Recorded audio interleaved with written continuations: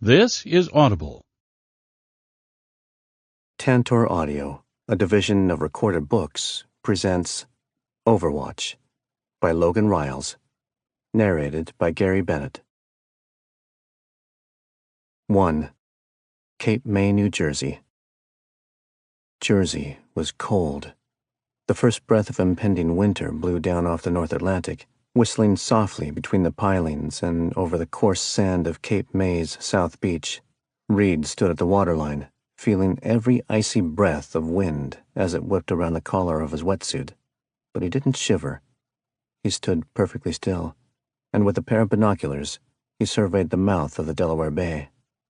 2-foot waves glimmered under the blaze of a full moon, and the water lapped against the barnacle-covered feet of pier pilings, washing back and forth across the rocky sand shore. 30 miles to the northeast, the neon lights of Atlantic City glimmered on the horizon. In the opposite direction, the dark outline of Cape Henlopen State Park was barely visible, marked by half a dozen twinkling campfires. Red and green buoys guarded the entrance to the bay, and an occasional fish jumped into the moonlight, shining between the waves. But it was the emptiness that hallmarked the night, the isolation, ideal conditions for a kill. Reed lowered the binoculars and breathed in the cold air. It stung his lungs like the prick of a million needles, but the salt breeze tasted fresh. He squinted toward the horizon, then raised the binoculars again and swept his gaze across the bay twice more. On the third pass, he paused over an irregularity in the water, a rolling wave that moved against the current, away from shore. Turning back to the left, he found the source of the disturbance, a 30-foot yacht running dark, without a hint of humanity on board. He studied the boat, then crouched in the sand, depositing his binoculars into a backpack and withdrawing a small case. After snapping it open, he withdrew a Glock 26 subcompact pistol, loaded the weapon with a single magazine containing 10 rounds of fragmenting hollow points, and racked the slide. Salt spray gleamed on the gun under the light of the moon. Every curve and edge of the weapon felt hard and cold, but familiar, like a favorite pair of shoes or a worn baseball cap. With the gun tucked into the interior of his wetsuit, Reed pulled a pair of diver's goggles over his face, and the air rushed from his lungs the moment he stepped into the chilled water. One breath, then another, both slow and measured against the chills that ripped up his spine. Then he waded out until the sandy bottom slipped from under his fins. The Jersey shoreline faded behind him as he cut through the waves, drawing occasional breaths between wide breaststrokes. 15 minutes of powerful kicking brought Reed 400 yards offshore, where he stopped to tread water and reposition on the yacht. As he anticipated, it now sat at anchor outside the mouth of the bay, bobbing in the rolling waves. The boat remained dark and silent, but Reed wasn't perturbed. He floated upright in the water, treading between deep breaths as he continued to regulate his breathing. His heart thumped, but he didn't feel as cold anymore. The water trapped between the wetsuit and his skin had warmed from the vigorous exercise, and now served to insulate him from the frigid water. 5 minutes passed before he detected the first sign of life on board the vessel. It came in the form of a muffled shout, followed by a dull thud. One deep breath of damp air, then Reed dove into the black water. Kicking out with both legs, he approached the boat underwater, clearing the last 50 yards in under 2 minutes. When he surfaced, he bobbed feet from the yacht's wide swim deck. He hoisted himself up and landed on the platform without a sound. Water drained off the wetsuit and back into the ocean as he sat, listening for any noise from inside the boat. Voices were barely audible, stifled by the thick fiberglass and teak trim of the expensive pleasure cruiser. Somewhere inside the cabin were at least 2 men, both American, both with northeastern accents. On the platform, he twisted and then unlatched his fins, depositing them and the mask onto the swim deck. He turned and flipped over the bulkhead, his bare feet landing on the deck without a sound. The rear of the boat consisted of a row of luxury lounge chairs, followed by a narrow stairwell to the cockpit and a door to the main salon. A visual sweep of the rear of the cockpit confirmed that all occupants of the boat were inside the salon. He unzipped his wetsuit and withdrew the Glock, subconsciously performing a press check on the chamber. The glimmer of the brass casing in the dull moonlight assured him that the weapon was hot, and he proceeded to the door of the cabin. His heart continued to thump as a rush of adrenaline charged his blood with invisible lightning. His hands didn't shake, but that was due to years of practice containing the anxiety and anticipation of an impending kill. This is it. The latch lifted without resistance, and the door swung inward. Lights shone from somewhere beyond the hallway. Something heavy scraped against the hardwood flooring, and the air reeked of cigarette smoke. Stepping across the threshold, Reed raised his weapon, and then rounded the corner into the lounge, where two men sat at a card table. One man was dark and slim, and wore an expensive evening suit and designer eyeglasses. He sat against the far wall, leaning over the table, and growling at his companion between clenched teeth. The second man was short and broad, stuffed into a polo shirt that constricted around each layer of fat, making him look like a caterpillar fighting to break free from an undersized cocoon. He puffed on a cigarette as sweat streamed down his bold Italian-American features. Both men looked up when the stranger burst into the lounge. The short man with the cigarette choked and pushed himself away from the table, crashing to the floor and gurgling something unintelligible. The man in the suit glared up at the intruder with wide, panicked eyes and reached under his coat. Reed didn't hesitate. The Glock barked twice, spitting 9mm slugs across the salon at over 1,200 feet per second, and scarlet oozed from the folds of the man's suit. He fell limp against the wall, his hand still caught beneath the jacket, and his mouth flopped open, a trail of blood running down his chin. The man on the floor screamed and wriggled his way backward, holding one hand out toward Reed. "Hey, what do you want? Just chill, all right? I got nothing to do with him." The boat swayed over another wave as Reed stepped across the salon and trained the pistol on the chubby man. Every part of Reed's body was alive with tension now. He could feel it in his bones, in the thunder of blood rushing through his brain, in the weight of the gun clenched between his fingers. But instead of pulling the trigger, he spoke in a calm, monotone voice. "Where's the money?" The chubby man frowned, swallowed, and blinked all at once. "What? The money? Look, man, I don't know nothing about no money. I'm just his valet, okay? I don't even know why I'm here." Reed squatted on the floor and leaned toward his cornered prey. He reached between the man's legs and gripped the crotch of his khakis. Without a sound, Reed tightened his hold around the wadded pants, digging his fingers into the folds of the cloth, while keeping the pistol trained on the man's face. The man's eyes grew wide, and his gut jiggled as he restrained a scream.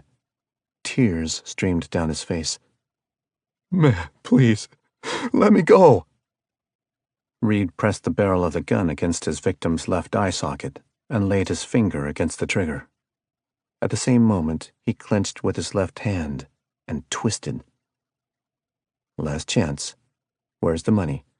The chubby man screamed and fell against the wall, choking on his saliva as he attempted to pull away from the gun. All right. It's in the trunk of a taxi. New York. Medallion 7J59. Something in his eyes, maybe it was the fear or the shadow of truth passing through those wide windows and into his terrified soul. Whatever it was, Reed believed him. He released his hold around the pants and took a half step back. The chubby man gasped and covered his crotch with both hands, sobbing as he leaned against the mahogany paneling. "I swear, it's the truth. It's all there." Reed walked across the cabin to an emergency locker mounted midway up the wall. From an orange case he withdrew a 12-gauge flare gun and loaded a single waterproof cartridge into the chamber. He tucked the gun into his wetsuit, then zipped it back up. "I believe you," Reed said. "It's your lucky day." The man on the floor panted, his face still flooded with pain as he shielded his crotch. "I swear to God, man, I wouldn't lie." Why do the double-dipping swindlers always wait until their backs are against the wall before they tell the truth? Reed walked to one of the salon's big bay windows, pushed it open, and sucked in a breath of fresh air. A quick visual inspection confirmed that they were still alone in the mouth of the bay, and Reed turned toward the liquor cabinet. He withdrew a pint of Kentucky bourbon twisted the cap off, and handed it to the man on the floor. "Drink." Huh? Confusion flooded his wide eyes. Reed pushed the pint into his hand, and then raised the Glock again. "Drink," he repeated. The man on the floor raised the bottle and took a swig of the harsh liquor. He choked and tried to lower the bourbon, but he was stopped by the pressure of the Glock jammed into his ribcage. "Keep going. All of it." He spluttered and gulped the alcohol in unbridled panic as more of it streamed down his chin and over his shirt. Every time he tried to lower the bottle, Reed shoved the gun deeper into his skin, twisting and biting into him through his dirty polo shirt. At last, the bottle was empty, and it clattered to the floor amid a puddle of whiskey. The chubby man coughed and leaned back, wheezing and struggling to catch his breath as saliva dripped from his lips. "Damn it, man. I swear I'm telling the truth." Too little, too late. Like Judas apologizing to a bloody cross. Reed cocked his left fist and drove a snapping punch to the backside of the man's skull. His victim slumped over in instant unconsciousness. Reed picked up a towel from the galley counter, wiped down the grip of the Glock, and then placed it in the hand of the man on the floor, pushing the chubby finger through the trigger guard. He stood and surveyed the scene, double-checking each step to ensure he hadn't missed something. Everything looked good, and Reed retreated to the rear deck and surveyed the horizon for any sign of other boats. As before, the bay was dark and empty. After fixing the fins back onto his feet and pulling the mask over his face, he slipped into the cold water and kicked toward shore. When he was 50 yards away from the yacht, he withdrew the waterlogged flare gun from his wetsuit and aligned the sights with the main salon. He squeezed the plastic trigger. The gun popped, and the flare shot across the water, arcing perfectly through the open window and crashing into the lounge. A moment later, smoke and flames rose from the window as the flare ignited the puddle of whiskey inside. Reed watched the scene, imagining that he could feel the heat of the fire on his icy face. A few powerful kicks propelled his muscular frame through the water and back towards shore. He dropped the flare gun, allowing it to fade into the darkness as he closed his eyes. He pictured the flames of the yacht and imagined it sinking, slipping between the waves, and carrying the bodies to the bottom of the bay and the watery grave it promised. 29. 2. North Georgia. The foothills and ravines rose and fell much like the waves of the night before, rising until they almost touched the morning sun, then falling again into a shadow-filled valley, carrying the road with them. Orange and brown leaves drifted down from overhanging hardwoods, bouncing across the pavement before being washed into the ditch, the last remnants of a dying summer. Everything felt crisp and clean. The stillness of the mountain road was shattered by the roar of the black car, low-slung, with tinted windows and exhaust that shook the mountains to their roots. It blasted around a hill crest and hurtled into a valley, every curve of the road shoving the car toward the edge, sending wide tires screaming over scarred asphalt, threatening to break free and roll into a ditch at any moment. After another bark of exhaust and a thunderous roar of the oversized engine, the car pulled out of the turn and rocketed forward again. Reed didn't know the road. He'd never traveled that way before. Each turn was unknown, filled with hidden danger and intoxicating peril.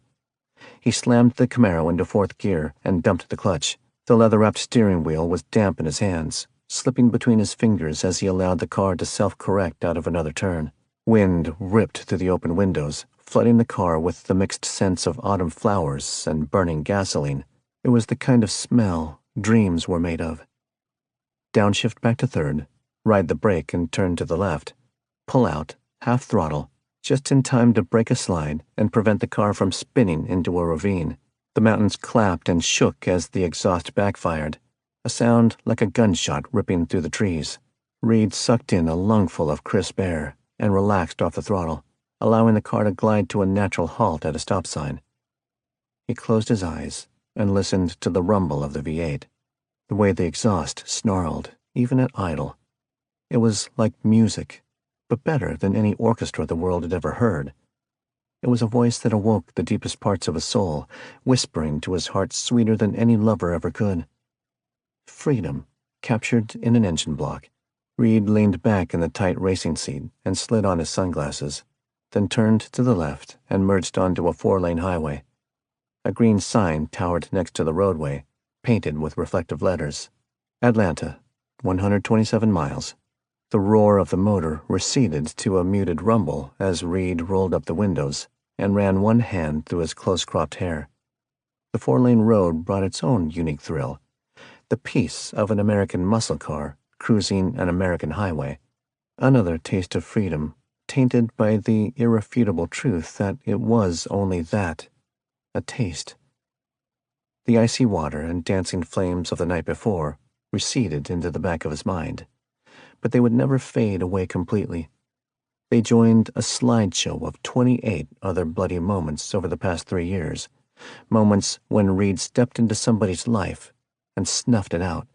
Every night, that slideshow was the last thing he saw before drifting into oblivion. Every morning, it was the first thing that flooded his mind, even before consciousness returned. He couldn't tell the difference between regret or repulsion, whether he felt guilt or simple trauma at the memories. Maybe it was all the same thing. Maybe it didn't matter. The only thing that really mattered was the other side of the list, a number that shrank each time he completed a job, a number that promised freedom when it dropped to 0. A dull buzz rang from the console, jarring Reed from his thoughts. He hit the accept button on the dash, and the call switched to the speaker system. "It's done," he said. The voice that answered sounded sleepy, or maybe drunk. With Brent, there was no way to tell. It could have been both. "Sweet, dude. I saw the news. It looks like you implemented a little arson. Good stuff. Did they salvage the boat?" "Nah, man, it sank. A few locals took pictures, but there's nothing to worry about. Looks like you cleaned up real nice." The blend of spunk and dismissal in Brent's voice was the sort of casual enthusiasm only a stoned cheerleader could master. Or, in this case, a hitman's handler. "Good. They won't find much when they raise it." "Well, it's sitting in 50 feet of water, so it'll take time. They'll probably lift the bodies today." "Won't be much left," Reed said. "He's got enough alcohol in his stomach to knock out a linebacker." Right. And the goods?"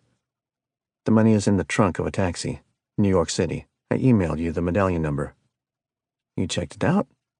"No, but it's there." "Sure, man. Whatever you say." Reed adjusted the phone against his ear and shifted into overdrive. The tachometer dropped, and the rumble of the motor faded into a hum. He heard Brent slurping on something. A drink, or maybe some hard candy. "I'm ready for the next job," he said. "How soon can you line it up?" Dude, you haven't been paid for the last one." Brent smacked his lips. "Don't you want to catch your breath?" "I prefer to stay busy. What do you have?" "I hadn't planned on booking you. I've only got one gig right now, and I didn't think you'd want it. It's a Georgia state senator, Atlanta hit." "That's perfect. Book me." Brent chomped down with an explosion of wet crunching. Yes, definitely hard candy. "You sure, man? I mean, that's practically your backyard. You shouldn't shit where you eat." "I'm not worried about it. Just book the hit and send me the file." "Don't you want to know what it pays?" "Nope." Reed hit the end call button, then dropped the shifter out of overdrive and planted his foot into the accelerator. Atlanta, 116 miles. "Don't twist it so hard. You'll strip it." The big, greasy hand fell over Reed's, guiding him around 1/4 turn of the wrench. "There, just like that. Twist till it stops, then a 1/4 turn. No more." Reed lay on the concrete and gazed up at the underside of the engine block, painted bright red with streaks of oil and grease crisscrossing it at random. His perceptions were clouded by a misted, dreamlike state, making everything he touched and each word he heard muted and distant. The big front tires hung 6 inches off the ground, just high enough for him to slip his little arm under. He imagined the car falling off the jack stands and jerked his arm back as a wave of thrill surged through his narrow chest. "Hand me that socket wrench." Reed felt the cool metal of the wrench between his greasy fingers. It was heavy and difficult to lift in the awkward position beneath the car. His hand looked tiny as he passed the wrench to the man lying beside him. Dave Montgomery took the wrench and slipped it over a sway bar link, twisted until it stopped, then gave it a quarter turn more. "Will it be faster, Dad?" Reed asked. Dave fiddled with the linkage, running a clean rag over the bar and toward the wheel hub. Speed is nothing if you can't control it, Reed. Tighter sway bars are all about control, feeling the road when you turn, keeping the tires planted on the pavement. You understand what I'm saying? Reed nodded. He watched in transfixed fascination as Dave lifted a grease gun and lubricated the joints of the front suspension. Grease dripped off the car and splattered on the garage floor. Dave grabbed a rag and wiped up the spill. A good mechanic wouldn't spill grease. That means you've used too much. These tiny brass fittings here? You can tell a lot about a man by what he calls them. An ignoramus might call them a nipple. But a real motorhead knows they're called a zerk. Reed giggled. A zert? No, a zerk. That's a funny word. Dave smiled as he picked up the grease gun again and began to crawl from beneath the car. Reed followed him, scraping his bare knees against the dirt. Dave held out his hand and helped Reed to his feet, then handed him the rag. Wipe off your hands. Time to give her a whirl. The rough rag ground into his little palms as he scrubbed the grease away. Streaks of brown tarnished the red cloth, leaving his palms red. The green car with silver rally wheels sat with its front end lifted on jack stands, the hood raised to expose the big motor. Twin white rally stripes ran over the hood and the deck of the trunk. A chrome badge glued to the fender just behind the front wheel read Camaro in graceful italics. Beyond it, just in front of the wheel, another chrome badge was accented with red trim, Z28. Reed touched the emblem, running his finger down the Z and beneath the numbers. His skin left a thin sheen of oil, reflecting in the dull light of the setting sun. He smiled, then looked up at his dad. Will we wash it today? Dave laughed. Boy, you love to wash a car. No, we don't have time today. But let's turn it over and see how she sounds. Here, hop in. A silver keyring flashed in the air. Reed caught it with both hands, and his knees suddenly felt stiff as his fingers closed around the key. He stared down at the glistening silver, blank except for the etched Chevrolet bow tie. Are you serious? He mumbled. Of course I'm serious. Get in. Reed didn't wait for him to change his mind. He opened the heavy door and piled onto the worn vinyl seat. It was warm from the blaze of the Alabama sun beating down through the garage door, but it felt like home. He scooted to the front of the seat and strained his left leg to reach for the clutch. His shoes slipped off the edge of the pedal, and he slid closer to the wood-lined steering wheel. Okay, first the clutch, all the way to the floor, then turn it over. The key clicked against the tumblers as Reed slipped it into the ignition. He bit his lip and pressed the clutch to the floor. It was heavy, and he had to brace himself on the edge of the seat to force the pedal against the floorboard. Then he twisted the key. The starter whined, and the car jolted as the big motor turned over. Once. Twice. Give it a little gas, son. Just tap the pedal. Reed laid his right foot against the pedal and tapped the gas. The car coughed and lurched again, turning over twice more. The exhaust rumbled, and the motor roared to life, sending shock waves ripping down the body of the car. Reed felt it in the steering wheel. He felt it in the pedals and through the seats. The Camaro shook and thundered. It was an awakened monster, alive and hungry. Dad, it's working! It's running! Reed laughed and ran his hand over the steering wheel. He felt every dimple in the wood and the sharp edge of the metal spokes. He watched the tachometer dance and spike as the engine continued to cough on a bad tune. But it sounded so good. The feeling flooded his body, filling him with warmth and power. That's my boy. Dave leaned through the window and grinned down at Reed. He patted him on the back, then gave his shoulder a squeeze. You're a natural. The car trusts you. I can hear it. Reed closed his eyes and bit his lip. His tongue poked between the gap in his teeth. The vibrations rumbled up his spine and pounded in his head. Nothing had ever felt so good. Can I help you? Dave shouted over the roar of the car. In the distance, Reed heard tires grind against concrete. Something shone across his eyes, and he snapped them open. Red and blue lights flashed in the rearview mirror, and he craned his neck to look behind him. 2 black cars were stopped halfway down the long driveway, and tall men in dark suits and sunglasses piled out. They walked toward his father, and one of them flashed a gold badge. Stern wrinkles lined their jaws and foreheads, as though their faces were carved in stone. David Montgomery? Yes, what can I do for you? Turn around and place your hands behind your back, please. A cold fist closed inside of Reed's stomach. The smile faded from his lips as he stared through the back glass. The man shoved his father over the rear of the Camaro and planted his face against the deck lid of the trunk. His cheeks flushed red, while his eyes widened with strain. He spluttered and tried to lift his head, but the bigger man forced him down again. David Montgomery, you are under arrest. The charge is 4 counts of securities fraud, 2 counts of intentional deception of a federal agent, and 8 counts of money laundering. You have the right to remain silent. Anything you say... The voices faded into a muted blur. Reed's stomach lurched toward his throat as big tears welled, stinging and burning like fire. He jerked the door handle and sprang from the car toward the bumper. The big men hauled Dave up by the elbows and propelled him toward the sedans. "No! Dad, no!" Reed screamed, grabbed the nearest officer by the leg, and tried to shove him away. The big man leered down at him, grabbing him by the collar and flinging him onto the concrete. "Get out of the way, kid. We'll get to you soon enough." They faded away toward the cars. Reed ran after them, tears still streaming down his cheeks as he pounded the pavement.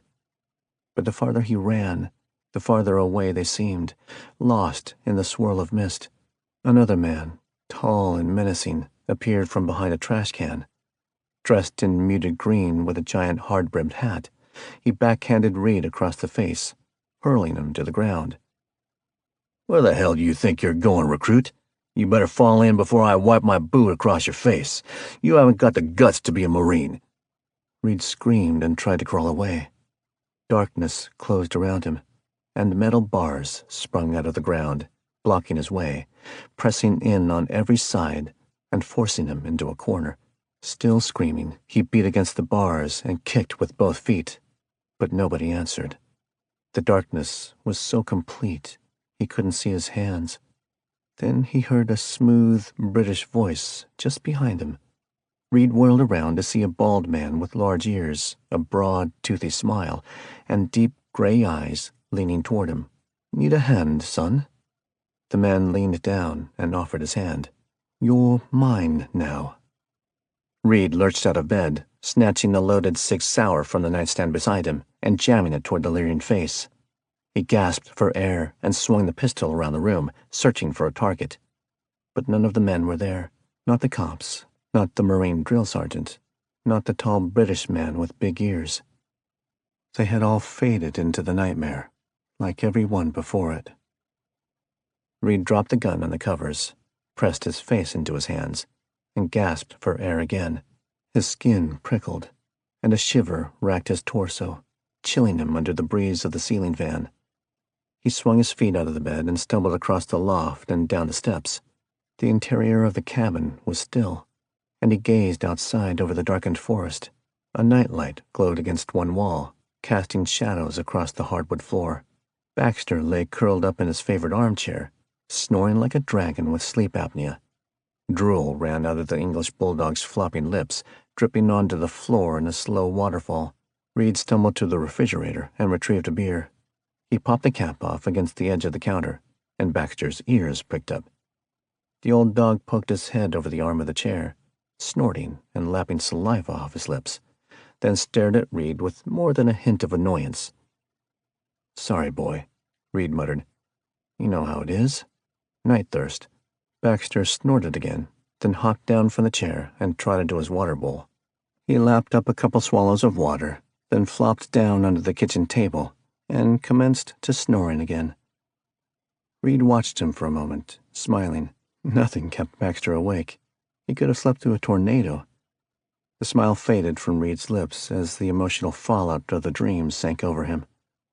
He gulped down more beer, trying to picture his father's warm smile, trying to recall the gentle laugh. As clear and strong as both had been only moments before, they now felt as old and distant as they truly were. Almost every night for years, this same dream plagued his tired mind. At first, it was just the nightmare of his father being arrested, occasionally joined by haunted memories of the trial and conviction. After Reed joined the Marine Corps, the nightmare was expanded to include the drill sergeant, the big man with the big hat. Another shouting terror that had nothing to do with his childhood, and yet it dominated the dream as much as Dave Montgomery's violent arrest. And then the bald man with big ears.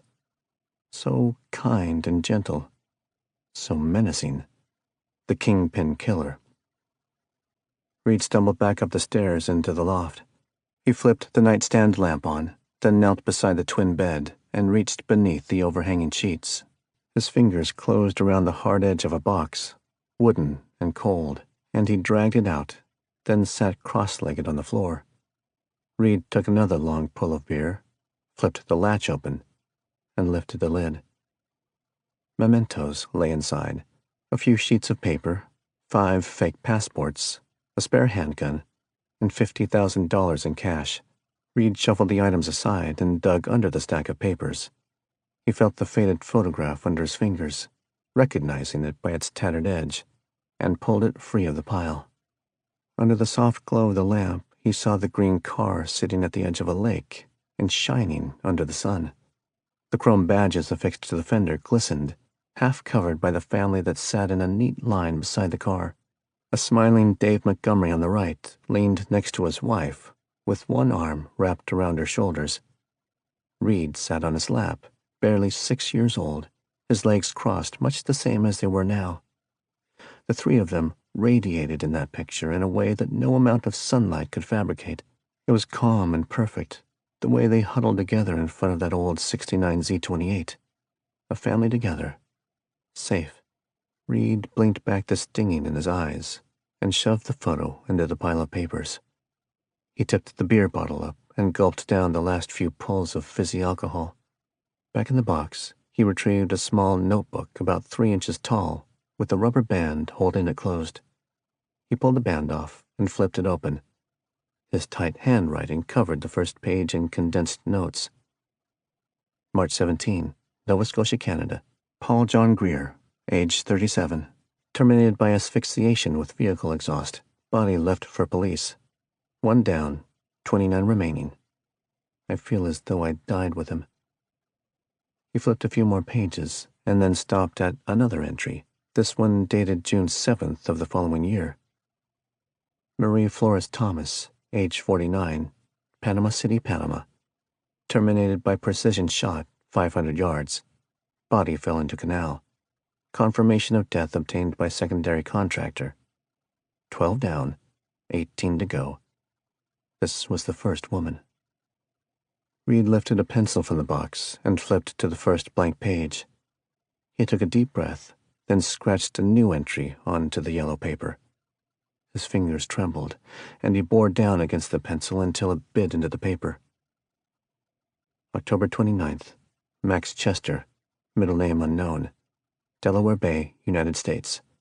Terminated by use of alcohol, fire, and drowning. Also had to terminate unknown man there with him. Both bodies lost to sea. 29 down, 1 to go. I'm almost free. Reed stared at the note, rereading it once. Then he shut the book, wrapped the rubber band back around it, and pushed the box beneath the bed. His phone dinged from the bedside, and he scooped it up. A notification lit the screen beside Brent's name. He unlocked the phone and opened the message. Hit confirmed. Details to follow. 3. Atlanta, Georgia. The lights of the nightclub were almost blinding. Reed sat at the bar, leaned over the counter, and stared into the muddled depths of a Jack and Coke. The ice melted slowly, and the surface of the drink pulsated with each pounding thump of the music. Reed tipped the glass back, draining the contents, then slammed it back on the counter and nodded at the bartender. Make it a double. A spunky young woman with a heavy Boston accent replaced his glass. and poured 3 fingers from a bottle of Jack. Got a new Kentucky bourbon on special tonight. Want to mix it up? Reed shook his head. Last one, Jen. Gonna call it a night. You should stick around. We're playing live music later. His phone vibrated in his pocket, and he pulled it out. The screen glowed, illuminating a text message from a contact labeled OE. Call me. Reed hesitated over the text, twisting the glass between his fingers and listening to the ice cubes tumble over one another. He dreaded this moment and the conversation it promised. For 29 kills, his boss had maintained close tabs on Reed, checking in with him every few weeks and offering advice and training, even knocking him over the head now and again, ensuring he was performing at the top of his game every time. It was a strange relationship the two of them formed. Oliver Enfield was both master and friend, slaver and mentor.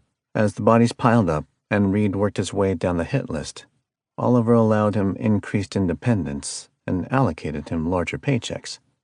For 3 years I served the U.S. government, and I never felt as respected as I do by a total black-hearted killer. Reed mashed the call button and held the phone against his ear. Oliver answered with just the hint of an English accent, abrupt but kind. Reed, we should talk. Reed lowered his head, covering his left ear. Oliver, it's not a great time. Can I call you back? It's important. I want to talk to you. About... Kill. I can't hear you. Oliver, you're breaking up. The voice faded and crackled on the other end of the line. Reed squinted at the phone and saw one bar illuminated in the top corner of the screen. It must be the nightclub. A metal roof or something. Oliver, I'm going to call you back in 10, okay? I can't hear you. As the music stopped and the flashing lights faded, Reed drained his glass, dropped a 50 on the counter, and nodded at the bartender. I'll catch you later. He pressed his way into the crowd, glancing toward the corner stage as he heard the manager rambling into the microphone. A sensation, a Madonna of our time. Ladies and gentlemen, please welcome the incredible Serena Wilder. The manager stepped back and clapped, and the room erupted in a gentle rumble of applause. The lights focused on the stage as the manager melted into the shadows, and just as Reed started to turn back toward the door, he saw her. The club fell silent, and the girl stood in front of the mic. Reed stopped, curiosity overcoming his better judgment. He stared over the bobbing heads as the girl picked up a guitar and settled back on the stool. She brushed long blonde bangs from her view and ran her fingers across the strings. The club was breathlessly silent as the gentle melody of the guitar rippled through the audio system. Her face shone softly in the lights, and she stared at her fingers, strumming gently and rocking back and forth on the stool. When she smiled at the crowd, Reed's heart skipped. She had narrow, graceful features, and her high cheekbones highlighted rosy dimples. Her bright smile shone from her crystal blue eyes, which were deep and soft, as though nothing ugly or sad had ever touched her life. She was tall and curvy, with just a hint of pudge, and she wore a spaghetti-striped top and jeans with torn-out knees. Her feet, encased in yellow Converse sneakers, were tucked under the stool. Her hair fell in gentle waves over her bare shoulders, shining in the stage lights, showing just a touch of red amid the blonde. Pressing back through the crowd, Reed sat down at the bar without taking his eyes off the stage. He rapped on the counter with his knuckles, and the bartender chuckled and slid him another whiskey. The guitar intensified over the speakers, and the girl swayed and smiled, alight with passion and excitement. Slowly, she leaned forward and whispered into the mic. How we doing tonight, guys? The crowd cheered and clapped. Her voice was soft but clear, ringing with confidence, fun, and a hint of a southern accent. Reed swallowed his whiskey. Serena leaned back on the stool and finger-picked a few more chords, flooding the small room with a crescendo of melody. She grinned, then leaned forward and abruptly stopped playing. With her lips millimeters from the mic, she began to sing softly. He was a vagrant and I a gypsy. I lost my way when he first kissed me. Reed sat, motionless. Her voice was unlike anything he had ever heard. It was soft, strong, and full of charm. She picked the guitar again, her voice rising with each chord change, When she hit the chorus, she slapped the guitar with the palm of her hand between every strum, creating a perfect blend of rhythm and melody. She stood up from the stool and leaned toward the mic as she broke into the bridge. The crowd sang with her, swaying back and forth under the dim lights. The song ended, and the bartender spoke over the applause. "She's from Decatur. Been playing here for a couple weeks and sings at a few bars around town. Getting kind of popular." Reed slid his glass back down the counter for a refill, still watching the girl as she began her next song. The crowd talked amongst themselves, ordering drinks and relaxing to the music. The girl played for another half hour, occasionally swapping the guitar for a keyboard. Her vocal talent ranged from pop to country to 80s rock and roll, and every song brought a new round of applause from the half-drunk audience. Still leaning against the bar at the back of the crowd, Reed joined in the show of appreciation. When Serena finished her final song, she waved to the audience and blew a kiss, then left through a door backstage. Reed stood and dropped another 50 on the counter. He almost started toward the stage, but the thumping club music and flashing strobe lights returned. He blinked in the blaze and shook his head. "I'm drunk. It's time to go home." As he pushed through the crowd, he saw her again. She stood at the far end of the bar, leaning on the counter and laughing at a pair of gushing drunks. She offered them each a hug and then signed their cocktail napkins before they grinned and bumbled off. Serena turned toward the bar, shouting something at the bartender over the blare of the music. Reed shoved a couple drunks out of the way until he made his way to her. Serena shuffled through her purse, peeling out a wad of $1 bills and a handful of change. The bartender walked toward them with a cream-colored daiquiri and a fresh napkin. Reed sat down on a stool beside her and reached into his pocket. "May I?" The girl squinted through the lights at his broad frame. Reed shifted on the stool, leaning down, trying to make himself look less like a killer. She smiled. "Oh, you're sweet, but us Southern girls can buy our own drinks." Her accent was evident now. Alabama, for sure. Or maybe Mississippi. The South never sounded so good. Reed shook his head. "No, I insist. It was a great show." He pulled a 20 from his wallet and passed it to the bartender. "Another, please?" Jen lifted one eyebrow. "A daiquiri?" "Yeah, sure." Reed leaned on the counter and stared at Serena as she took a deep sip of the drink, then winked at him. The gesture was unexpected, and maybe it was meant to be sly, but it just looked cute. "Where are you from, cowboy?" Reed cleared his throat. "Here and there." "The city?" "Sometimes. And you?" Serena took another long sip of the drink. "Mississippi, a little town you wouldn't have heard of." Mississippi. He knew it. Man, he loved Mississippi.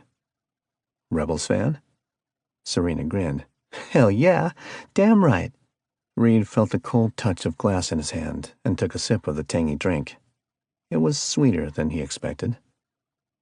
"So what brings a Mississippi rebel to the big city?" "Fortune and fame. What else?" She set the glass down and pulled a tube of lipstick from her purse.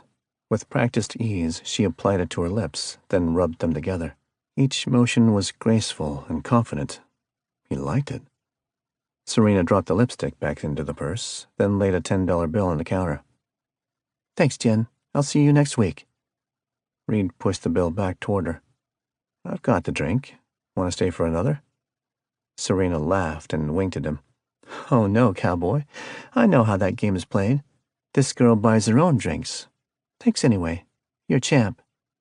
She smacked him on the arm and then stepped into the crowd. A girl who buys her own drinks. Now that's something. Reed stood up. "Wait, I like you." Serena stopped. Reed froze. What the hell did he just say? His throat was suddenly dry, and he cursed under his breath. Idiot. Serena turned around, and a smirk played at the corners of her mouth. He thought she might jack-slap him, but instead she broke into a soft laugh. "Well, okay then. Straight to the point. You ain't from around here." His muscles relaxed, and he attempted a coy smile. "Isn't the mystery irresistible?" She laughed again. "More desperate, I'm afraid. But there's a hint of charm." Serena trailed off, but held his gaze. A smile played at the corner of her lips, and he wondered if she were actually intrigued. Maybe she was as drunk as he. "What did you have in mind?" she said at last. "I'm not going home with you, and I've had enough drinks." Reed hesitated, his mind bogged down by indecision. He cleared his throat and motioned toward the stage. Want to dance?" This time her laugh sounded genuinely amused. "This ain't that kind of club. I've got a better idea." 4. Reed followed Serena through the tight crowd. She ducked and slipped between sweaty bodies, occasionally pausing to return a high five or accept a drunken compliment. She moved with the grace and ease of an urban angel, her hips rocking with the beat of the music overhead. Her whole body seemed consumed by music. Even as she walked, it was still in her step. Every beat, every riff. The crisp air outside the club was a refreshing relief to the muggy confines of the cramped interior.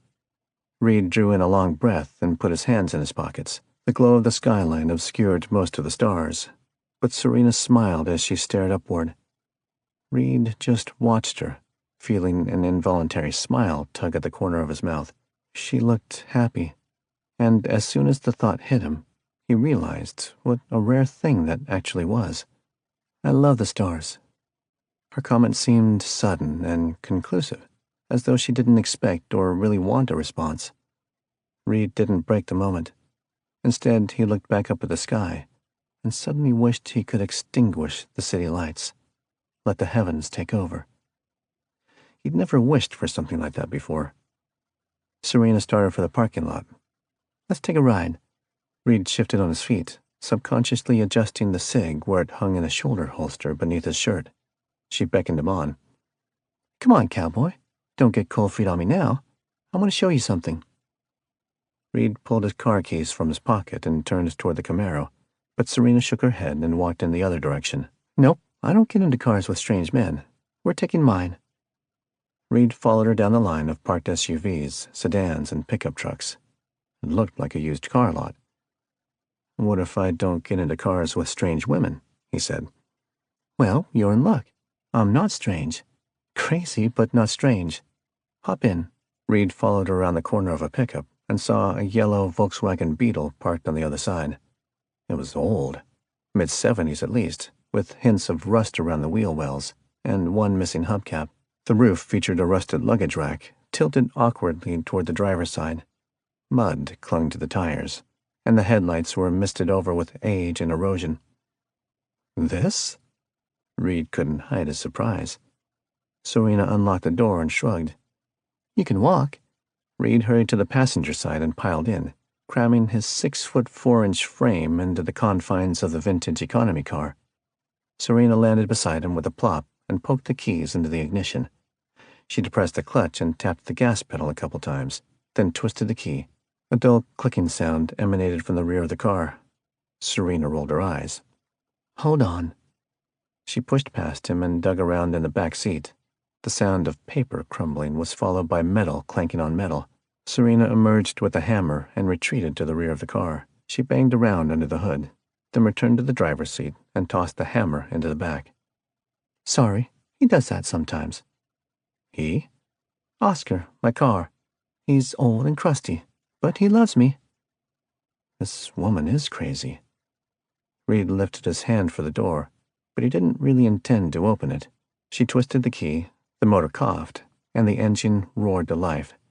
The little car vibrated as though it were about to fly apart, but it rolled forward with surprising grace and agility. "I'm Banks, by the way." Reed twisted in the narrow seat and frowned. "I thought your name was Serena Wilder." She laughed. "That's just a stage name. You know, to keep the crazies away. My real name is Banks Marcelli." Reed wanted to point out that her real name sounded a great deal more contrived than her stage name, but somehow the comment didn't seem safe or welcome. Besides, there was something charming about the unusual name. He kind of liked it. "Chris," he said. "Chris Thomas." "A pleasure to meet you, Chris."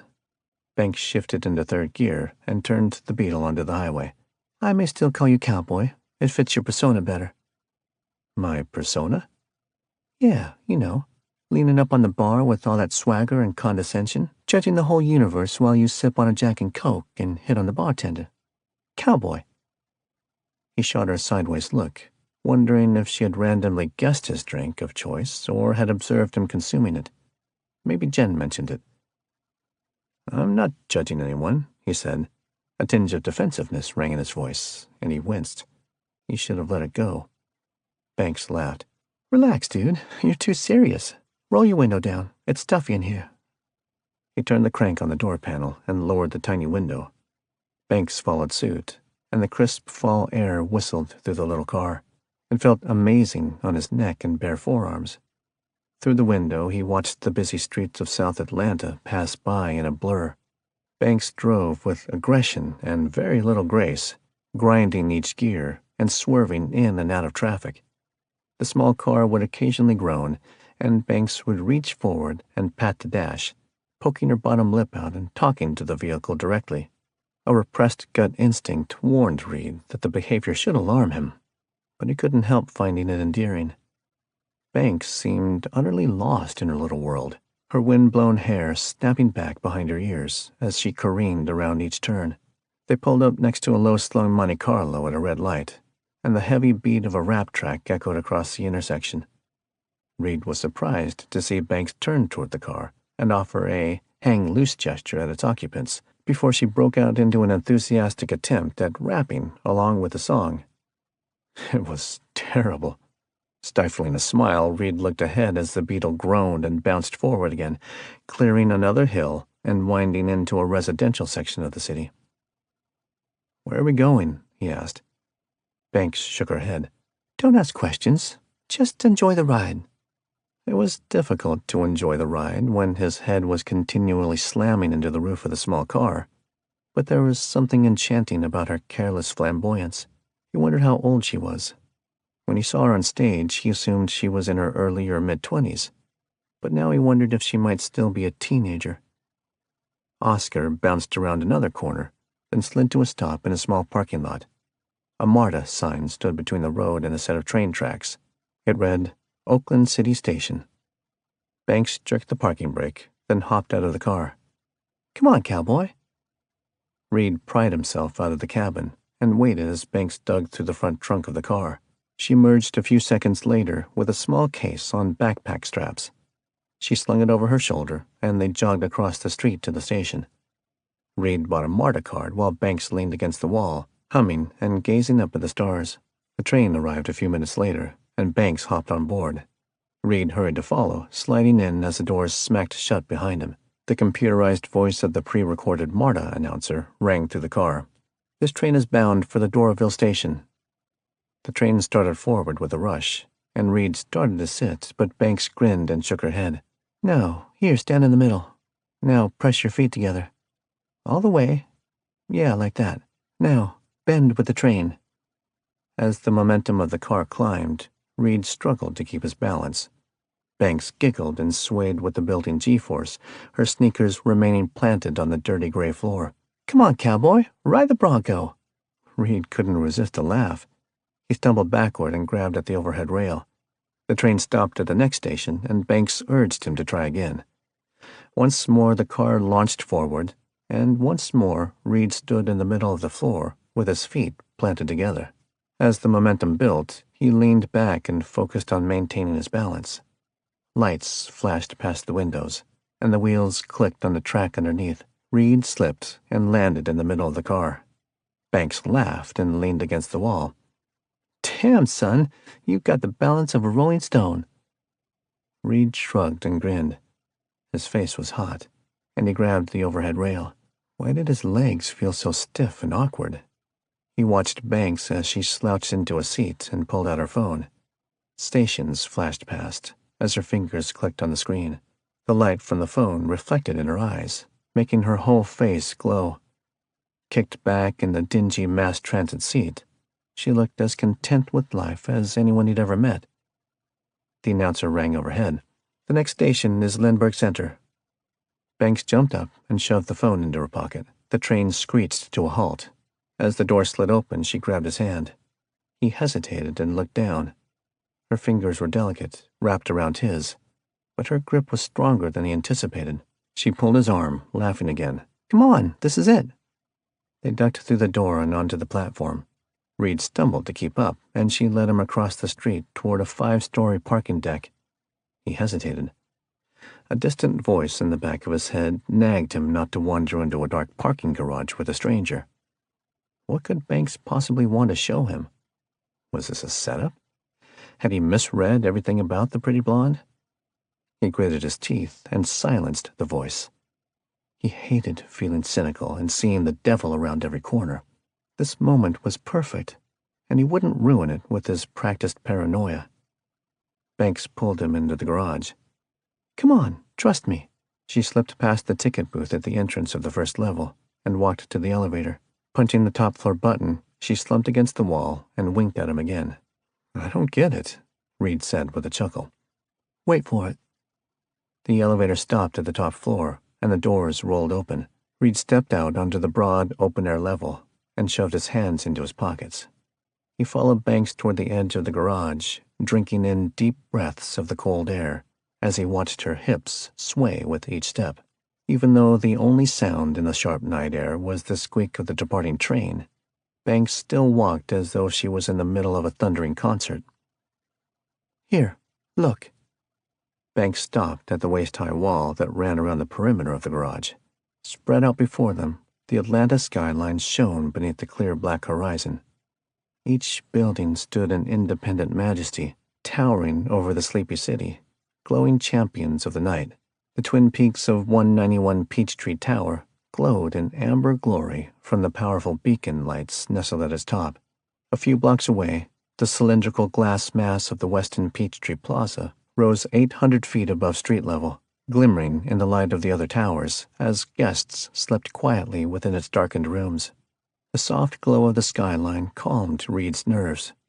He rested his hands against the wall and wondered why he'd never taken time to enjoy this view before. It was both breathtaking and tranquil. Banks grabbed his shoulder and threw her leg over the wall. Reed reached for her hand. "Hey, what are you doing?" "Relax, doofus."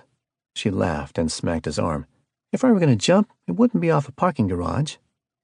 Banks pried his hand free and slung her leg over the wall, plopping down with their feet swinging in mid-air over the quiet street 60 feet below. She slapped the concrete beside her. "Have a seat, cowboy." Reluctantly, Reed slung his legs over the wall and sat down beside her. With a grin on her face, Banks unzipped her case and pulled out a ukulele strung with 4 plastic strings. It was just big enough to look comical. She nestled the little instrument over her legs and gently strummed. The melodic sound was both louder and sweeter than Reed anticipated. He folded his arms and sat quietly as she started to sing. "City lights, city skies, the only love I know, the only place I call home. Wherever I go, these lights hold my heart. They shine in my dark. They love me so." The world fell still around him, and he watched her. Each twist of her small hand, her wide, beautiful smile as she sang each line. It was as though he had vanished, and she was lost, alone in a world that only she knew. Strumming slowly, she gazed out at the skyline and sang just loud enough to carry a tune over the ring of the instrument. She repeated the song twice, singing softer each time. Finally, the ukulele fell silent. Banks hugged it against her body and leaned forward, still gazing at the city. For a full 5 minutes, she just sat, staring at the lights and the gleaming towers. Huddled beside her on the edge of the wall, Reed just watched. Her shoulders, bare under the night breeze, were covered in goosebumps, but she didn't shiver. Who is this woman? Between hits, Reed enjoyed the occasional one-night stand. Once upon a time, he'd even had a girlfriend, but he never recalled wanting to know somebody like he wanted to know Banks, watching her right now. A grumpy old bulldog was his family, a dirty cabin his home, and he never minded that. Life was always about the next job, the next bloody checkmark on the hit list. Get to 30, don't get killed, don't get caught. Don't think too hard about it. They were such dry, empty ambitions. Did Banks have ambitions? Did she dream at night of being free? Of not having a gun over her head? No. She already embodied freedom, as though nothing and nobody could ever tell her she wasn't alive and as free as the wind. Maybe that's what I see. Maybe that's what I envy. Banks looked up at him as though she knew his thoughts, then pulled him in and kissed him on the lips, gently. Reed's heart skipped, and then rushed to life. His fingers trembled as he leaned into her. Her soft lips tasted of daiquiri. God, she can kiss. Banks drew back and slid her hand down his arm. Thanks, cowboy. Reed sat a little stunned, unsure what to say. At last he mumbled, For what? She poked him in the arm. For shutting up and enjoying the view. 5. North Georgia. The cell phone's loud buzz woke Reed, and he shoved the blankets off his legs. A hint of sunlight glowed through the east-facing window of the cabin, but the living room was still dark. Quiet, except for Baxter's snoring, of course. The big bulldog slept on his back in front of the stone fireplace, his legs sticking straight up in the air, his tongue lolling out the side of his mouth. Reed rubbed the sleep out of his eyes and looked down at the phone. OE. He hit the answer button. Prosecutor. It was his pre-assigned code name. All of Enfield's killers had one, and Enfield picked them himself. Reed earned the title because when he first started his career as an assassin for hire, he needed more than money to kill somebody. He needed a reason, something to prosecute the victim for. Enfield probably intended the name to be derogatory, but Reed owned it. It worked for him. Except now, after all these years, maybe he didn't search as hard for that reason as he used to. Maybe the fact that this person, whoever they were, stood between him and his freedom was reason enough to prosecute them. Reed, you never called. Oliver's voice snapped just a little, jarring Reed back to the present.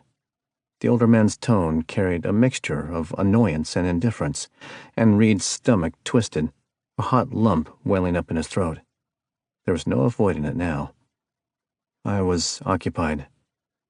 Reed stumbled to his feet and climbed down the steps, accidentally tripping over Baxter on his way to the coffee machine. The big dog snorted and rolled to his feet, bursting into a chorus of barks and charging straight for the sliding glass door. He slammed face first into the clean glass and stepped back, snorting and swaying on his stubby legs, before he fell over sideways and commenced to snoring again. Reed decided to let Oliver initiate the inevitable. What do you need? Are you drunk? Oliver's tone softened a little, almost as if he gave a crap. No, just a little hungover. I was out relaxing last night. You show your face too much, kid. It's gonna bite you in the ass one of these days. Oliver was always saying things like that. Coming from a man whom Reed had only met in person twice over the last 3 years, Reed wasn't too concerned with the judgment. He knew how to look after himself. Everybody needs a little fresh air, Oliver. You could use some yourself. I guess you deserved a drink. The client was very satisfied with your work up in Jersey. It should unlock quite a bit of future business for us. Reed wasn't sure what to say to that. It was always strange discussing death in terms of sales and customers, as though Oliver were running a lemonade stand and struggling to discover the perfect balance of sweet and sour. Thank you. It was the only thing Reed could think to say. I understand you accepted a new job, the Atlanta hit. That's right, just waiting on Brent to get me the file. Excellent. This is a big one, isn't it? 30? Here we go. That's right, this is 30. That's great, Reed. I knew you'd do well, but I have to say you've impressed me. You're an incredible killer. Reed leaned against the counter and picked up a bottle of whiskey. He took a long sip straight from the bottle and gazed out the front windows of the cabin. The sun rose over the Georgia pines, lighting up the surface of the 40-acre lake lying between the foothills. A glowing mist clung to the surface of the water as the sun began to burn it away. Banks, he could still feel her kiss on his lips and smell her faint perfume. He could hear her voice and the melody of the ukulele. She had left right after kissing him. She had flipped her legs back over the wall, poked him in the ribs, and winked. She'd said, "I like you, cowboy." And without a backward glance, she slung the ukulele over her shoulder and disappeared into the elevator. Reed wanted to follow her. He wanted to chase her down, seduce her into spending the night with him. Somehow he knew not to try. "I think you should take a vacation." Oliver's sudden comment jarred him out of the daydream, and Reed rubbed his eyes. "I'm glad you say that, Oliver. Actually, you should check out the Caribbean. It's hot down there. Girls half naked all the time. Get some drinks, bathe in the sun, rent a sailboat. It's important to recharge. Keep your balance. You'll roll back in here twice the killer you left as." This is it. I can't put it off any longer. Reed set the bottle on the counter. "Oliver, I'm retiring. After this hit, I'm done. I fulfilled my end of the deal. I'm gonna walk." The line fell silent.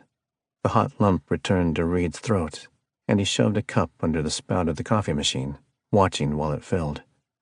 He dumped a healthy shot of whiskey into the mug, then stepped over Baxter and slid the door open.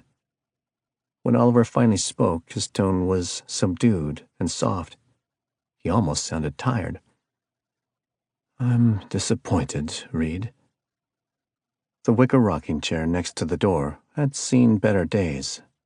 Reed eased into it and propped his feet on the porch rail, relishing the wave of relaxation that settled over his body. The coffee was scalding hot, but it felt good on his throat. For weeks he had dreaded this conversation, but now that it had come, he just wanted to plow ahead. "I've worked hard, Oliver. I'm very grateful for what you've done for me. But a deal is a deal. I'm holding up my end, 30 kills. Then I walk." "You're looking at this all wrong.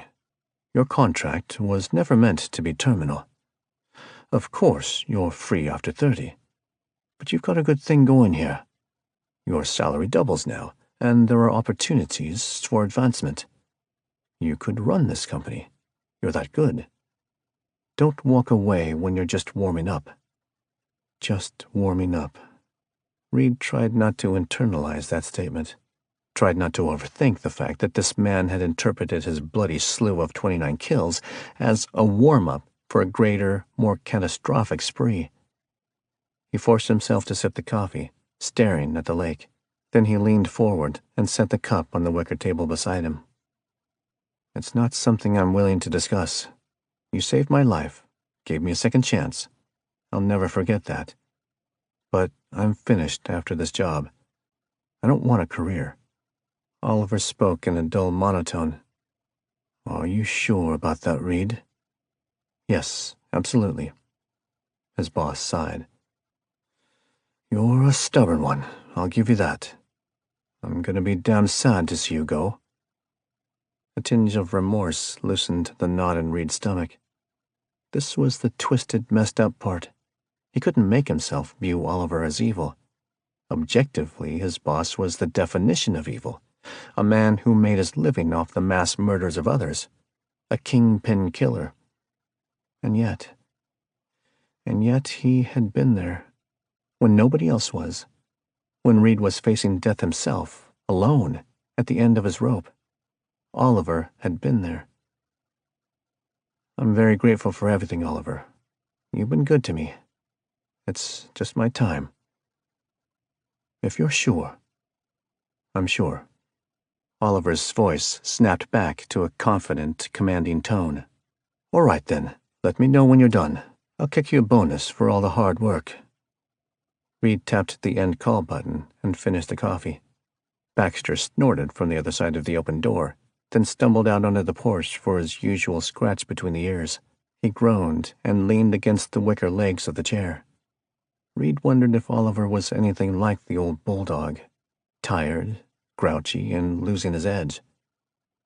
He looked back over the lake and slumped into the chair. The faces of the 29 people he had killed skipped across his memory, beginning with Paul Chalk, the Latino man he killed while in prison. That kill sparked a series of events that led him here, 28 kills later. That kill earned him an audience with Oliver Enfield, the kingpin assassin who offered to take Reed off death row, spring him out of prison, and give him a second chance at life. All Reed had to do was kill 29 more people.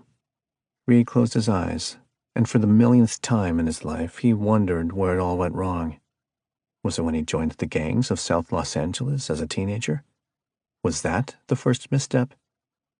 Or was it when he joined the Marines and trained to become an expert killer? No.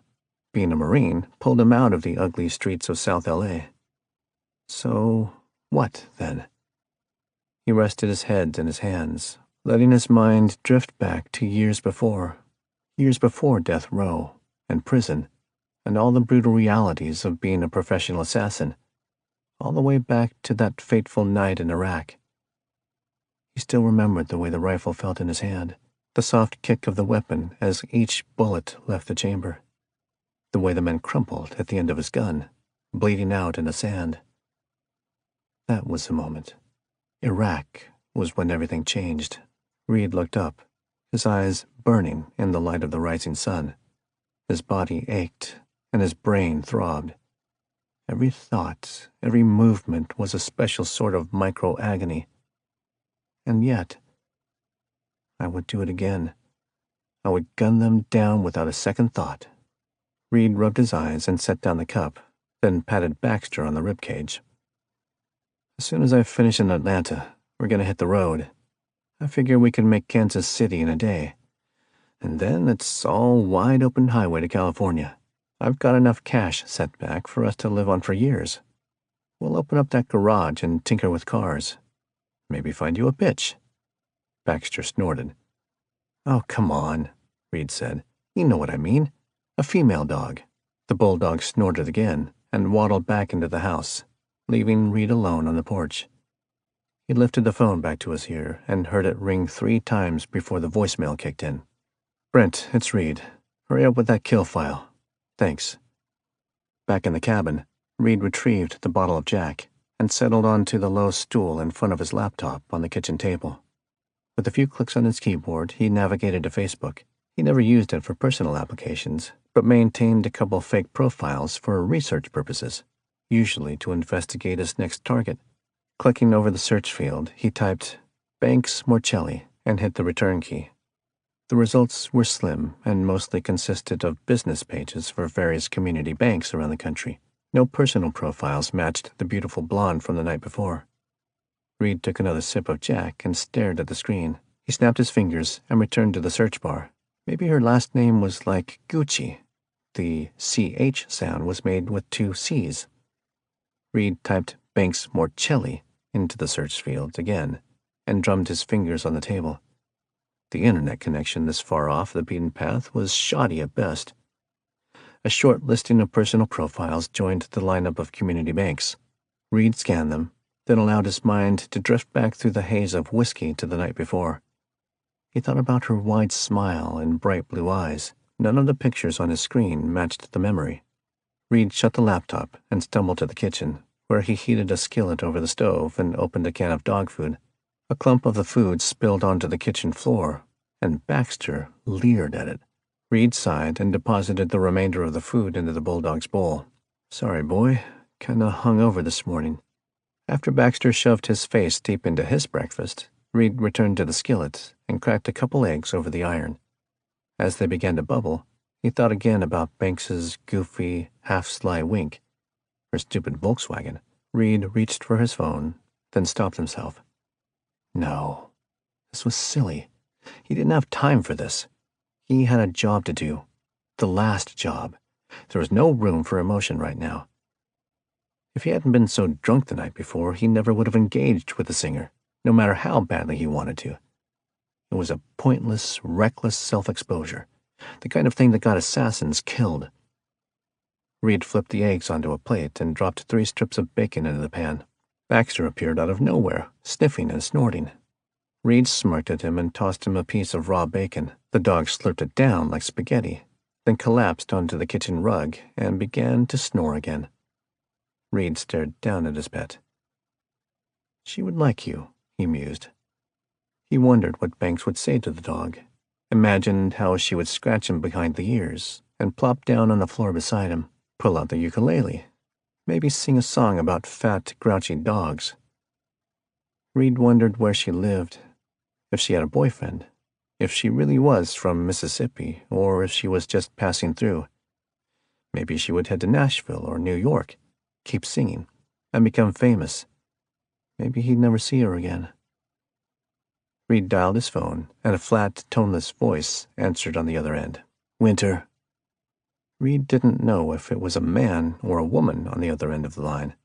He never could tell. He didn't know Winter's ethnicity or where Winter called home. In fact, he didn't know anything about the analyst who so often conducted his background checks, research projects, and scavenger hunts as he executed his diverse contracts. Winter was a ghost who knew all, yet couldn't be known. The ultimate eye in the sky. The omnipotent librarian. If something was going down anywhere in the world, Winter knew about it. If someone was missing or hiding, Winter could find them. If a whispered conversation took place in a bunker a mile underground, Winter could find out what was said. Winter wasn't a person. Winter was a force of nature. Hence the name, maybe. I need you to pull a file for me, Reed said. A person. Whose account do I charge? Winter's voice was as toneless and neutral as ever. Mine. This isn't a contract. It's personal. Very well. What's the name? Banks Morcelli. Female. American. Currently residing in Decatur, Georgia, I think. Reed heard Winter scratching on a notepad. What do you want to know? The voice sounded more than a little cryptic. I'm not sure. Just if she's a real person, or an alias. Whatever you can find. Very well. I'll be in touch. The phone clicked. Reed chewed his bottom lip as he stared out the glass door again. The phone call made him feel like a stalker, and for all intents and purposes, maybe he was. But it didn't matter. He had to know. 6. Brent called back 15 minutes later to inform Reed the kill file was available on a secure email drive. The broker's typical charisma sounded muted, as though he were sick. The email drive Reed used for work was triple encrypted and housed on an international server. It wasn't impregnable, but isolated enough to minimize casual government surveillance. He opened the file and scanned the contract. $35,000 for the successful assassination of Mitchell Holliday, without any link to the contracting party. An additional $5,000 paid as a rush fee to complete the job in the next 72 hours, and a $15,000 bonus for a conspicuous prosecution of contract, rendering the target maliciously slain by intentional methods. In layman's terms, they wanted it to be messy. The contract was pretty standard, and the compensation was acceptable. But that last footnote, that appeal for a graphic execution, bothered Reed. It wasn't unusual to receive a special request regarding the method of death, and there was usually some form of qualifier or requirement tacked onto the contract. The last agreement requested that he mask the scene from any indicators of a professional hit, which was why he burned the boat and left the gun in his victim's hand. If any evidence remained after the boat sank, none of it would point back to a third party's involvement. The request for a conspicuous and rushed death was both atypical and concerning, however. It indicated an emotional decision to kill made by somebody who was either rash or desperate. Rash and desperate people were dangerous. They made poor choices, defaulted on payment, and were an absolute liability if they became cornered by the police. The payment wouldn't be a problem. Brent always collected in advance. But something about the hit felt wrong. It was just too forced. Reed scrolled past the outline and stopped at the target profile. Mitchell Thomas Holliday, state senator for Georgia's 3rd District, covering the Atlantic coast south of Savannah. He held an MBA from Vanderbilt University and owned a thriving logistics company based out of his hometown of Brunswick. Holliday was single, with no ex-wives or children. He was handsome, in his late 40s, and had thick salt and pepper hair, a good build, and the kind of smile that won elections, 8 of them, ranging in significance from Brunswick Town Council to the mayor of Brunswick, and then state senator. This was to be his last term. He had already announced his intention to retire and focus on other pursuits, although a few pundit blogs named him as a potential candidate for governor. Reed leaned back and rubbed his chin with one thumb as he stared at the picture. What did you do, Mitch? When do they want you dead? Come on, Reed. Not this again. Just cap the SOB and you're done. It doesn't matter why they want him dead. Still, he couldn't help but feel a twinge of something in the pit of his stomach. Was it curiosity or foreboding? It was difficult to tell the difference. The third page listed specific information about Holliday's habits and residence. Not surprisingly, Holliday owned a house in Brunswick, a vacation cabin in North Carolina, and a condominium in downtown Atlanta, which he used while the General Assembly was in session. The Senate was in session for another few days, which meant Holliday should be in town. After memorizing the downtown address, Reed shut the computer and twisted his neck until it popped. He'd take a trip downtown to do some scouting and formulate a plan. He had 72 hours, one press of the trigger, and it would all be over. The Camaro purred like a jungle cat as Reed directed it around the gentle curves of Highway 9 out of Dawsonville. Dawson County was beautiful in late October, with amber leaves drifting down off the foothills and blowing across the asphalt. In spite of the shedding trees, it was warm, and Reed drove with the windows down, enjoying the rumble of the motor and the touch of October on his face. The foothills faded into city streets, and the Atlanta skyline loomed on the horizon. Small subdivisions and urban townhomes passed on either side, festooned with plastic skeletons, tree-hung ghosts, and styrofoam tombstones. Halloween was the following day, and the city was fully engaged in the haunted trappings of the creepy holiday. Reed found the celebratory application of death and doom to be relentlessly ironic. Every year, as Halloween swept across the country, he marveled at the millions of Americans who embraced a cartoonish version of death with all the zeal and commercialization they invested into Christmas. He didn't judge them for it. How could they know how churlish the production looked through the eyes of a professional killer? Maybe he envied them and their simple joys and guarded innocence. What would it be like to laugh about fake blood on the floor and to dress up as a Grim Reaper? Would they laugh as much if they knew how close death might be? He parked the car at Marta's North Spring Station and took the train into the city, feeling a strange twinge in the pit of his stomach as he passed Lindbergh Center. It wasn't the first time he kicked himself for letting her walk away. He should have stopped her, asked for her number, talked her into returning home with him. No, something told him Banks wouldn't have fallen for that. Was she too smart, or just not interested? He couldn't be sure. And now, unless Winter could pull her out of thin air, he might never find out. Maybe that was best. A gut instinct nagged at the edge of his consciousness, reminding him that attachment was the fast lane to getting himself killed or imprisoned. Again. How would this random infatuation serve him after his last contract? Banks couldn't come with him, and he wasn't sticking around Atlanta. There would be a girl in Idaho or Utah or wherever he finally landed. A girl who would meet the new Reed, a racing mechanic with a boring background and no greater ambitions than a house in the mountains and football on the weekends. A subdued Reed who laid his demons in a mile-deep grave before shoveling concrete over their faces. What would it be like to have somebody? Reed rested his head against the vibrating window of the train and pictured himself in a house by the mountains. Maybe there was a big garage with 4 or 5 cars to tinker with. Baxter was there, of course, and somebody. When he pictured the house in the hills with snow-capped mountains in the backdrop, it was easy to slip Banks into the rocking chair next to his. Was that because her face was so fresh in his memory?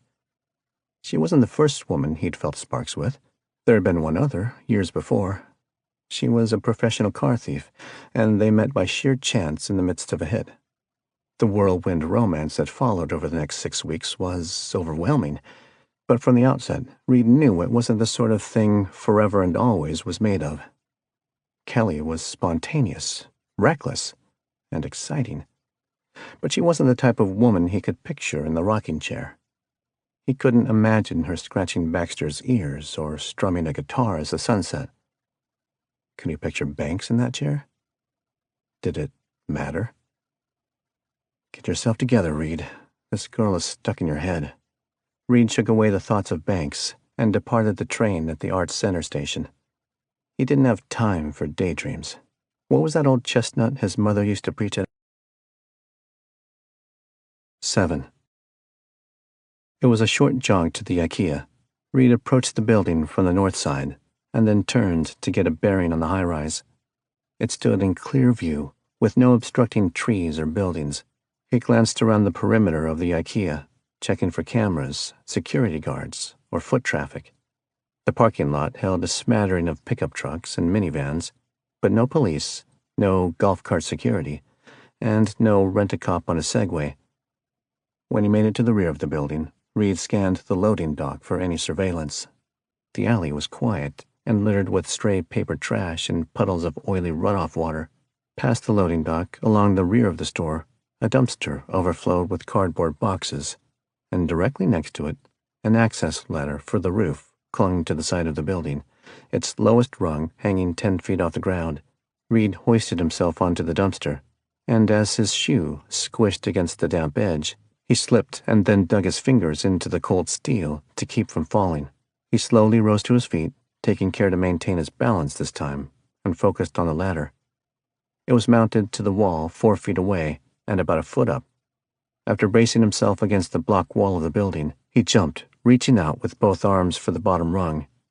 Reed missed the rung, but his hands closed around the man cage that surrounded the ladder, and he winced as the metal bit into his skin. Flakes of rust rained down over his face and into his mouth. As his legs dangled over the concrete and the full strain of his weight descended on his biceps, something in his shoulder popped. No matter how many hours he spent in the gym, he always found a way to pull a muscle and wake up sore. Reed let go with his right hand and grabbed the lowest rung of the ladder, then began to pull himself upward. Yeah, this was gonna hurt later. The roof was covered in pea gravel and humming air conditioning units, and a few spots were patched with tar. At the northeast corner of the building, Reed dropped to his stomach and crawled the last 20 feet to the edge of the roof. An 18-inch parapet surrounded the building, blocking his view beyond. Reed positioned himself onto his knees, then kept his head low as he approached the brink. The sun beat down on the white-painted blocks of the parapet, and Reed shielded his eyes to view the high-rise standing to the east of the duck pond. From a small case in his cargo pants, he withdrew a digital rangefinder. It was black with a magnified scope and an invisible laser, which would determine the distance to any object it was pointed at, within 1,500 yards or so. He held the viewfinder to his eye, feeling just a hint of adrenaline rush into his blood. This was it, the journey leading up to the press of the trigger, the suspense and cold calculation. It wasn't about the blood, and it certainly wasn't about the money. It was about pushing himself to the edge, facing death, and ushering another human toward it. It was horrific, gritty, the rawest emotional experience Reed had ever felt. He couldn't tell the difference between dread and anticipation anymore, but he didn't like the feeling. Sure, there were moments when he sat behind the rifle, stared through the scope, and felt like God himself, but that high brought a brutal hangover of darkness and despair directly behind it, reassuring him that the cost wasn't worth the power trip. The rangefinder offered him a clear view of the high-rise. Reed focused the crosshairs on the 14th floor of the building, then depressed the trigger on the side of the scope, activating the laser. A split second later, the range was displayed in front of the crosshairs. 745 yards. An easy shot. Reed lowered the rangefinder and studied the high-rise. It wasn't quite square with his position. He viewed Holliday's window from a 40-degree angle, which wasn't ideal. It limited his view of the interior of the condo, and there was a chance Holliday wouldn't expose himself at all. On the other hand, The roof of the IKEA offered unique advantages. When the coast was clear, he could enter and vacate at his convenience. There would be almost no chance of anyone else climbing to the roof after dark. Other than a handful of security cameras mounted on the light poles in the parking lot, all of which were pointed down, there was no electronic surveillance anywhere. Visually, he would be covered. Audibly, the IKEA was also advantageous. The humming AC units would provide moderate masking for a suppressed rifle. Contrary to what Hollywood seemed to believe, the silencers didn't reduce the blast of a high-powered rifle cartridge to a puny pop.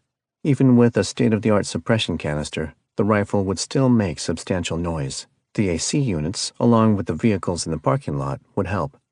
The sound could be excused as a car backfiring or a runaway cart crashing into a minivan. An oblivious civilian wouldn't notice. Last, there really wasn't another vantage point within range on this side of the high-rise. He could use a van or find a way to disguise his position in a park, but the odds of being caught in such an arrangement were much higher, and the field of view wouldn't be any better. IKEA was the spot. He would set himself up a few yards behind the parapet and use a shooting mat and a bipod. A kill shot from an unseen assassin while the senator relaxed in his own home would be theatrical, and Reed would have ample time to get lost before the police arrived. He popped his neck and returned the rangefinder to its case. He checked the alleyway before hurrying down the ladder and cat-dropping the final 10 feet onto the pavement. It was a Thursday, and the senator would be home sometime after dark. Reed would return to the roof with his rifle and find a place he could conceal himself on the off chance somebody joined him. The glass on the side of the high-rise was reinforced. It wouldn't stop the bullet, but it wouldn't shatter either. With any luck, Reed would be miles away before anyone knew Holiday was dead. Breakfast was the last meal Reed had eaten, and nausea began to set in. Packaged beef jerky and a can of Coke from a gas station was a poor substitute for a meal, but it would have to suffice. Reed fumbled in his pocket for his wallet. "That'll be $5.60. He nodded and checked his left pocket. Did he leave it in the car? There was spare cash in his tennis shoe, but he really didn't want to dig that out in front of the cashier. "I think I left my wallet in the car. It'll just be a minute." "I got you, brother," came a voice behind him. Reed looked over his shoulder. Behind him stood a short man with a tangled beard, holding a $10 bill in his right hand. He wore torn jeans and a faded Falcons hoodie that was at least a size too large. "Excuse me?" The man grunted and set a bottle of water and a pouch of peanuts on the counter, then handed the cashier his 10. "Semper Fi. I got this one." Reed frowned and shook his head at the cashier, but the half-stoned teenager was already poking the bill into the cash register. "Semper Fi?" Reed accepted the Coke and jerky from the man, who then smiled and gestured toward Reed's right forearm, where an eagle, globe, and anchor tattoo was drawn in red ink. Reed pulled the sleeve of his jacket over the tattoo and grunted. "Let me go to my car. I'll get you your money." The man snorted and brushed dirty hair out of his face. "Seriously, dude, I got it. Jarheads stick together." Reed shrugged and turned toward the door. "Well, thanks. Have a good one." As he pushed through the door back into the crisp fall air, he heard the short man shuffling behind him. "Hey, you got a smoke on you? I was gonna buy a pack, but I'm a little light on cash." Reed sighed and dug in his pocket. He handed the man a cigarette and then started to walk away again. "Light?" Reed stopped, half-stepped. He crammed his hand back into his pocket, dug the lighter out, and then waited as the dirty man rolled the smoke between his fingers, dangling the tip over the golden flame. "You look like an infantryman," the man said. "Am I right?" "Something like that." "I was transport. You know, the schmucks and the trucks. 2 tours in Iraq. All that jazz. You?" Reed waved his hand. "Look, man, I'm in a rush. Just keep the lighter." The dirty man nodded. "All right. Catch you lit." Before he could finish, a snapping sound rang out from his right leg, and he toppled forward with a grunt of pain, catching himself on the edge of a newspaper dispenser before hitting the sidewalk. Reed lunged forward and caught him by the shoulder, then helped him up. The man gritted his teeth as he leaned back against the wall. "You okay?" Reed asked. He grunted, then took a drag of the cigarette. Yeah, just my leg. It's prosthetic from the knee down. The joint keeps breaking. I'll take care of it. Reed looked down to a dirty and worn shoe, now twisted on the end of the man's right leg, looking ready to fall apart. Through the torn canvas, Reed saw a glint of the rusting metal prosthetic, and ripped jeans exposed more of the damaged mechanical appendage. Reed cursed under his breath. What happened there? What do you think happened? IED in Baghdad. You didn't get disability pay? He snorted. You kidding me? I was somewhere I wasn't supposed to be, doing something I wasn't supposed to be doing, for people who weren't supposed to be giving orders. The VA considered it reckless endangerment. I get $300 a month. It wasn't the first such story Reed had heard. Not all the refugees from the Middle East were Middle Eastern. Wait here. Reed hurried around the corner and ducked behind a dumpster. He pried his shoe off, lifted the insole, and withdrew $500 bills folded neatly together in a flattened wad. Back around the building, he handed the cash to the slouching vet. Here, go find yourself a shower and some fresh clothes. And for God's sake, get a haircut. You're way out of regs, my friend.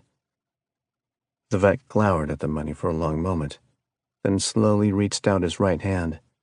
Reed accepted the firm and confident handshake, simultaneously slipping him the cash. Sergeant Vincent Russell, he said. My friends just call me Vince. Corporal Reed Montgomery, Force Recon.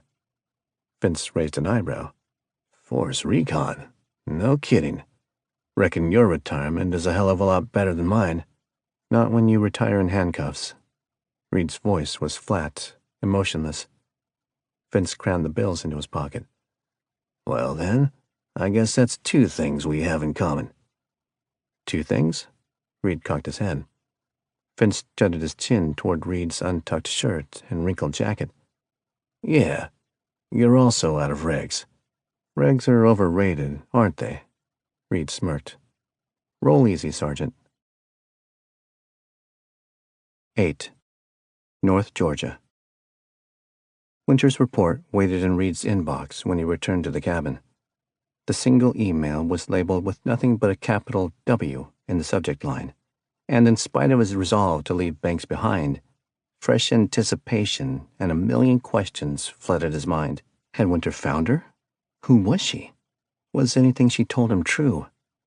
Perhaps the most important question wasn't about Banks. Maybe it was about himself. Why did he need to know so much? Why did he feel so obsessed over the blonde singer with a ukulele? It was petty, childish, irresistible. The first page was blank. The next contained half a dozen color photographs, and he recognized the girl in the pictures. Blonde, long swept-back bangs, bright blue eyes, that intoxicating smile. Banks stood next to an older woman in one photo, and they favored one another. Perhaps it was her mother. Another picture showed her cuddling a black cat on a couch. She smiled while the cat slept. Reed's fingers felt numb over the mousepad. Banks was even more beautiful than he remembered, and even more intoxicating curled up on the couch without makeup. Reed blinked and reached for the whiskey. He took a deep swallow and scrolled to the next page. Her full name was Banks April Morcelli, born January 14th, 1994, so she was a couple years his junior and older than she looked.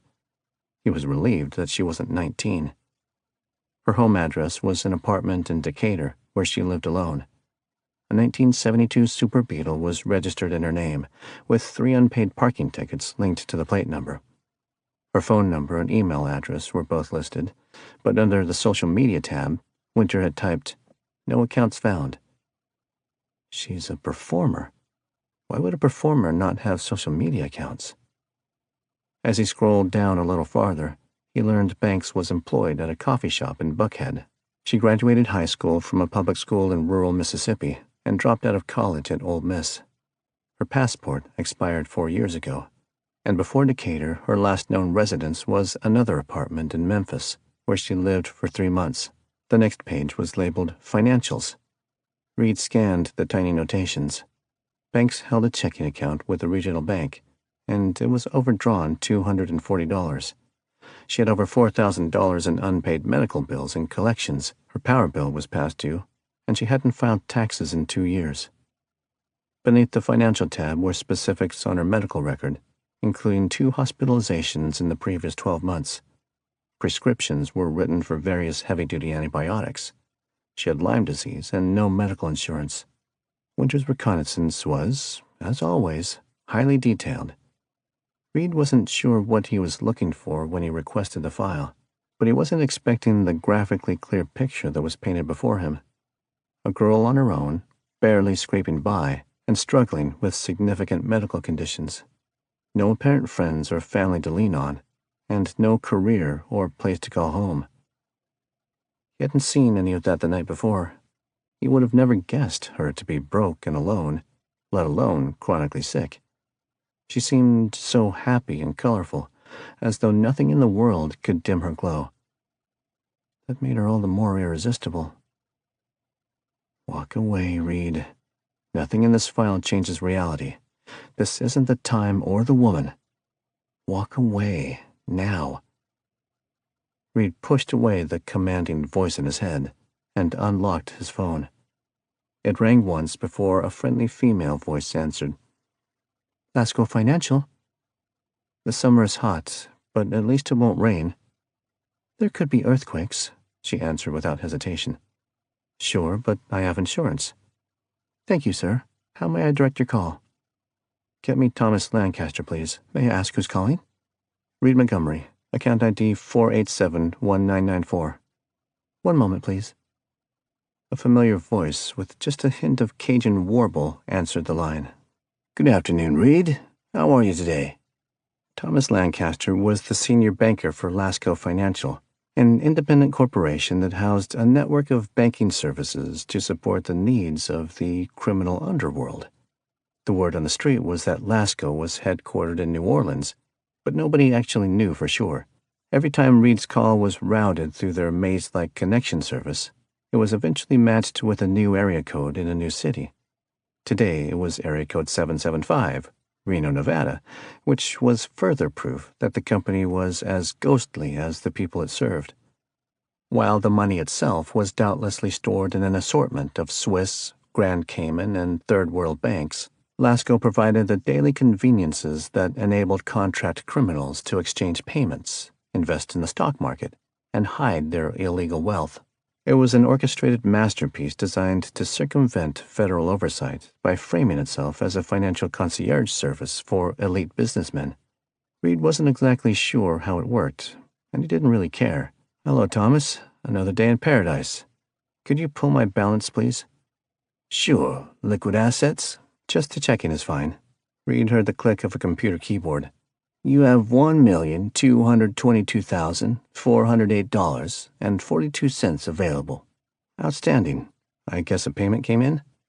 $39,000 last night, from your last contract. Perfect. I'd like to make a wire, please. Of course. To which bank? It's some regional institution. Let me find it. Reed read off the name of the bank while Thomas continued to tap on his keyboard. The beneficiary? Banks Morcelli. How much would you like to send? $25,000. I'll have that out within the hour. Great. And Thomas, I'd like it to be anonymous. Is that possible? Thomas grunted. Is the beneficiary not expecting the deposit? No, and I don't want them to question it. Well, it's no trouble to make it untraceable, but I suspect that your average person who saw an unexpected deposit would assume it's an error and call the bank. I'll do what I can. That's fine, thanks. Reed heard the banker mumble something about wire fees, but he wasn't listening. He hung up and stared at Banks's picture. She was everything he remembered. All the grace and charm and charisma glowed just as brightly in the photo as it had under the nightclub lights. Was it wrong to pry into somebody's life? The question hit him like a bucket of ice water over his face. He'd never asked a question like that before, and why should he? Whenever he read a file like this, he was usually about to kill somebody. Digging through a sock drawer with noble intentions was virgin territory, let alone handing out money. Sure, he doled out his share of monthly guilt payments to an assortment of charities, but he never gave money to a specific person. It made him too accessible, too vulnerable. He thought about Vince, the homeless Marine at the gas station, and the money he gave him. This would be twice in one day that he made an erratic decision to step outside of his orchestrated comfort zone. It was dangerous, and it exposed him. It built connections he couldn't afford to have. Each relationship was a point of weakness in a carefully crafted armor of detached invincibility. Armor that keeps me alone. 9. Atlanta, Georgia.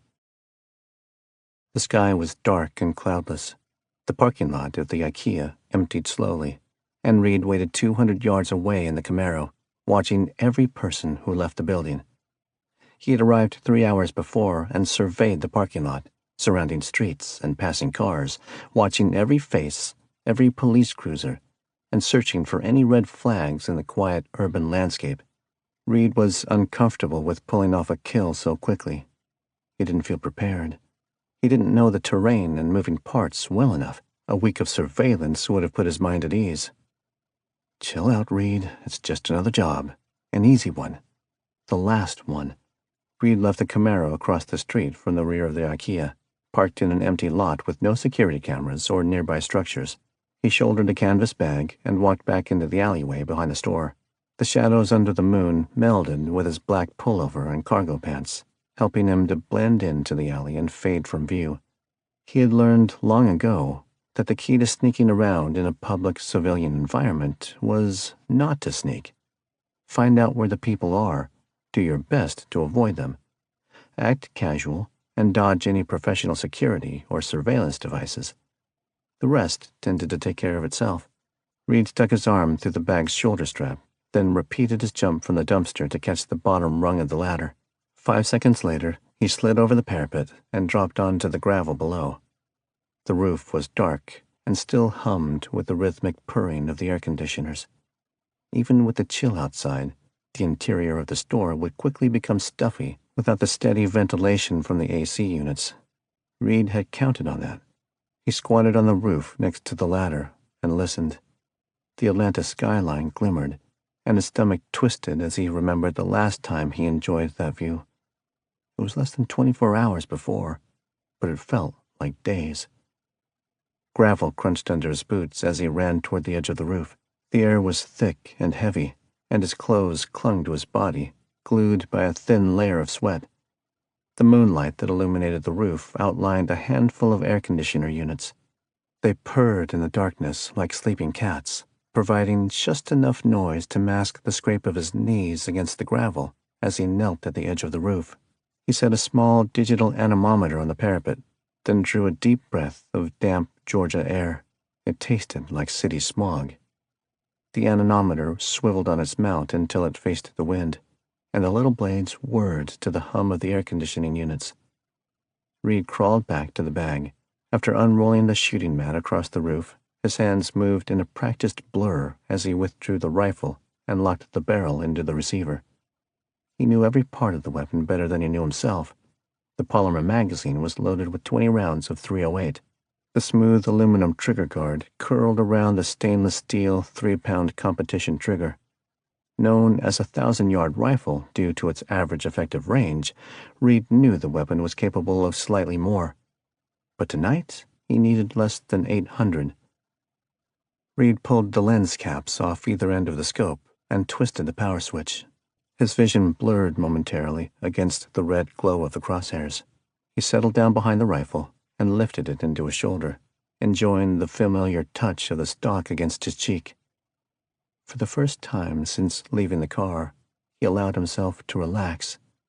With his eyes closed, he focused on loosening every muscle group, his back, legs, shoulders, and stomach, drawing in deep breaths and remaining perfectly still. Tension faded from his body with each breath, and a calm settled over his mind, like a cloud passing over the sun on a hot day. This was his silent place, the moment when distractions and stressors were excommunicated from his mind, and total focus took control. It was a whole-body experience that was more than just embracing the rifle. It was the moment he became part of the weapon. Reed laid his trigger finger against the trigger guard and gazed through the scope. The dull lights of the shopping mall illuminated his view, and he pivoted the gun to the right until the crosshairs glided across the Atlantic. The parapet blocked his view of the ground, so he counted down from the top of the building, subtracting 32 floors before he rested the crosshairs over the 14th level, then twisted the zoom control to the 30 power mark. The windows of Holiday's corner unit were dark, but through the crystal-clear glass of the powerful optic, Reed could discern the outlines of furniture parked around the living room. Something gleamed beyond the living area, maybe the clock on the microwave or stove. The fan blades of the anemometer still spun silently, and the LCD read 6 knots from the southwest. The breeze was barely detectable and would have little impact on a shot at 745 yards, but it was still useful information. The wind might pick up speed or change direction, and a miscalculation could easily lead his bullet off target. Reed settled back into the stock of the rifle, pressing his cheek against the polymer and resuming his surveillance of the condo. Now there was nothing to do but wait, and hope Holiday showed up. Hours passed, and the parking lot of the IKEA was desolate, with only a handful of cars still gathered around the front entrance. The wind picked up for a while, then died off completely, leaving the night calm, though Reed wished it would return. A steady breeze could certainly make his shot more difficult, but it provided additional masking for the blast. Reed lay perfectly still behind the rifle, his left eye shut and his right eye focused on the condo. Every couple of minutes, he completed a sweep of the entire building and the sidewalk around it. Residents walked their dogs. Men watched TV. Women chatted on phones. Kids played video games. A young couple made love in a shadowy bedroom. None suspected that somebody might be watching them, let alone through the scope of a high-powered rifle. Refocused on Holiday's condo, Reed checked his watch. It was almost 10 o'clock. Holiday might be out at dinner or visiting with friends. Reed wanted to catch him right as he returned home, preferably in the living room where he would be most exposed. One shot to the base of the skull. Avoid the mess of trying to tap him in the bedroom, which was less visible. A light flashed from somewhere inside the condo, and Reed's muscles tensed. As the kitchen light flooded his optic, somebody crossed his field of view. It was a man, tall and handsome, wearing a light gray jacket and a Braves baseball cap. Without looking away from the scope, Reed retrieved a car alarm transmitter from his bag, flipped a switch, and was answered by a barely audible beep. It was a universal device programmed to transmit a blast of constantly changing signals until one of them matched the car's emergency system. Holiday bustled around the kitchen, smiling and talking on his cell phone. He poured himself a glass of wine and took a long sip. The crosshairs rose and fell over the senator with Reed's every gentle breath. Holiday brought his drink into the living room and flipped on the overhead light. Once Reed's eyes adjusted, he saw Holiday sitting on the couch with one leg crossed over the other, still on the phone, and taking sips of wine between animated laughs. Reed pressed his thumb against the bolt release button mounted on the left side of the receiver. The stainless steel bolt slid forward over the magazine, stripping off the top round and slamming it into the chamber. He disengaged the safety and set his left hand on the remote while holding the rifle into his shoulder with his right. Holiday's left side was perfectly exposed to the crosshairs. Reed could make out the basic features of his face, the powerful curve of his left shoulder, the wrinkles in his jacket. Reed lowered the crosshairs until they hovered over the base of Holiday's skull. He reached up and adjusted the windage and elevation knobs on the scope, ensuring the optic was calibrated correctly for the distance. Holiday set down the phone and grabbed the TV remote. The room flashed as the big flat screen came to life.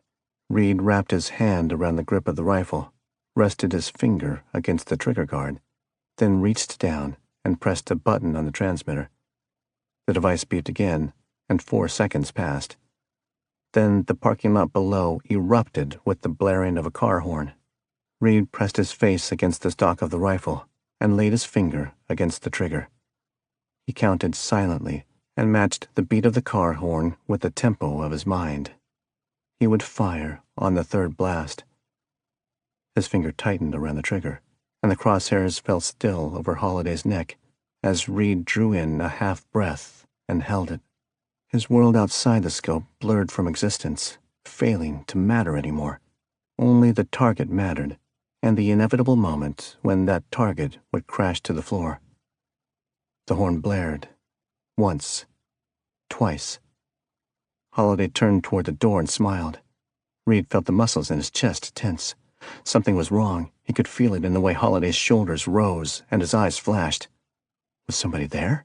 The senator disappeared around the corner, back toward the front door. Every blare of the car horn matched the increasing intensity of Reed's heartbeats. He fought to restore calm to his body, removing his finger from the trigger and rolling his head back until his neck popped.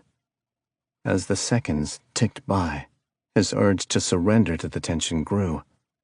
Reed wanted to smash the car and silence its incessant honking.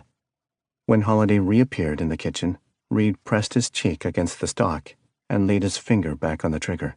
A quick twist of his arm pivoted the crosshairs from the living room back into the kitchen, back over the neck of his target. A second slipped by. He took half a breath, and then he saw her. The breath froze in Reed's throat. He twisted the zoom to the 35 power mark and stared through the glass. Her shoulder blades filled his view, then her neck. Blonde waves fell over her shoulders, and long bangs were swept back over her ears, displaying just a shadow of rosy cheeks. Reed's hands were suddenly damp and swollen. He lifted his finger off the trigger and peeled his tongue from the roof of his mouth. His lips were dry, and his vision blurred around the woman as she turned toward him. Banks. The world stopped spinning, and he sat in transfixed stillness as the crosshairs hovered over her smile. She laughed and accepted a glass of wine from Holliday, and he gave her a side hug and kissed the top of her head. In the living room, they sat across from each other. Her long, elegant legs were crossed, revealing torn jeans and the white laces of her yellow sneakers. The corners of his vision blurred. Each breath burned in his chest, burdening an already pounding heart. He pivoted the crosshairs back to Holliday, settled them over the base of his skull, and then touched the trigger. One shot. I can't help it that she's here. One breath. Two. He realigned with every blast of the car horn. The crosshairs twitched over his target, even though Holliday hadn't moved. Reed's breaths were shorter and more labored as he tightened his finger around the trigger, and then stopped.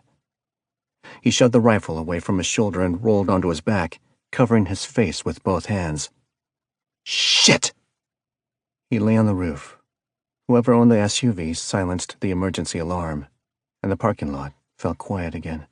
In the confused stillness that settled over him, nothing felt real. The world, and every trained sense that he had honed in on this one shot only moments before, were shattered. His focus, practiced calm, cold calculation, all of it was gone. All he could see was her face, the bright blue eyes, enchanting smile, the grace, the seduction of her every casual move. Each sensation tore through his mind more violently than his bullet would have ever torn through Holliday. They dominated him and reduced him to a numb and disoriented child. Reed's hands shook as he disassembled the rifle, crammed the parts back into the bag, and jogged back to the ladder. The hangover headache from hours before returned as he dropped off the bottom rung, and every pound of his boots on the concrete echoed in his head with intensifying pain as he made his way back to the Camaro. He dialed Brent. Yeah, boss? Cancel the hit. Reed's voice snapped in the light breeze. What? The Holliday job. Cancel it. I'm out. Reed, whatever happened, just walk it off, okay? We can— I said cancel it, damn it. This isn't a debate. Brent was quiet for a moment. Reed slammed the Camaro's door shut and fumbled in the passenger seat for a bottle of water, but there was nothing except the empty Coke can from earlier that day. Reed, listen to me. As your broker, you're about to make a huge mistake. This is number 30, right? You don't want to back out on this one. It could send a really bad message. Reed's shoulders tensed. How did you know about that? Enfield told me. He didn't get specific, he just said you were under contract for 30 hits. Some kind of private deal between the two of you. Reed rubbed his chin, digging his fingers into his own skin until they went numb. I never intended to continue past 30. Tell them to get me another target, and I'll finish the hit list. But I won't kill Holiday. That's something you can tell them yourself. I'm not getting in the middle of your contract. It's nothing personal, but I won't go down with you. Reed felt fire flood his veins. Are you serious? You might be ready to flush your career, but I'm not. These people are serious, Reed. You made a commitment. If you walk out, we can't work together anymore. Fine. Nice knowing you. Reed threw the phone into the passenger seat and slammed his open palm against the dash. Why him? Why Banks? Just one shot away. 3 pounds of pressure applied to a performance trigger. That was all that stood between him and the open highway. What the hell have I done? The Atlantic wasn't visible from where he was parked, but he could still see her face. It was forever burned into his memory. He'd never met a woman like Banks, and he didn't know why he felt this way. But there was no turning back now. Everything was on the line. He had to see her again. 10. North Georgia. Leather met leather with a wet thud. Sweat sprayed from the glove, showering the white bag in a blast of hot drops. Reed danced back on his right foot, shifting his weight over the ball of his left before lunging forward again. Whoomp, whoomp. Each stroke jarred his shoulder. Sweat streamed into his eyes, further blurring his bloodshot vision. Another combo to the middle of the bag. Then a headlock. 2 death kicks with his left shin. Another stroke on the side of the bag, just where the temple would be. Each blow fell faster than the last. The chain that suspended the bag creaked and jerked against the rafters, threatening to give way under the onslaught of enraged strokes. Reed danced back on his toes and drove a right cross, followed by a left hook, straight into the white leather. He breathed through his mouth between each blow. A hiss and then a thud, always in that order. So close together, the sounds melded into an indistinguishable roar, like distant thunder masked by torrential rain beating down on a metal roof. Shh, whoomp, whoomp. 2 distance-testing jabs. Shh, whoomp. A blow strong enough to crush bone. Reed stumbled back, allowing his jaw to fall slack as he gasped for air. His bare chest glimmered, and the blood pounding through his veins sent waves of dizziness through his brain, only subjected to reason by larger waves of adrenaline. Power and chaos were always at war with each other for total control of his body.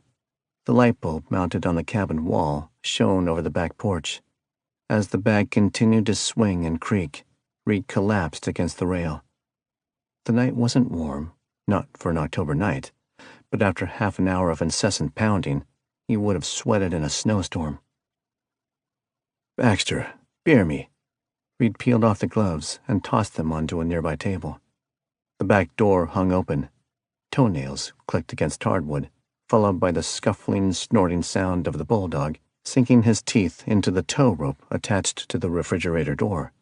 Rows of brown beer bottles were conveniently stowed in the lower door pocket, right at eye level for the grouchy pooch. A few seconds passed, then Baxter appeared on the back porch, with the neck of a beer bottle clamped between his yellow teeth. He dropped it on the rough sawn decking of the porch, then snorted and sat down. Reed took a moment to wipe thick streams of doggy saliva off the bottle before popping off the lid against the rail. Cold and fizzy, the light beer stung his throat and erupted like explosive sandpaper against his tongue. Reed waved the bottle at Baxter. That's a good beer. The bulldog raised one eyebrow at him, then snorted again. No, we've been over this. No beer for you. That's animal abuse. Do I look like a criminal to you? Baxter closed his eyes, as though the effort of staring at the quiet trees around the cabin were just too much strain. His bottom teeth jutted out between his lips, gleaming with slobber under the faint light. In spite of his disgruntled appearance, Reed knew he was content. This was Baxter's favorite time of the day. Reed finished the beer, then flung the bottle at the punching bag. It bounced off and spun into the darkness, crashing into the leaves. Waves of tension rushed through his chest, causing his muscles to tighten. I was so close. One shot, one trigger pull. It was almost over. Oliver would call. The Kingpin Killer would demand answers. There was no excuse for backing out of a hit. It simply wasn't done. Oliver's contractors always delivered. It was the hallmark of his company, their core belief. Whatever happens, whatever it takes, finish the job. I don't have answers, Reed spoke between dry lips. The lie tasted stale as soon as it left his tongue, obvious and cheap. Oh, he had answers. He knew exactly why he hadn't pulled the trigger. But it wasn't an answer he could offer Oliver. Reed could hear him now, the words snapping off his tongue like darts full of venom. You did what? Reed stood up and placed his palms over the railing. Does she love him? The thought snapped through his mind with all the explosive energy of an atom bomb, so clear and so obvious. Does Banks love Holiday? Are they together? Does she smile and laugh with him the way she smiled and laughed on top of that parking garage? Each thought stung a little harder than the last. Reed slammed his closed fist into the railing, then drove his toe into the rough planks.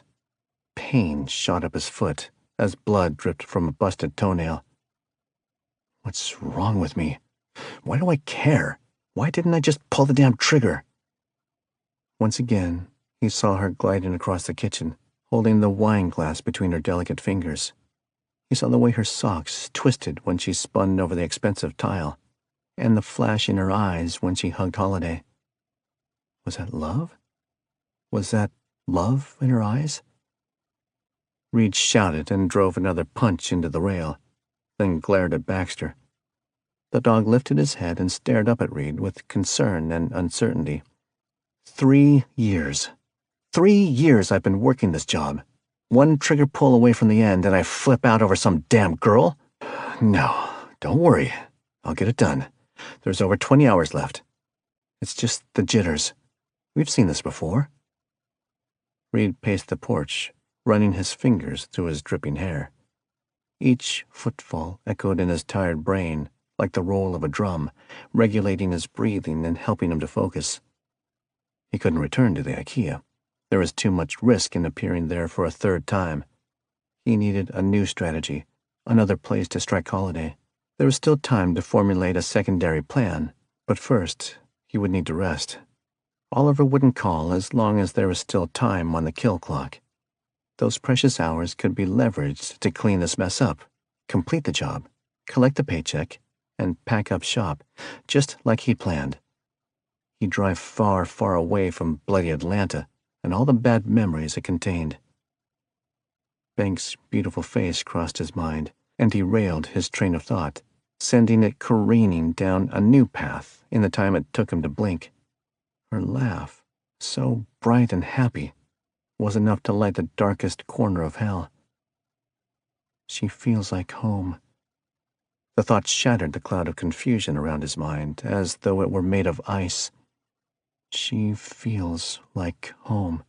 He thought again about the house at the foot of the mountains, the rocking chair on the front porch, Banks scratching Baxter behind the ears.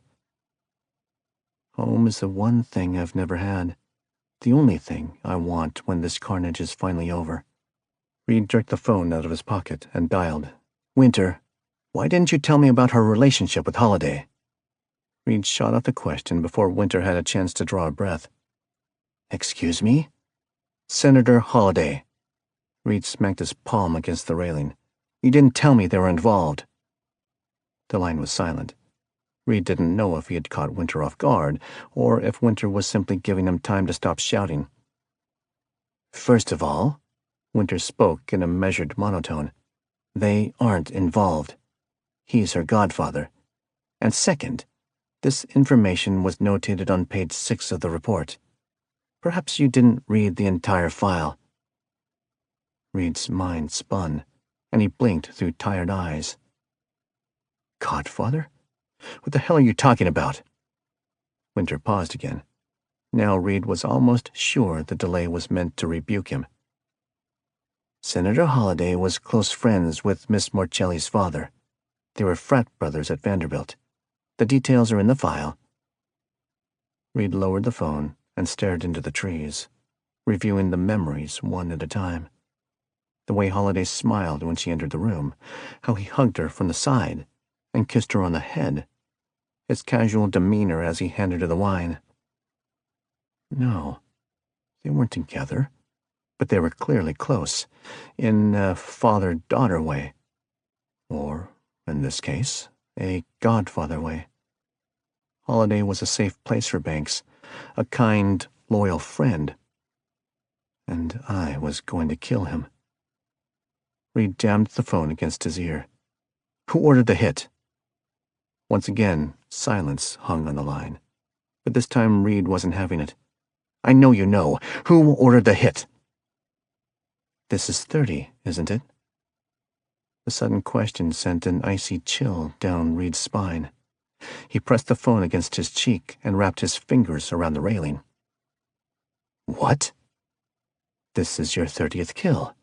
They call it the Freedom Bell." "How the hell do you know that?" "I've contracted with Oliver Enfield's company for a long time, Reed. I've seen a lot of good contractors come and go."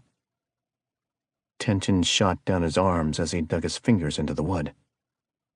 "What does that mean?" Winter didn't answer.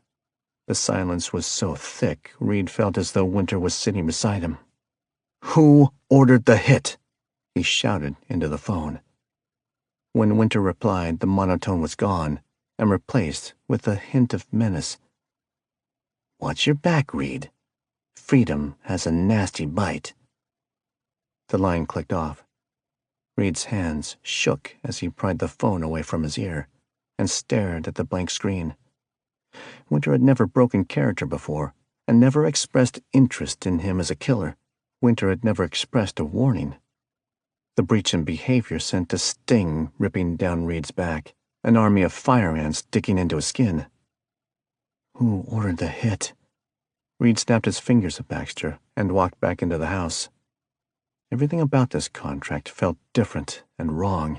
A voice in the back of his head whispered at him between the blasts of noise and chaos, and he couldn't discern the words, but he heard the voice, muffled and confused. Mitchell Holliday might well deserve to die, but Reed wasn't taking the shot until he knew why. Nobody forced him into a corner, and nobody could make him take away this woman's godfather without knowing why. It was time to jerk back the curtain and find some answers. He would start with Banks. 11. Decatur, Georgia. Glistening globes of dew still clung to each blade of brown grass, even as the sun arced toward its noontime high, bathing Decatur in welcome warmth.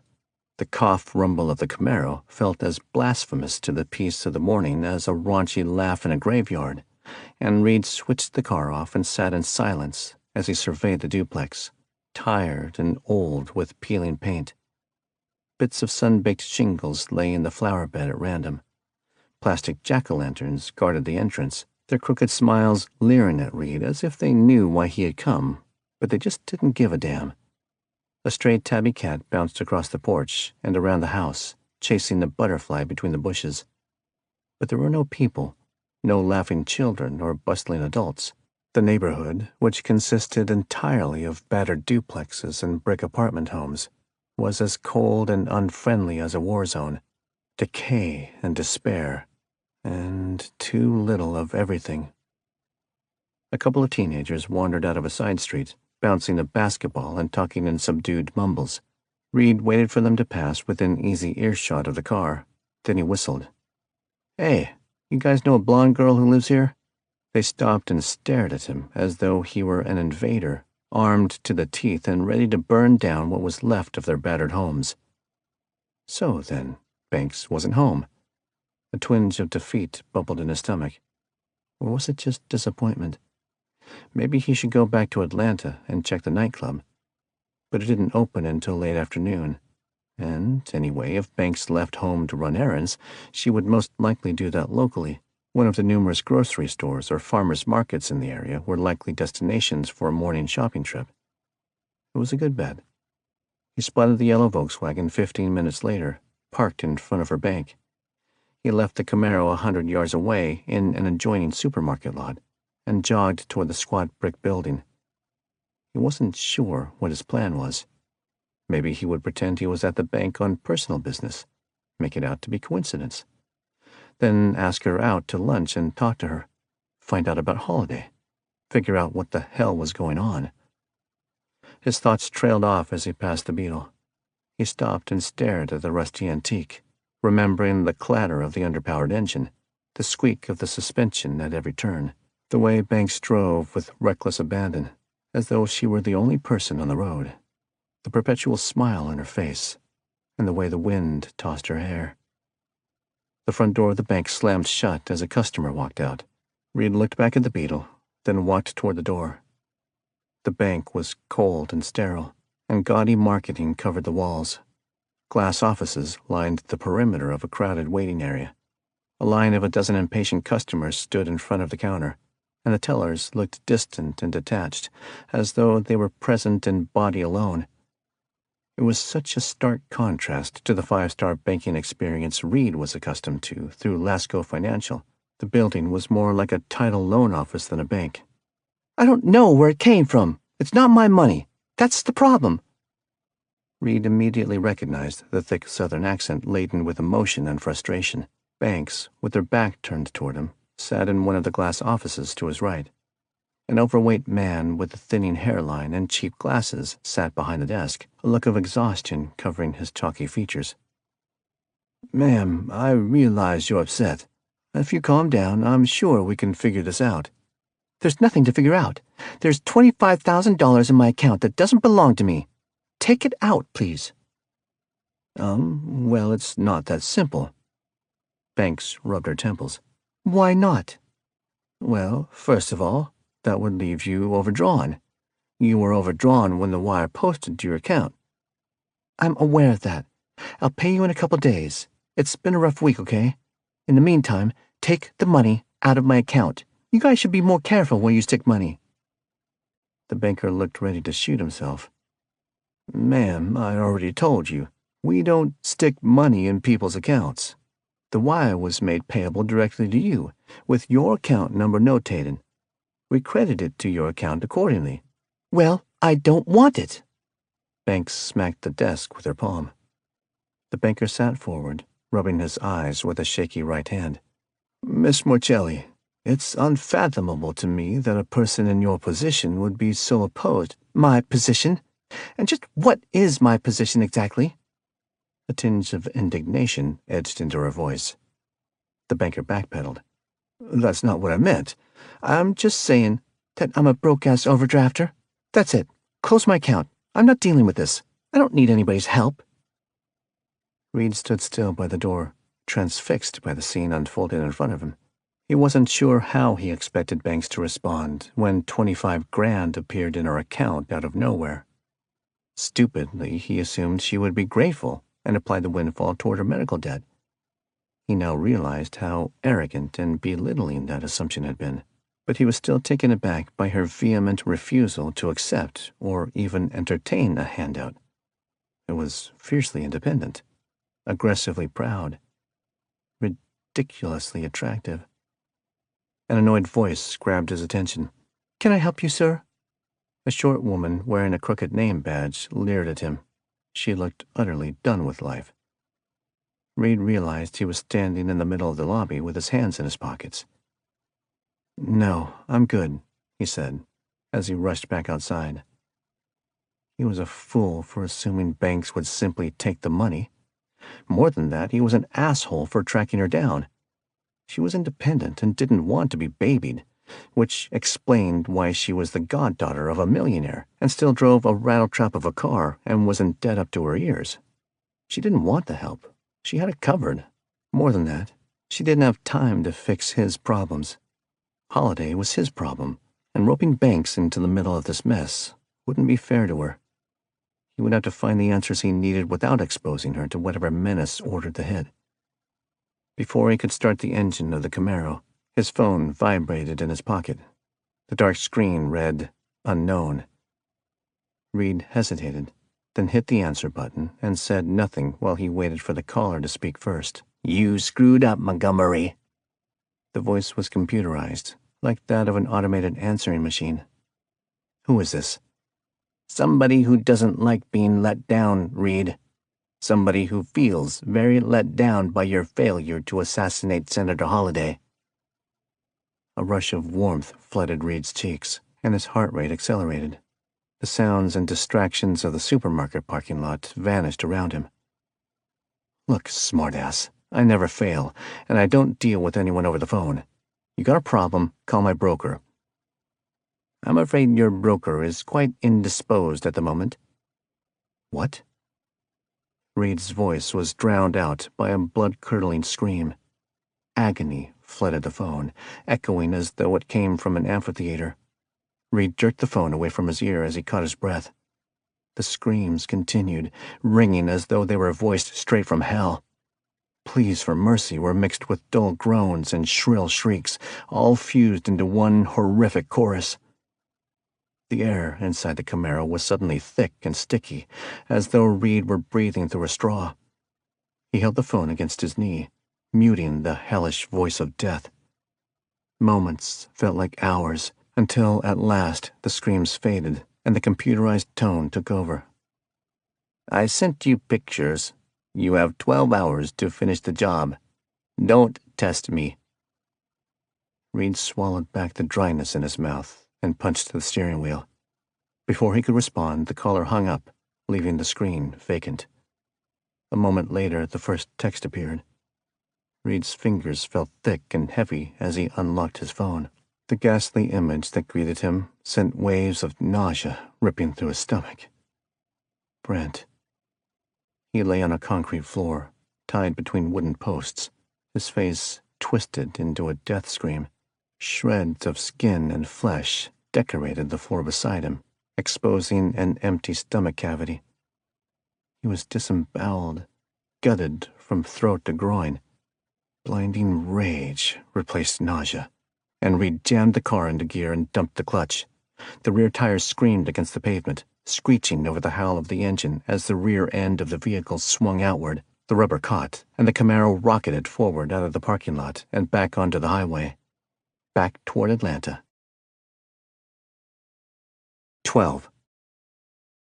"I need you to post a hit for me," Reed shouted over the thunder of the engine. The fall breeze snapped around the mirrors and battered the headliner of the car, stinging his eyes. The wind tasted fresh and clean, a welcome relief against the smothering feeling against his chest. Nobody answered, and Reed rolled up the windows. "Winter, did you hear me?" A dry voice coughed, then Winter's stagnant tone flowed from the speaker. "Who is the target?" "Senator Mitchell Holiday." This time the pause felt heavy, as though it were laden with unspoken thoughts and conflicting emotions. Reed didn't have time for either. "Did you hear me? Can you do it or not?" Another dry cough. "What's the bounty?" "I don't care. $500,000. Reed thought he heard the scratch of a pen on paper, but maybe it was just the squeak of whatever robotic entity Winter consisted of. "My service fee is $2,500. I'll draft your account. Any special requests?" "Yes. I want it posted to Section 13, Dark Web."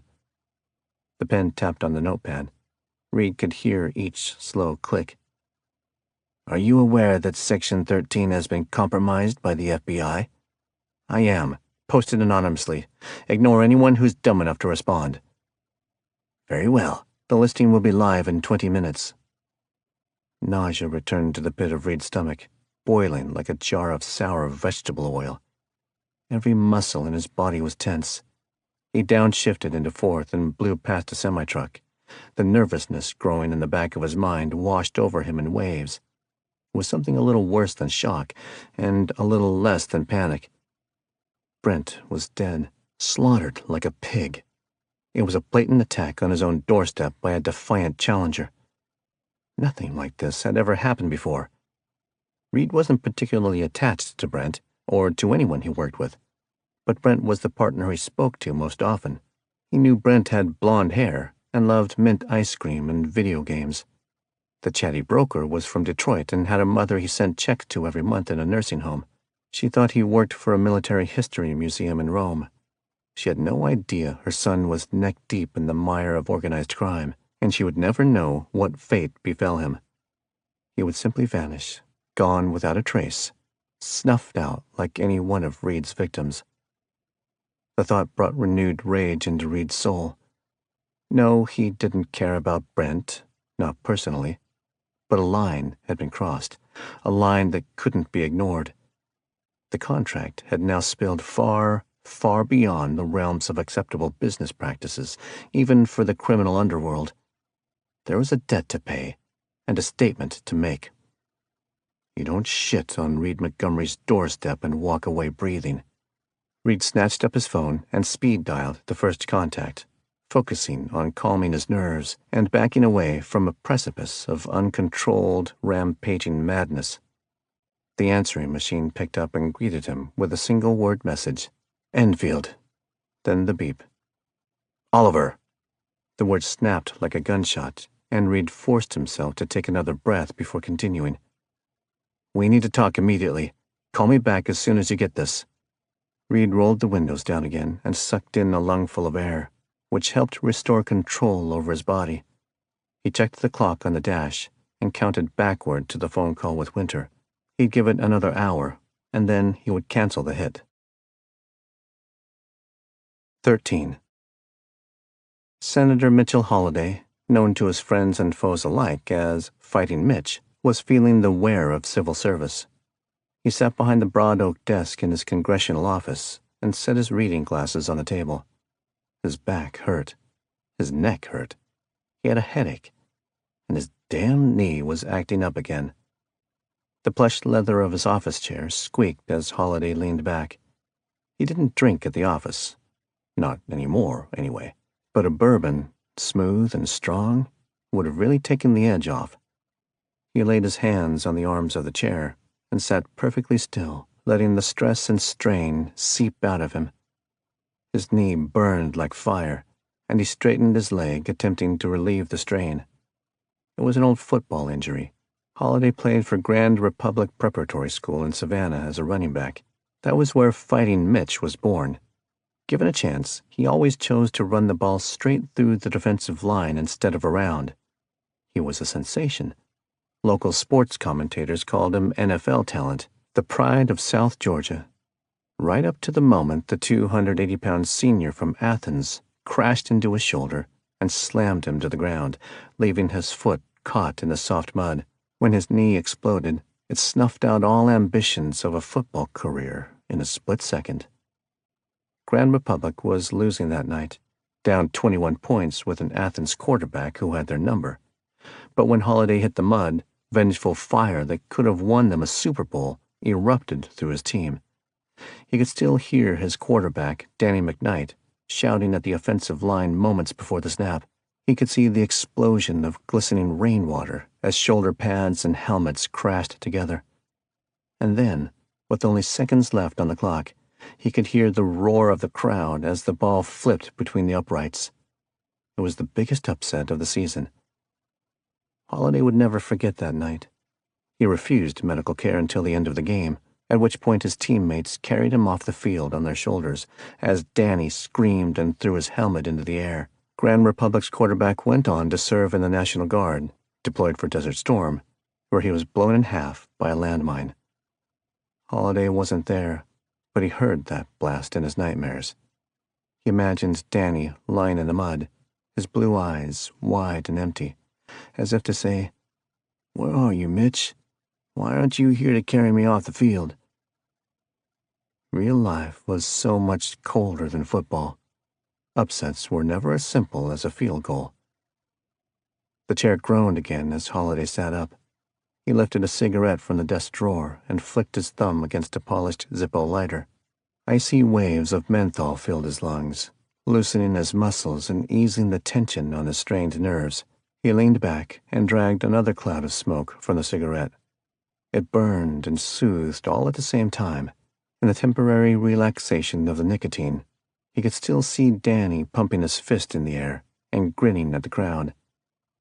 Today, in this moment, Holiday didn't feel much like fighting Mitch anymore. He'd give anything to have Danny here, to have the whole team carry him out of the chaotic hell he called home. Holiday walked to the window and gazed out at the Georgia State Capitol and over the busy streets of downtown Atlanta. If he survived the remainder of the term, he would sell the logistics company, sell the house in Brunswick, the condo here in Atlanta, and the cabin in North Carolina, leave an inheritance for Banks and disappear out west somewhere. He'd always wanted to live out west. Holiday was a wealthy man, and for all his grandeur and resources, Georgia had chained him down his entire life. Maybe he could finally cut loose and buy a cabin someplace in the mountains of Wyoming, miles and miles from anyone and everyone. Get a dog and name him Bert, for no reason at all. Drive an old beat-up pickup truck and hunt in the summer. Write a book in the winter. He'd always wanted to try his hand at a novel, but he just never had the time. A trail of scarlet embers rained through the air as Holiday flicked the cigarette into a brass trash can. He rubbed his eyes with both hands, then jammed his thumb against the speaker button on his desk phone. "Yes, sir? Get me Matt Rolick." As the smoke faded from his lungs, Holiday could already feel his chest begin to tighten again. The air in the big office was thick and hot, as though he were sitting in a sauna. He picked up a pen and clicked it. Open, closed, open again. Each snap of the pen was a small explosion in the still room. His fingers stuck against the cheap plastic, leaving smudges on the barrel. "Agent Rolick." The voice, loud and jarring, crackled over the speakerphone. Holiday switched to the receiver. "This is Senator Holiday. I'm calling you in reference to our conversation yesterday." After a rustle of papers from the other end of the line, Rollick's voice softened some, but he remained all business. "Glad to hear from you, Senator. Where do we stand regarding the FBI's offer?" Open. Closed. The pen clicked again, and Holiday stared at the writing on its barrel. Some local pest control company. God only knew how it found its way to his desk. He ran his tongue across dry lips, then set the pen down. "I need assurances regarding my goddaughter." "Banks?" "Yes. I want her left out of this. Completely. No interviews, no media, no agency attention. Nothing." "You know I can't guarantee that, Senator.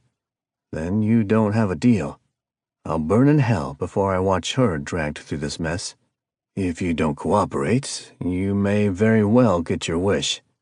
I can commit to distance from the agency, assuming you give us everything we need to know. I have no control over the media." "No good, Agent.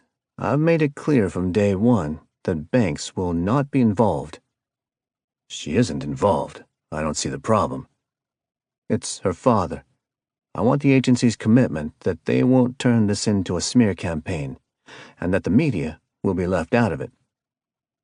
"I'm not in charge of media relations. I'm an investigator. My job is to investigate. If you're not willing to cooperate, you may be facing media attention of your own. Your hands aren't clean, Senator. Don't forget that." "Are you threatening me?" "I'm reminding you of the cards you've been dealt. This could be your last chance to step out of this alive. When this investigation sees the light of day, I won't be able to protect you if you're not on my side. Do you understand what I'm saying, Senator?" The room was suddenly calm, as if the world were holding its breath. Holiday sucked in the thick and stale air and tapped his finger against the desktop. His mind raced. But really, there wasn't much to decide. Banks is given protective custody, complete isolation from the media, and Frank is a hero. Do you hear me? No smearing. The man died a hero. Rollick sighed. "I'm not going to make promises I can't keep." You either trust me or you don't. There are no guarantees. Then there's no deal. Good luck unraveling this cluster on your own. Holiday slammed the headset back onto the hook and clenched his fist. Exhaustion overwhelmed his mind. It was the sort of total, crushing fatigue that no amount of rest or nicotine could relieve. It was death itself knocking at his doorstep. He sat in perfect stillness for what must have been half an hour. Rawlik would call back. The investigator couldn't drop a witness this crucial. He would make some calls and find a way to meet Holiday's demands. And then he would call back. Holiday suddenly wondered if God was listening. He hadn't prayed in 20 years, not since his high school sweetheart and the love of his life, Mary Truant Anderson, wasted away on an Atlanta hospital bed, eaten alive by what should have been a curable cancer. None of the medications had any effect, and none of the treatments slowed it down. It devoured her body in a matter of weeks, draining her away to a mere shadow of her old self, before the life breath finally left her lungs. It was as though God himself had sucked the life out of her and struck her down right in the prime of life, for no reason or purpose. She was a beautiful soul, a loving, kind-hearted angel, somebody who truly didn't deserve to die.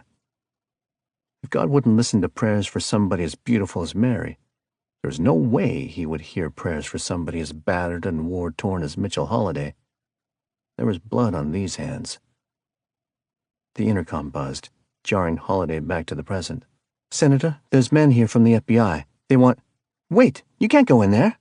The door slammed back on its hinges, crashing into the mahogany wall with a thunderclap. Holiday jumped up and shoved the chair in front of him, his fight-or-flight instincts kicking in with a wave of panic. 4 men, wearing black suits and stern glares, barged through the door. The lead guy flashed a gold badge and stomped right up to the desk. "Agent Wes Harper, FBI. You need to come with us, Senator." Holiday clutched the back of his chair, and his knuckles turned white. He took a slow breath and forced himself to assume the diplomatic confidence that won his elections. Calm. Southern. Just a little indignant. "Agent, you can't just bust in here. I've already told Agent Rawlik I'm not going anywhere until my demands are met. That's the final word on this matter." Harper's brow wrinkled. The hand holding the badge fell to his side, and he turned to one of his colleagues, who only shrugged. Holiday swallowed, feeling his stomach twist into a knot. The moments ticked by in slow motion. Harper turned back. He shoved the badge into his pocket and stepped to the side, motioning to the door. "I have no idea what you're talking about, Senator, but you need to come with us. There has been a credible threat to your life. You are now under the protective custody of the FBI." 14. North Georgia. The fall wind blowing off the mountains brought a bite with it when Reed stepped out of the Camaro. Leaves rattled across the gravel driveway and tumbled over one another, and a chill penetrated his jacket, sending a slight shiver down his back. He shoved his hands deeper into his pockets and kicked at the steps of the porch, knocking dirt off his shoes. Baxter lay just inside the door, snoring like a troll with a lake of drool gathering around his snout. Reed knelt beside him and scratched behind his floppy ears. Baxter's snores became more regular, and his body fell limp under the gentle stroking. There was something singularly peaceful about his sleeping dog. Reed often found himself envying the simple life of his pet, and he couldn't help but smile as he thought how far the fat pooch had come from the mangy stray that showed up on his doorstep 2 years before. That dog had been only days from death, and more than a little gun-shy of humanity. But as the weeks passed, a strange connection developed between them. Maybe they were both beat up and scarred and scared of the world. Maybe they both needed a friend who didn't ask too many questions. The gas stove hissed and clicked as Reed flipped it on, and then set a skillet over the flame. He dropped a thick ribeye into the pan, and was rewarded by the sizzle of red meat frying on hot iron. The little cabin was flooded with the greasy aroma of quality beef, followed by the sound of Baxter rolling to his feet and wobbling into the kitchen. "Nice nap?" Reed flipped a steak and sprinkled seasoning from an unmarked bottle over the brown side. Baxter snorted and sat down beside him, panting and staring at the pan. "There's been a problem," Reed muttered. "Somebody took a dump on our front porch. Gonna have to do something about it." Grease sizzled and spat from the pan. Reed flipped the steak onto a plate and then dumped a can of green beans into a saucepan before setting it on the stove. Soon the water began to bubble and steam as the beans danced beneath the rolling surface. "The thing is, there's this girl. I met her the other night, and I was going to tell you about her. I don't know, man. She's something else." Reed opened a can of dog food and kicked Baxter's bowl out from under the cabinet before dumping the slop into it. Baxter snorted and looked at the steak. "You ever met a girl, or dog, who just made the world go round? You know, maybe a French bulldog. I could see you with a Frenchie." Water bubbled over the edge of the pan.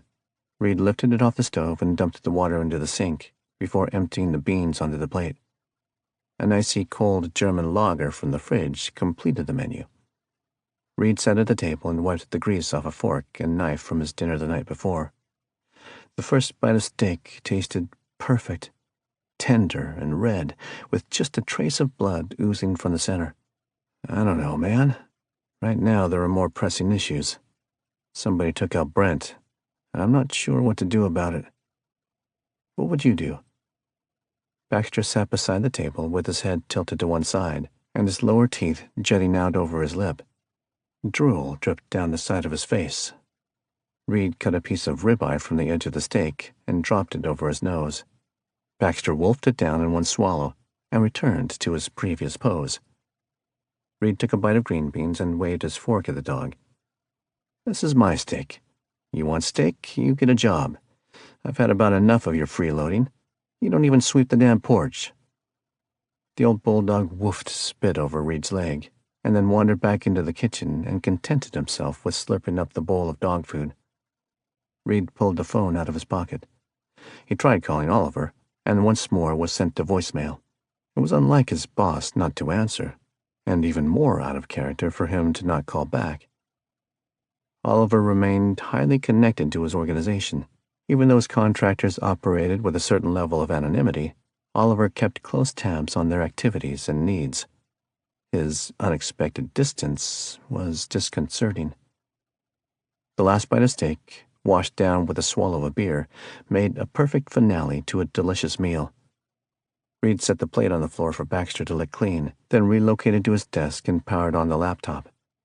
He needed to learn everything he could about Mitchell Holliday. Usually, he would short-circuit the research project and assign the job to Winter. But Reed was starting to feel unsure about the ghost, who typically made it a practice to remain detached and neutral in all business dealings. Winter's cryptic warning from the night before left Reed feeling more than a little uneasy. Google would have to take Winter's place for now. A quick search produced a handful of old blogs, social media posts, and even pictures of Holliday in grade school. An article in a Savannah newspaper detailed Holliday's tragic football injury and how it derailed multiple collegiate scholarships. A few sources mentioned legislative actions and business dealings, but nothing was very helpful. By all accounts, Holliday was a traditional low-level politician, hallmarked by occasional controversy and a handful of red-letter moments. Nothing special. Certainly nothing worth killing a man over. Whatever Holliday had stumbled into, it wasn't a public matter, and that wasn't surprising. Reed's contracts usually involved underhanded deals gone bad. By now, the FBI would have red-flagged the hit listing on the dark web and placed Holliday under protective custody, probably in one of the Capitol Police buildings downtown. Reed appreciated the breathing room that provided him, but he knew it wouldn't last. Whoever killed Brent had already demonstrated vicious intolerance for being defied, and placing Holliday under the nose of the FBI was far from checkmate. "They'll come after me next," he said aloud. "A dominant skill. Probably back off on Holliday for a bit, wait for things to cool down. And then I'm going to burn their party down." His thought wasn't an emotional decision, just an inevitable one. When this was done, when the smoke settled and he checked off the 30th kill and disappeared forever, He couldn't leave any loose ends behind. The last drops of beer tasted warm and bitter. Reed tossed the bottle into the trash, stood up, popped his neck, and started toward the bathroom. The phone rang. Reed pried it out of his pocket, feeling his stomach tighten. Only one word illuminated the screen. Unknown. He hit the green button and didn't wait for the computerized voice to speak first. "All right, jerk-off. Now he's under protective custody. Your turn to listen." The speaker echoed with a hissing sound, slow breaths from a dry throat. To Reed's surprise, the voice wasn't computerized. The tone was calm and icy cold. A hint of a South American accent dampened each word. Venezuelan, maybe, or Colombian. "You're clever, aren't you?" A cold sweat ran down Reed's neck. He leaned over the table and dug his fingernails into the wood. "Who the hell is this? You can call me Salvador. I'm the man who resents being toyed with. You're toying with me, Reed." The derision in the voice was as thick and heavy as the tone was sharp. Reed balled his fingers into a fist and slammed them into the table. "You think I'm toying with you? Well, let me clue you in on our next playdate. I'm going to rip your face off, one bloody strip at a time. By the time I'm finished, you—" A shriek broke the silence. "Stop! Back off!" Reed's palms went cold. He knew that voice. How could he ever forget it? Banks. "Do I have your attention, Reed?" The speaker was still calm, but Reed could hear the impatience in his tone. "What are you doing?" Reed hissed. "I think you know. I have Miss Morcelli. You know Miss Morcelli, don't you? 2 nights ago you sat on the edge of the parking garage at Lindbergh Station while she played the ukulele. It was a beautiful song. I still have a copy of the recording if you're interested." Bile welled up in Reed's throat, tasting both acidic and bitter at the same time. It was all he could do not to scream. He felt his windpipe closing, and he focused all his energy on controlling his response. "What do you want?" "The same thing I've always wanted. I want you to kill Mitchell Holliday. It's going to be a lot harder now, thanks to your little stunt with the dark web. But that's your problem. You'll find him on the 4th floor of an FBI field office at the corner of 5th and Washington. It's an unmarked support office. Blow up the whole building if you want. Just get it done. You have until sundown. Every 15 minutes after dark, I'm going to cut off one of Banks's fingers. If she runs out of fingers, I'm going to begin filleting her from the neck down. That sounds deadly, but it's not. It could take hours for her to bleed out, and I won't be in a hurry. Do you understand me, Reed?" The cabin fell silent, and a chill filled Reed's soul. He closed his eyes and focused on each breath, each muscle movement. The dark clouds in his head began to dissipate, and his fighting instincts and the cold calculation of a natural killer took over. "I need assurances that she won't be harmed before sundown." "You have them, but this is your last chance. Finish the job." 15. Light flooded the basement, and dust hung in the air as Reed pounded down the stairs and walked straight to the gun safe. His hands were damp and numb as he spun the dial 3 times to clear it, then entered the combination and twisted the bolt handle. Fire and a blinding rush of something between rage and hatred flooded his veins. He reached into the safe and pulled out a Chris Vector submachine gun chambered in .45 ACP. One thing rang perfectly clear through his muddled mind. He could not think about Banks. It was all he could do to push the sound of her agonized screams out of his mind and focus on the task at hand. But he knew if he didn't try, the rage would overwhelm him. Rage puts you in the fast lane to dying hard. Oliver said it 1,000 times. Reed set the gun on the table. With only 4 hours until sunset, there was no time to strategize or create a subtle plan of attack. He had only one option: kick down the door, clear the room, and find Mitch Holliday. The senator was his best bet of finding Banks. Reed peeled off his sweat-drenched jeans before retrieving a pair of cargo pants pre-strung with a heavy leather belt, a black t-shirt, black boots, and a set of body armor plates completed his outfit, masking his frame into the classic picture of an American killer. He checked the straps of the body armor and cinched them down further until it hurt to breathe. His chest was already tight, and his mind numb. Every action was practiced and mechanical. There was no time to think. Reed returned to the safe and selected a drop-leg holster. He strapped it to his right thigh before sliding a loaded and chambered Glock 31 pistol inside. Another belt holding 2 full pistol mags, a K-bar knife, and a flashlight went over his gun belt. Next came the chest rig, loaded with 6 submachine gun magazines, each filled with lead-nosed cartridges.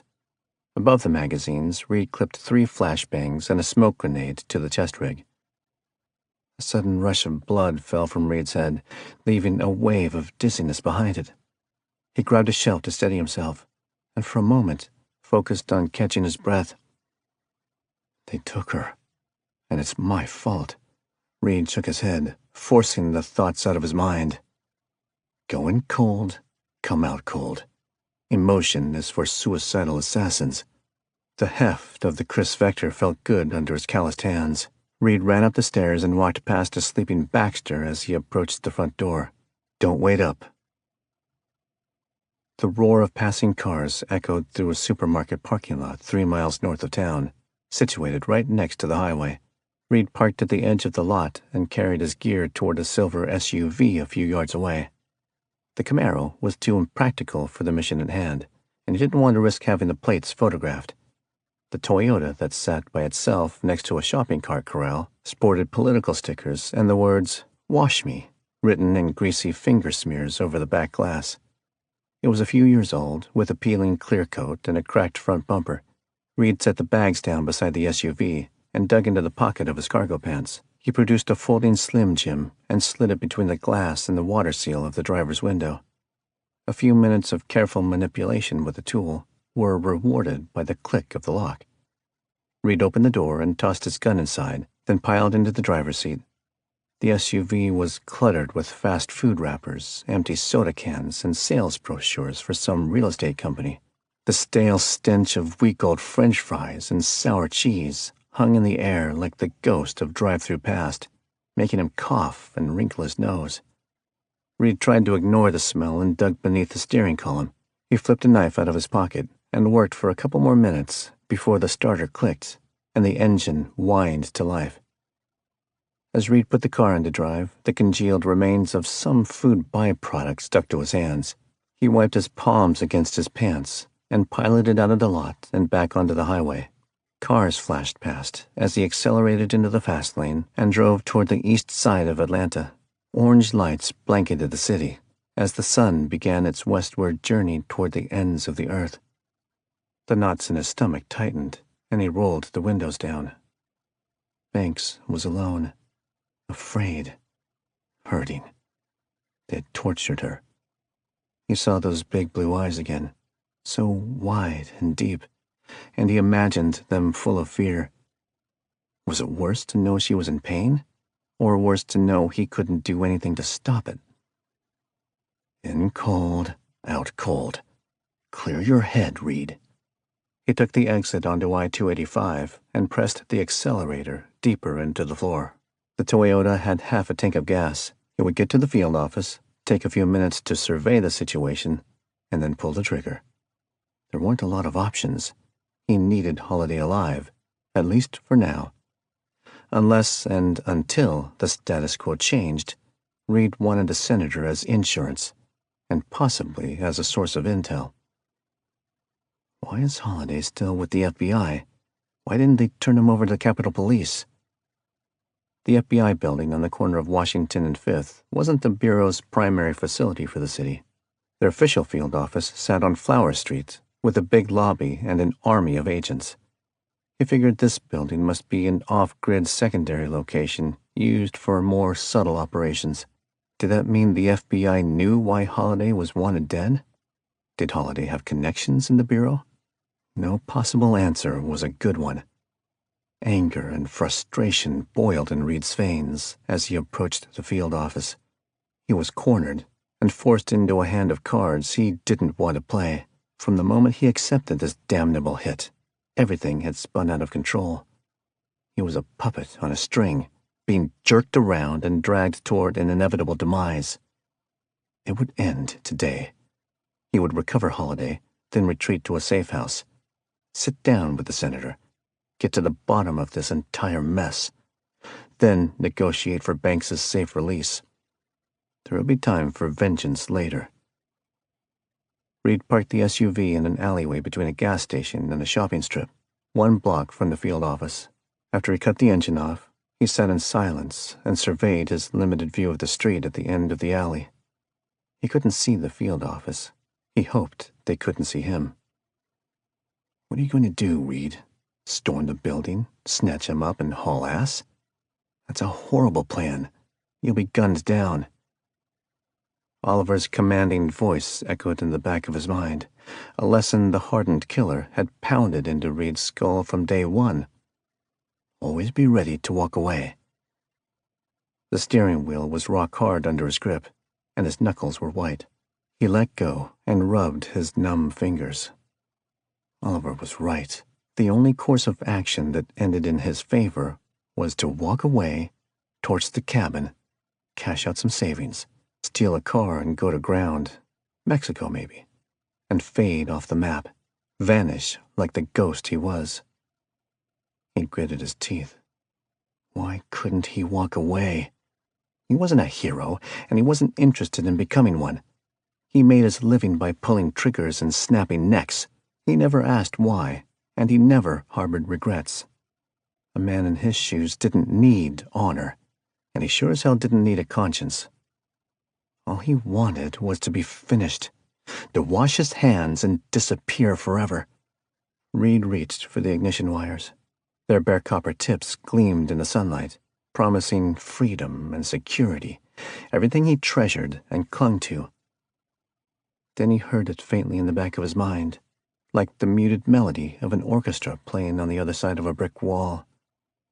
It was the soft strumming of her ukulele, the enchanting murmur of her sweet voice, just above a whisper, singing to the Atlanta skyline. In an instant, every desperate, prehistoric impulse ignited within his body. The memory of her intoxicating smile, the touch of her lips on his, the way she felt like home. Reed slung the gun's harness over his neck and slammed the door shut, then reached into his cargo pocket and jerked out a 3-hole ski mask. He pulled it over his head and checked his wristwatch. 2 hours until sunset. 16. Glass shattered under Reed's boots as he kicked the door open and raised the gun. The receptionist didn't scream. She stood, stepped back, and reached for her handgun. Reed pulled the trigger twice. The bark of the submachine gun was deafening, and the bullets slammed into the wall just inches from the woman's ear. She blinked and stumbled, fumbling with the retention strap on her holster. Reed raced across the lobby and grabbed her by the back of the head, slamming her face into the desk before she could draw her weapon. She collapsed to the floor as blood streamed from her forehead. An alarm blared, ringing through the building like the bugles of hell. Reed's heart thumped, and each breath was strained beneath the constricting body armor. He knelt and snatched the key card from the hip of the unconscious agent, then held the gun into his shoulder and orbited the corner toward the hallway. Steel doors guarded the entrance to the elevators and the stairwell. Both were controlled with keycard access. Reed slid the card at the stairwell and waited for the green light to shine, then jerked the door open and thundered up the stairs. With each footfall, fresh adrenaline surged into his system. Thoughts of Banks and the ukulele on top of the parking garage faded from his mind and were replaced by the overwhelming urge to conquer. Combat was what he knew best. It didn't matter if he was kicking down wooden doors in Iraq or glass office doors in Georgia. The explosive thrill of fear and anticipation felt the same. It was a high like nothing a narcotic could deliver. Overhead, agents shouted, and the continuous honk of the alarm filled the stairwell. He took the steps 2 at a time, making it to the landing of the second floor, just as the door burst open and a sandy-haired man wearing a suit and wielding a pistol appeared. The agent wrapped his finger around the trigger and squeezed. Reed slid to his knees, raised the kris, and fired twice. The bullets smacked home, directly into the agent's exposed chest. He was knocked off his feet and catapulted out the door. The pistol clattered to the floor, and Reed jumped back to his feet, breaking into a run up the next flight of stairs. More agents confronted him halfway to the next landing, both screaming for him to stop. They opened fire, and one bullet smacked Reed in the middle of the chest, slamming into the body armor at over 1,000 feet per second. The next slug grazed his right arm, shredding the thin shirt and drawing blood. Pain erupted from his torso in torrential waves, ripping through his body and almost knocking him off his feet. Reed grunted through gritted teeth, then lunged forward and grabbed the first agent by the forearm. He ducked low and jerked backward. The agent lost his balance and tumbled over Reed's back before crashing down the stairwell. Reed stumbled backward and dropped the gun. It dangled from the sling as he delivered a lightning punch to the second man's exposed ribcage. The agent collapsed forward, screaming in pain. He fired again as he fell, but the round flew wide and struck the concrete wall in a shower of white powder. Everything descended into a blur of blood and pain and adrenaline. Reed followed the punch with a palm strike to the agent's ear, driving his head into the block wall, and bone met concrete with a sickening crack. The agent's eyes rolled back, and he slumped to the floor. "Next level, cover your ass." Reed jerked his weapon free of the fallen agent's sport jacket and raised it to eye level as he ran around the next landing. His arm throbbed, and blood dripped from his elbow. Each inhale was agony from the massive bruising inflicted by the chest armor strike. He wouldn't die, but it would hurt like hell for a few days. He felt the smooth contour of the trigger under his finger, and the fear faded from his mind. A receding tide, leaving nothing but blinding determination behind it. A large number 4 was painted on the wall in gleaming white stencil. Sirens and shouts echoed from the other side of the door as Reed fired 3 rounds into the lock. It blew to pieces in a shower of sparks and shrapnel, and he kicked it open. The noise on the other side of the door was much louder. Red lights flashed overhead, and complete chaos ruled the room around him. Reed raised the rifle and flipped a selector switch to full auto before unleashing a string of rounds over the tops of a dozen cubicles.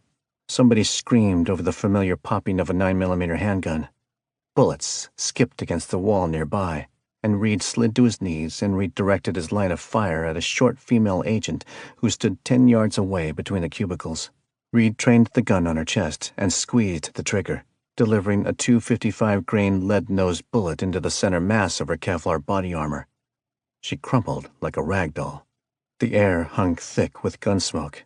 Blood puddled on the floor around Reed as he opened fire on the walls and the ceiling, shattering lights and alarm sirens. Sparks and drywall debris rained down on the office in a cloud of white before the gun's bolt locked back on empty. Reed pulled himself to his feet and dropped the mag. He slammed a new one in place, smacked his palm against the bolt release, and raised the gun again. Chaos ruled. Through the smoke and dust, the distinguishable features of the room were seen only through the flashes of handgun fire. The stock of Reed's weapon ground against his cheek as more agents appeared around the corner, 15 yards away. Both went down before they could even raise their Glocks. The hellish roar of the submachine gun filled the office space and rattled the windows as brass showered down over the bloody carpet.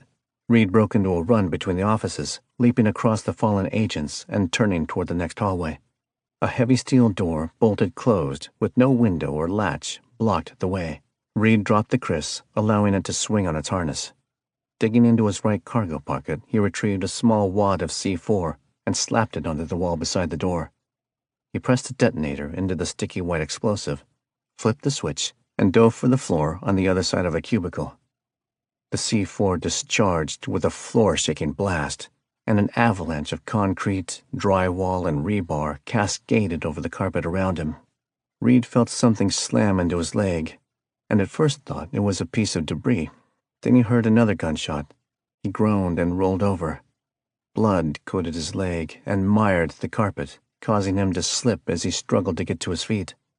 His vision blurred, and the room around him swayed and danced as though an earthquake had erupted under the building. His hands shook, and he spat dirt and saliva onto the carpet.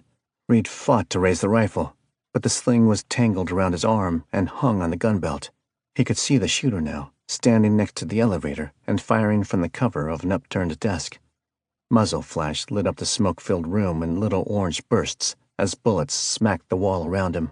Reed clawed the Glock out of his drop holster and raised it, firing 5 times. The fast-shooting .357 caliber slugs sent splinters of fake wood flying as the agent dove for better cover. The room was dark now and clouded with dust.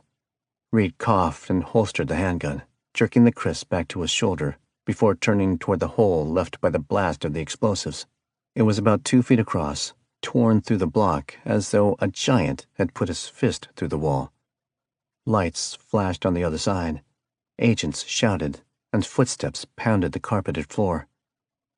Stepping up beside the hole, Reed winced at the pain in his leg. It throbbed and burned.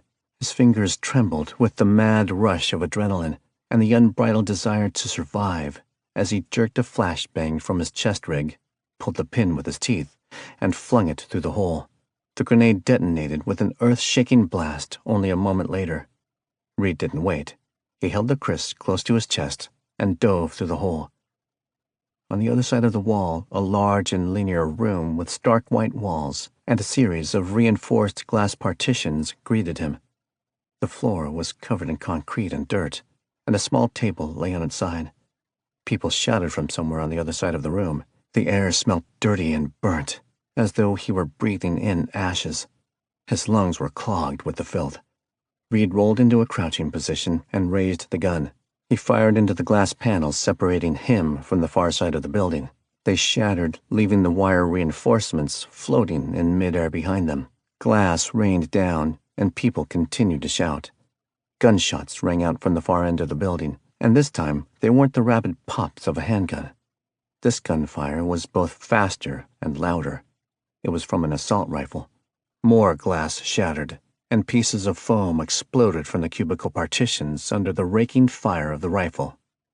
Reed pulled another flashbang from his chest and flung it as far toward the other end of the building as possible. Before it detonated, he followed it up with a smoke grenade. The room reverberated with the blast of the first grenade, followed by the slow hiss of the second. The fire alarm overhead began to scream. The sprinkler system kicked in, and cool water showered down.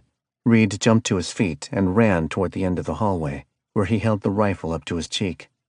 Agents coughed, and somebody shouted for backup. Reed slid around the corner of one of the glass partitions and saw a tall man leaning over, coughing onto the floor with an assault rifle held loosely in his arms.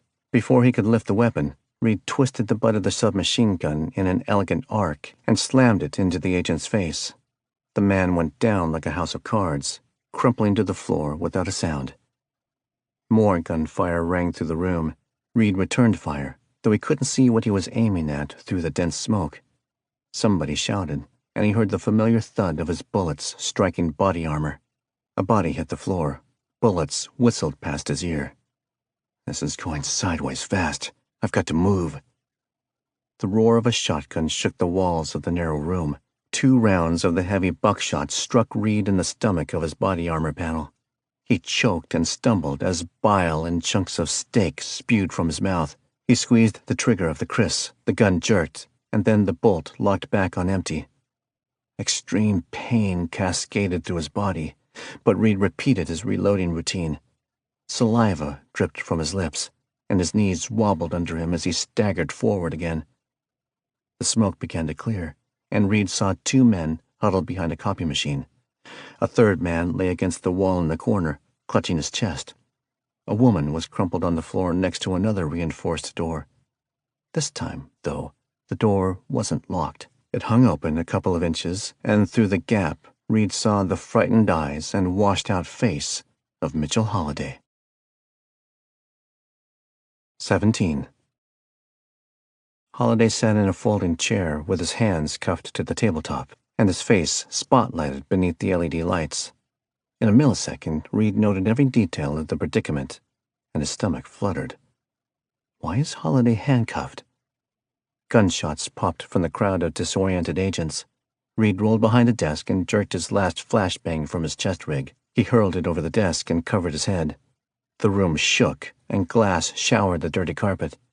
Reed jumped up, raised the kris, and placed a string of shots just over the heads of the stumbling FBI agents. They ducked and screamed, raising their hands over their heads as the guns began to drop. Reed rushed the disoriented agents and slammed the butt of his gun into the stomach of the nearest one, causing her to double over. He followed the blow with a palm strike to her exposed head, and she collapsed to the floor just as a bullet slammed into his backplate. As if he were hit with a sledgehammer, waves of agony ripped through his torso. He twisted to the left just in time to miss the next bullet. The shooter stood 10 feet away, firing from between the cubicle walls. Reed jerked the Glock from his thigh and shot twice. The agent crumpled to the floor with blood spraying from his right arm, and the final agents clawed their way out of the room, coughing and falling over each other. "I've got to extract. Now." Reed turned toward the metal door and kicked it open. Holiday stood up, jerking at the cuffs. He stumbled over his own feet and shouted, "Don't shoot!" Reed jerked the submachine gun back to his shoulder and fired twice. The chain linking the handcuffs shattered, and Holiday collapsed against the wall with a panicked shout. The folds of the senator's collar were soaked with sweat, and Reed dug his fingers into Holiday's neck, hoisting him to his feet before jamming the muzzle of his gun into his ribs. "Do exactly as I say. Don't scream." The look in his wild eyes told Reed he wouldn't resist. The man was beyond terrified and on the verge of a total psychotic breakdown. Reed shoved him toward the nearest window and looked out over the senator's shoulder. 15 feet below them, just across a 5-foot alley, was the flat-topped roof of a 2-story shopping strip. A ladder hung off the far side of the building, leading down to where Reed parked the SUV. Boots thundered at the stairwell behind them. Men shouted, and more sirens blared. "I'm so sick of sirens." Turning back to the window, he fired 3 rounds into the thick glass and was gratified to see it shatter. A few swift kicks removed the remaining shards, leaving a wide hole into the open air outside. "Hold your arms to your chest," Reed snapped. "Run and jump." Holiday shook his head. "No way."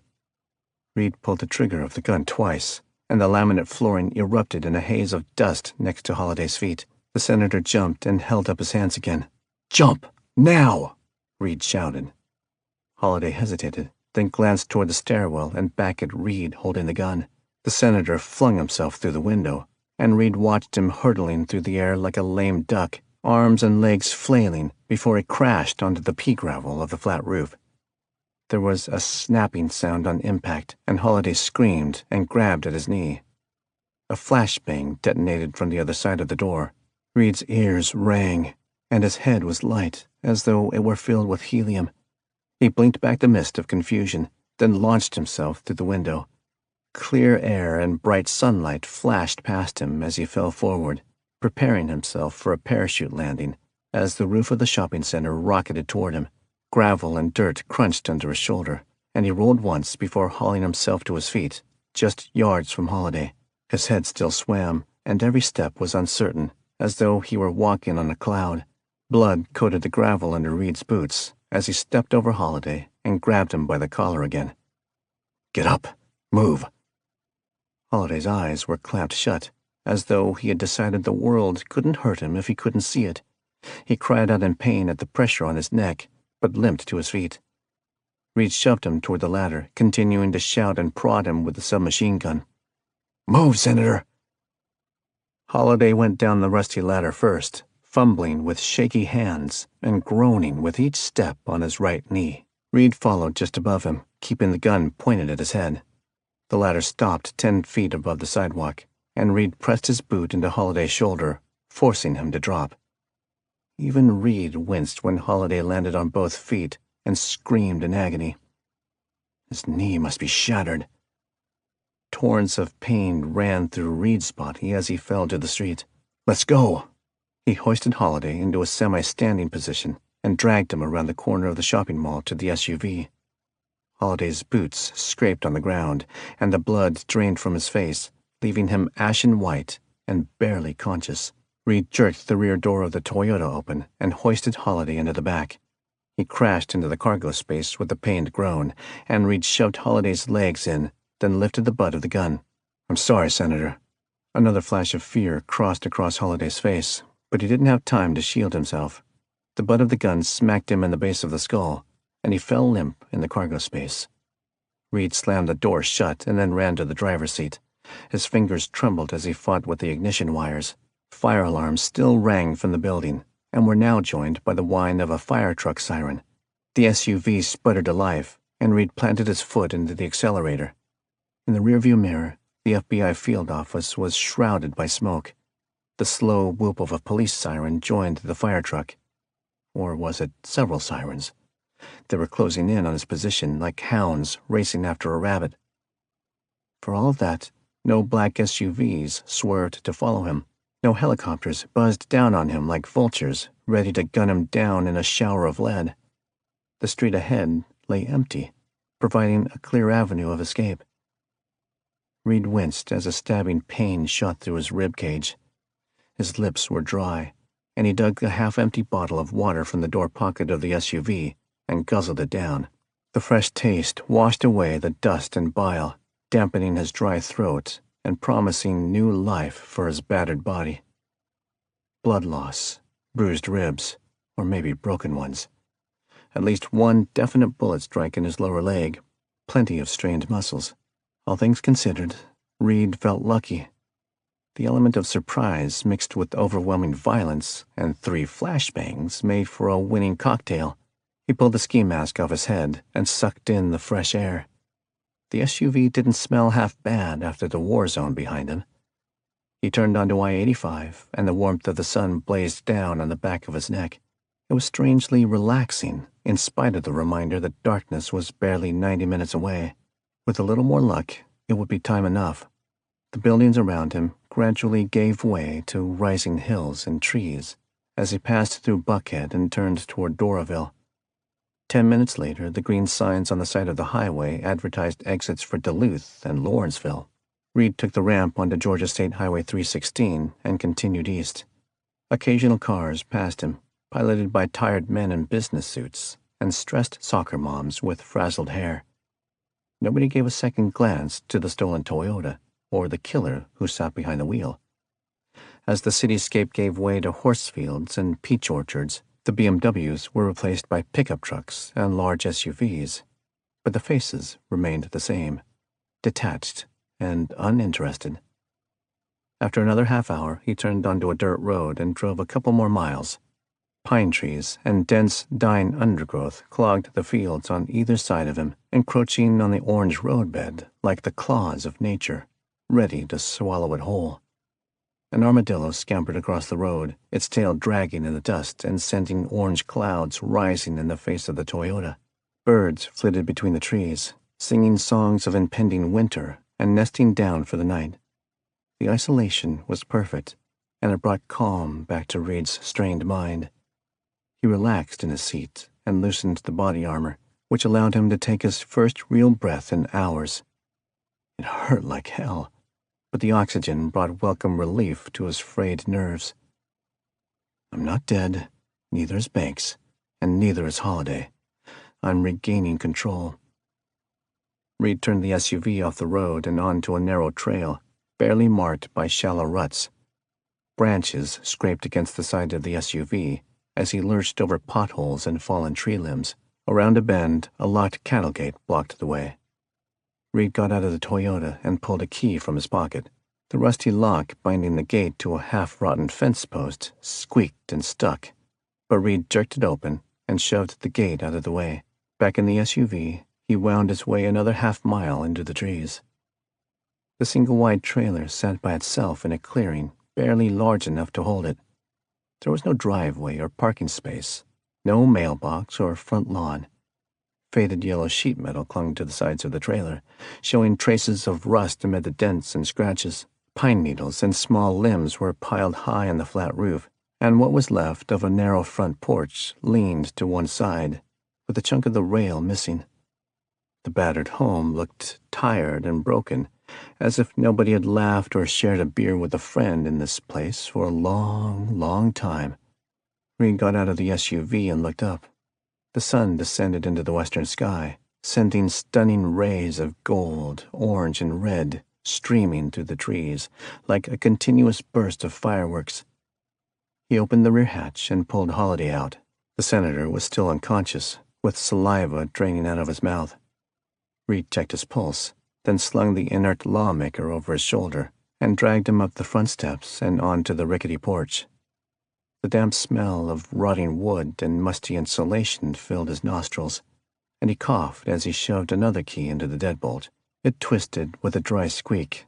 Then the door swung open, revealing a pitch-black living room on the other side. Reed drew the flashlight from his belt and flipped it on, then dragged Holiday inside. The trailer belonged to Oliver's company, one of a network of safe houses and hideouts littered across the country.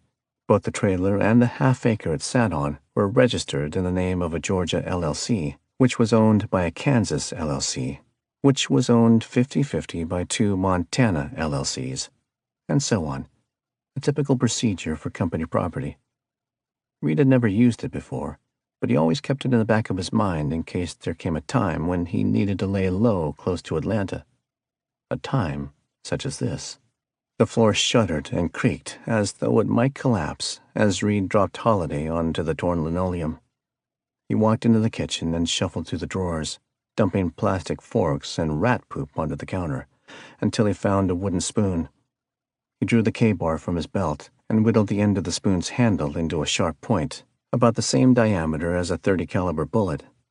Then he returned to the living room and knelt beside Holiday. Empty darkness filled the senator's eyes. He lay on the floor with his arm twisted under him, his jaw slack. Reed drew a small bottle of ether from his pocket and held it under Holiday's nose, waiting for his breaths to become more consistent. When he was confident the senator was well and truly incapacitated, he stretched the front of Holiday's dress shirt and lifted the sharpened spoon. 2 swift stabs to the chest left twin holes just above Holiday's heart, about half an inch deep and 3 inches apart. Blood pooled out of the holes, soaking the shirt and draining onto the floor. Reed stood and tossed the spoon into the corner, then drew his phone from his pocket and held the flashlight over the body. The LED glow shone on Holiday's face, washing his skin in a chalky pallor. Reed snapped a few pictures from different angles, then reviewed each one.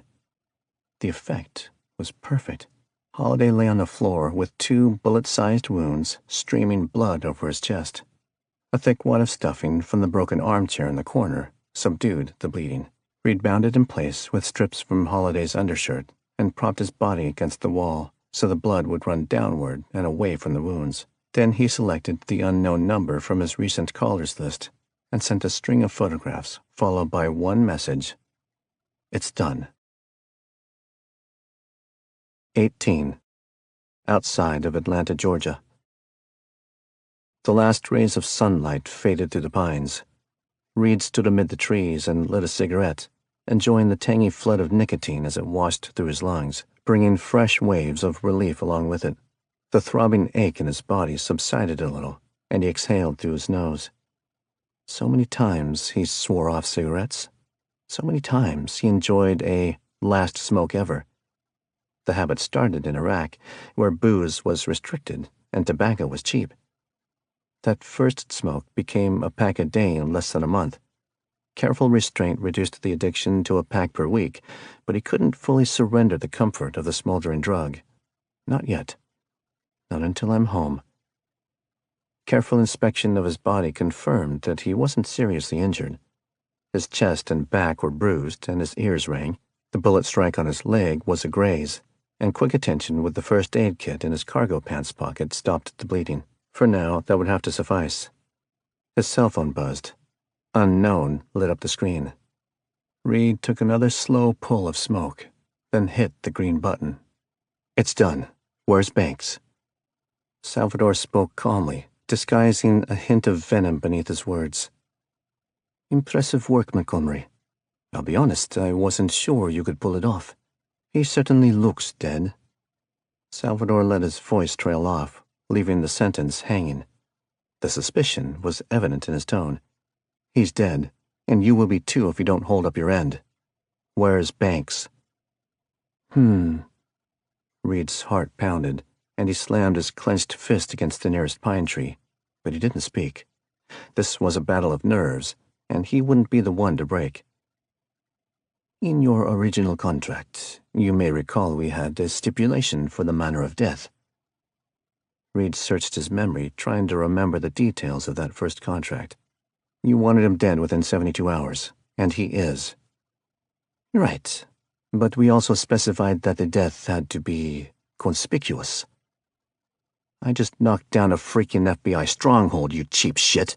How much more conspicuous can you get? Granted, but we are going to need more. Where's the body now? Someplace the FBI isn't. I figured as much.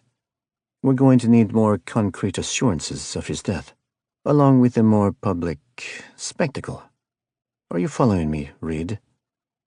No, I'm not, and I'm done playing games. He's dead. I'm coming for Banks. Where is she? Salvador sighed. Reed, you challenge my patience. Hit her. Reed heard an abrasive popping sound, an unearthly scream, a muffled crashing, another scream. Stop. Reed didn't shout. Blood thundered in his ears, and his throat was dry, but he forced himself to focus. There was no card for him to play. He could bluster and threaten all he wanted, but at the end of the day they both knew he was helpless. The screaming faded, and Salvador returned. As I was saying, we want a spectacle. I'm feeling generous. It's just now 5 o'clock, and I'll give you until 10. What do you want? I want you to tie a rope around Holliday's ankles and hang his body off the west side of the 191 Peachtree building. Ice-cold dread washed through Reed's body, landing in his stomach and triggering a wave of nausea. What? You heard me, Reed. I want you to present his body in front of CNN headquarters. That building is secured access. I can't get inside. I'll display the body in Centennial Park, or on the Capitol steps. No. I want it done at 191 Peachtree, and I want it on an upper floor. Shall we say the 45th floor? That seems reasonable. Reed slammed his closed fist into the hood of the SUV, clenching his jaw to avoid screaming. The frustration and tension in his body overwhelmed him. It rushed through his blood and clouded his mind in a wave of total rage. I can't get inside. It can't be done. Another laugh. It was a dry, humorless sound. Reed, you just knocked down an FBI stronghold. An office building should be a walk in the park. You have 5 hours. Oh, and Reed. What? Reed spat the word. Make it bloody. 19.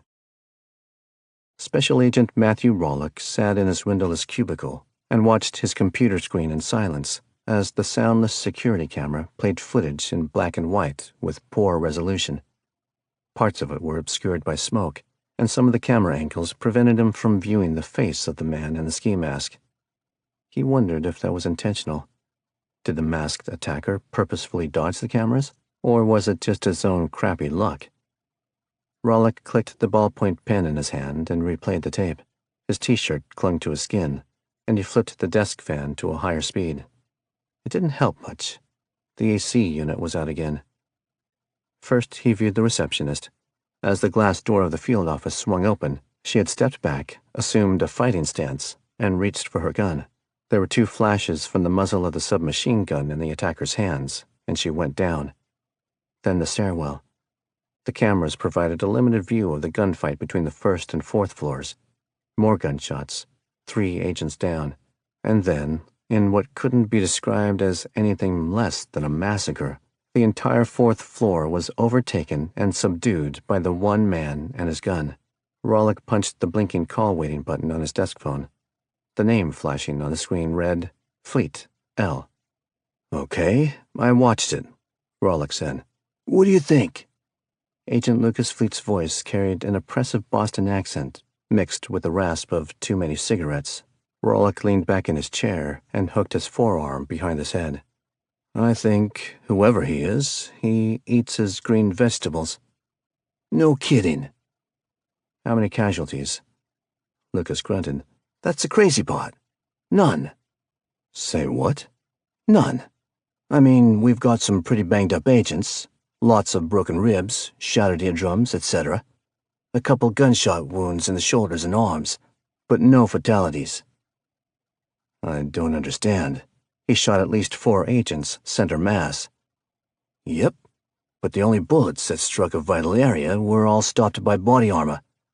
They shattered some bones and left some bruises, but they didn't penetrate. We're still running tests, but initial impressions are that they were lead-nosed bullets. Rawlix scratched his jaw. That's a miracle. Maybe, or maybe not. Come again?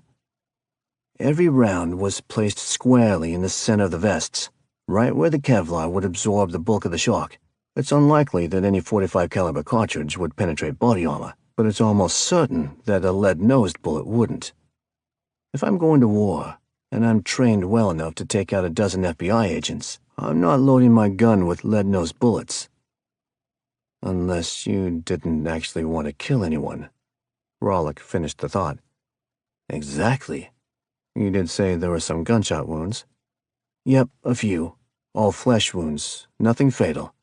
Rawlix unwrapped a peppermint candy and popped it between his lips. What's your theory? I don't have one. That's why I called you. You've been working this holiday case for 3 months. I hoped you might have some ideas. Rawlix placed his right hand behind his head and twisted his neck until it popped, providing moderate relief for his sore muscles. His head hurt. He knew there were dark circles under his eyes, and he wasn't really sure what day it was. Friday, maybe? He couldn't remember his last shower either, but none of this was unusual. He had indeed worked the holiday case for 3 months, and holy mackerel, what a nightmare. Endless dead ends, missing emails, corrupted surveillance footage, silent witnesses, and vanishing suspects. It was the most frustrating, exhausting case he had ever worked. Holliday had been a top witness and possible suspect for the previous 10 weeks, but he was impossibly hard to crack. Rawlix's 15 years as an investigator taught him the unique stench of fear. Holliday was drenched with it. I don't know, Lucas. I talked to Holliday for about a half an hour before your boys picked him up. He was agitated, but that's typical with him. He's got this goddaughter that he's really close to, Frank Michelli's girl. He wanted all these guarantees of her isolation from the case and the media. Of course, I couldn't promise that, so he hung up. An hour later, I got word that you had him under protective custody for the death threat. Hit order, Lucas corrected him. And yeah, I'm sorry I didn't advise you beforehand. There wasn't much time. He was a bit contentious also. We had to restrain him in the safe room. It's fine. I can assume that whoever is on the other side of this mess got word Holliday was about to squeal, and they wanted him buried. That would make the 5th witness to vanish or bite the dirt right before they talked. You think our gunman is employed by your suspects? I don't have any suspects.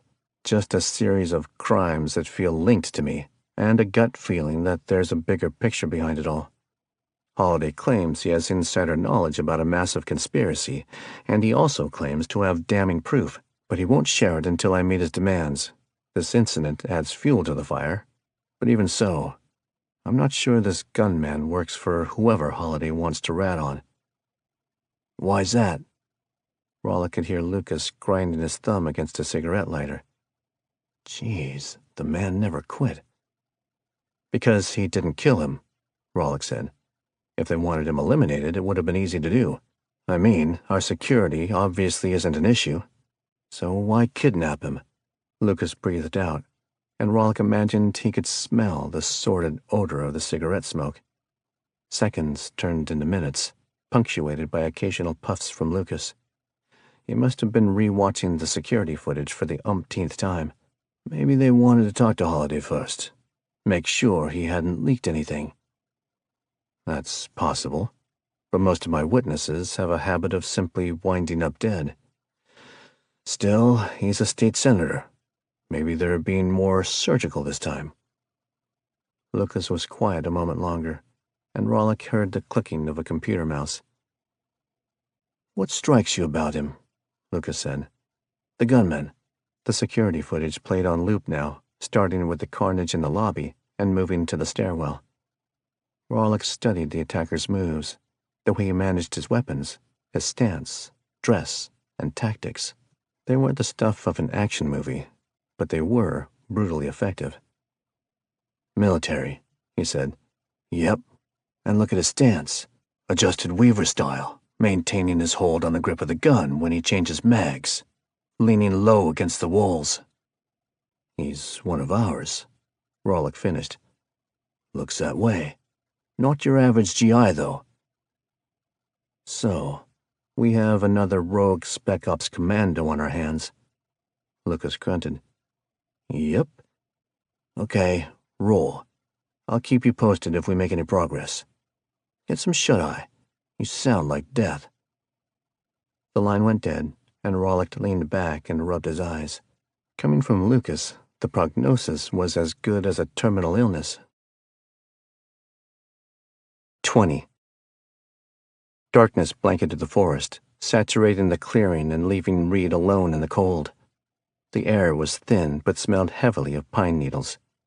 As the last of the sun vanished over the horizon, the tension in his chest increased, and cold sweats ran down his back. The Kevlar suffocated him, and he jerked it off and hurled it to the ground with a scream. "Damn it!" Reed drove his fist into the hood of the SUV again, leaving the large dent. He gasped for air and leaned over the Toyota, resting his forehead against the cool metal. A light breeze whispered through the forest, and it felt good to breathe it in. Banks was alone, a captive of the freak from South America, a madman with an obsessive desire to destroy her godfather. Why? The thought wouldn't leave his mind. Why the hell did they want him so publicly executed? Of all the twisted, depraved crap they could come up with, hanging his body off the side of a skyscraper? It was beyond bizarre and worse than twisted. It was sickening. Pine needles and dry sticks crunched under his feet as Reed straightened. He paced in front of the trailer as his eyes adjusted to the darkness. His mind raced as he considered his options. Not that he had many. He couldn't kill Holiday, of course, and he couldn't throw him off the 191 building. Again, the keystone of the problem was the request itself. Their obsession with a conspicuous death didn't add up. Holiday's violent kidnapping and disappearance were conspicuous enough, maybe the most conspicuous thing Reed had ever done. By sunrise, every news outlet in the country would carry the story. The nation would dissolve into a state of shock as pundits and talk show hosts fanned the flames of public uncertainty into a roaring blaze of fear. The president would make a thoughts and prayers speech, then call the director of the FBI and demand immediate answers. So why inflame things any further? Amplifying the horror of the murder now only stacked the deck against these people in every possible way. A gruesome and public display of the body would all but ensure that the killer was run down and... Reed stopped pacing, and a tingling sensation rippled up his arms. There it was. It was so painfully obvious. They wanted the killer to be caught. And that killer was him. The whole thing was an elaborate setup. Salvador wanted him to be apprehended at the FBI building. He probably laid a trap at the IKEA also. When Reed evaded capture both times, they had no choice but to up the ante once more. Naming the place and time of Holiday's post-mortem display was a perfect way to ensure success. Reed would be cornered on the 45th floor of a secured access building with no route of escape. One call to the Atlanta PD, and the music would stop. Reed would be caught in the act, as guilty as sin. Like cops closing in on an escaped prisoner, the darkness enveloped his mind, making him feel suddenly smothered. Reed fell to the ground and slumped against a tree, burying his face in his hands. Images of Banks' bright smile flooded his mind, pushing past his most desperate attempts to block them out. He imagined the face of her captor, his teeth narrowing into fangs as he pressed a knife into her stomach. Her smile turned to screams as she fought, begged, screamed. Reed was cornered, And it was his own fault. Every step over the last 24 hours had led him deeper into the muck. It was a trap from the start, and his moronic refusal to look after his own interests had ensured that he fell head over heels into the pit. He jumped to his feet and turned back to the trailer, flipping the flashlight on. The dark living room still smelled musty and stale, with a hint of blood in the air. Reed shuffled through the kitchen drawers again until he located a bottle of water and half a roll of duct tape. Both were old and dirty, but serviceable. Strips of tape secured Holliday's hands to his thighs, and a third locked his ankles together. Reed slipped the ski mask back on, then opened the water bottle and dumped it over his prisoner's face while smacking him on the cheeks. The senator coughed and blinked bloodshot eyes full of fear when he recognized the black ski mask, and he mumbled a panicked plea before recoiling from the water. Reed shoved the bottle into Holliday's mouth. "Drink," he snapped. Holliday didn't object. He gulped the water, spluttering as it streamed down his chin. Reed let him consume all but the last swallow, then finished the rest himself. "Where am I?" It was a predictable question. "West Virginia," Reed said without hesitation. He needed Holliday to talk, and he guessed the senator would respond best to open dialogue. "Why?" Reed squatted in front of him. The senator still appeared confused, as though he wasn't aware that he had been kidnapped, but the rasping breaths and rigid posture betrayed his terror. "I brought you here. Now you're going to answer some questions. Do you understand?" Holliday grunted.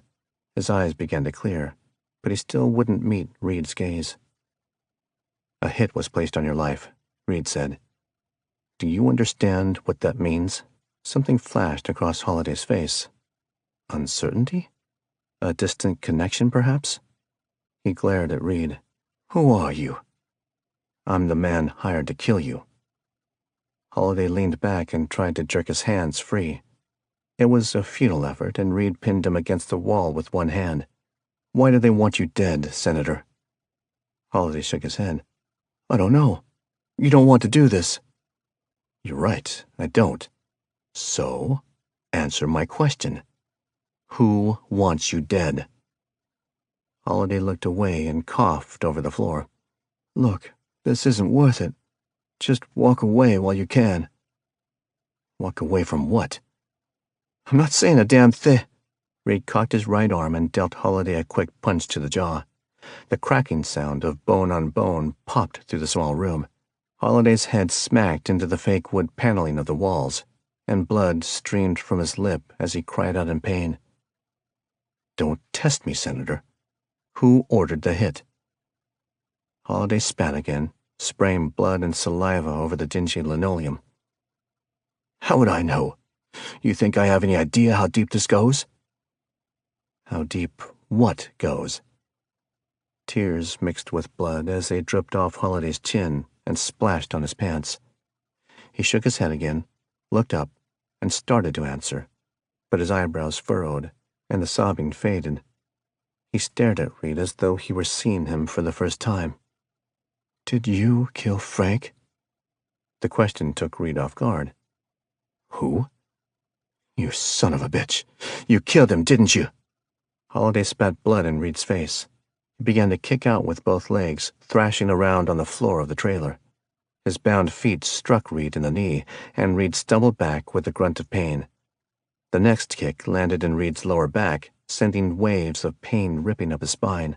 Reed threw himself on top of Holliday and sent another powerful punch into the senator's throat. Holliday choked and coughed up blood, gasping for breath. Reed hit him again in the face, leaving a swollen red welt on his right cheekbone. "Who are they? Who wants you dead?" Reed shouted. It was pointless. Holliday slumped forward, his face as white as a corpse. Reed grabbed his wrist and felt a pulse, but the senator was out cold. Perfect. Reed let him fall to the floor with a meaty thud, then stood up and jerked the ski mask off. He paced the dingy carpet, his heart thumping. He pulled his phone out and redialed Oliver. This time it went directly to voicemail. There was no hiding from the truth he suspected all day. This whole miserable mess was an elaborate puppet show designed to end the moment Reed pressed the trigger outside of Holliday's condo. Whoever ordered this hit, whoever was behind the fear in Holliday's eyes, that person wanted Reed to take the fall for it. They wanted a clean, clear-cut killing, an execution. Reed leaned against the counter and tried to control his breathing, forcing himself to take slower, calmer breaths. His heart rate slowed, and his mind began to clear. It wasn't all at once, but the thoughts that screamed inside his head became more orderly, more discernible. I'm alone. Mitchell Holliday is a dead man walking. After him, they'll kill Banks. Then they'll do their best to kill me. The only way out is to run. Cut bait. Leave Holliday and Banks to their fate and get the hell out of Dodge. The fire in his blood burned through every part of his body. A numbness overcame his urge to flee, followed by a flicker of hatred. The visceral reaction grew into an inferno of outrage, a blinding desire to destroy. He heard her laugh, and he felt a warm rush at the sound of her beautiful voice. It was a feeling he'd long forgotten in the cold, dark world he lived in. It was a feeling he didn't know existed anymore, a beauty he wasn't sure was real. But he felt it, standing there on the top of that parking garage, staring out at the city. It was real. He wasn't walking away from this. He wasn't walking away from anything. He'd burn the whole damn city down if that's what it took. He would kick down every door until he ratted Salvador out of his hole and tore out his throat. He was going to find Banks. Reed set Holliday in the armchair and stretched a strip of duct tape over his mouth. He locked the trailer and started toward the SUV. There would be no going back, no chance to disengage from the carnage he was about to unleash. Now that Salvador dragged Banks into this mess, war was the only option. 21. North Georgia. The cabin was a shadow in the darkness. Reed parked the stolen SUV in the driveway, then pounded up the steps and shoved the door open. Baxter snored on the rug in the living room.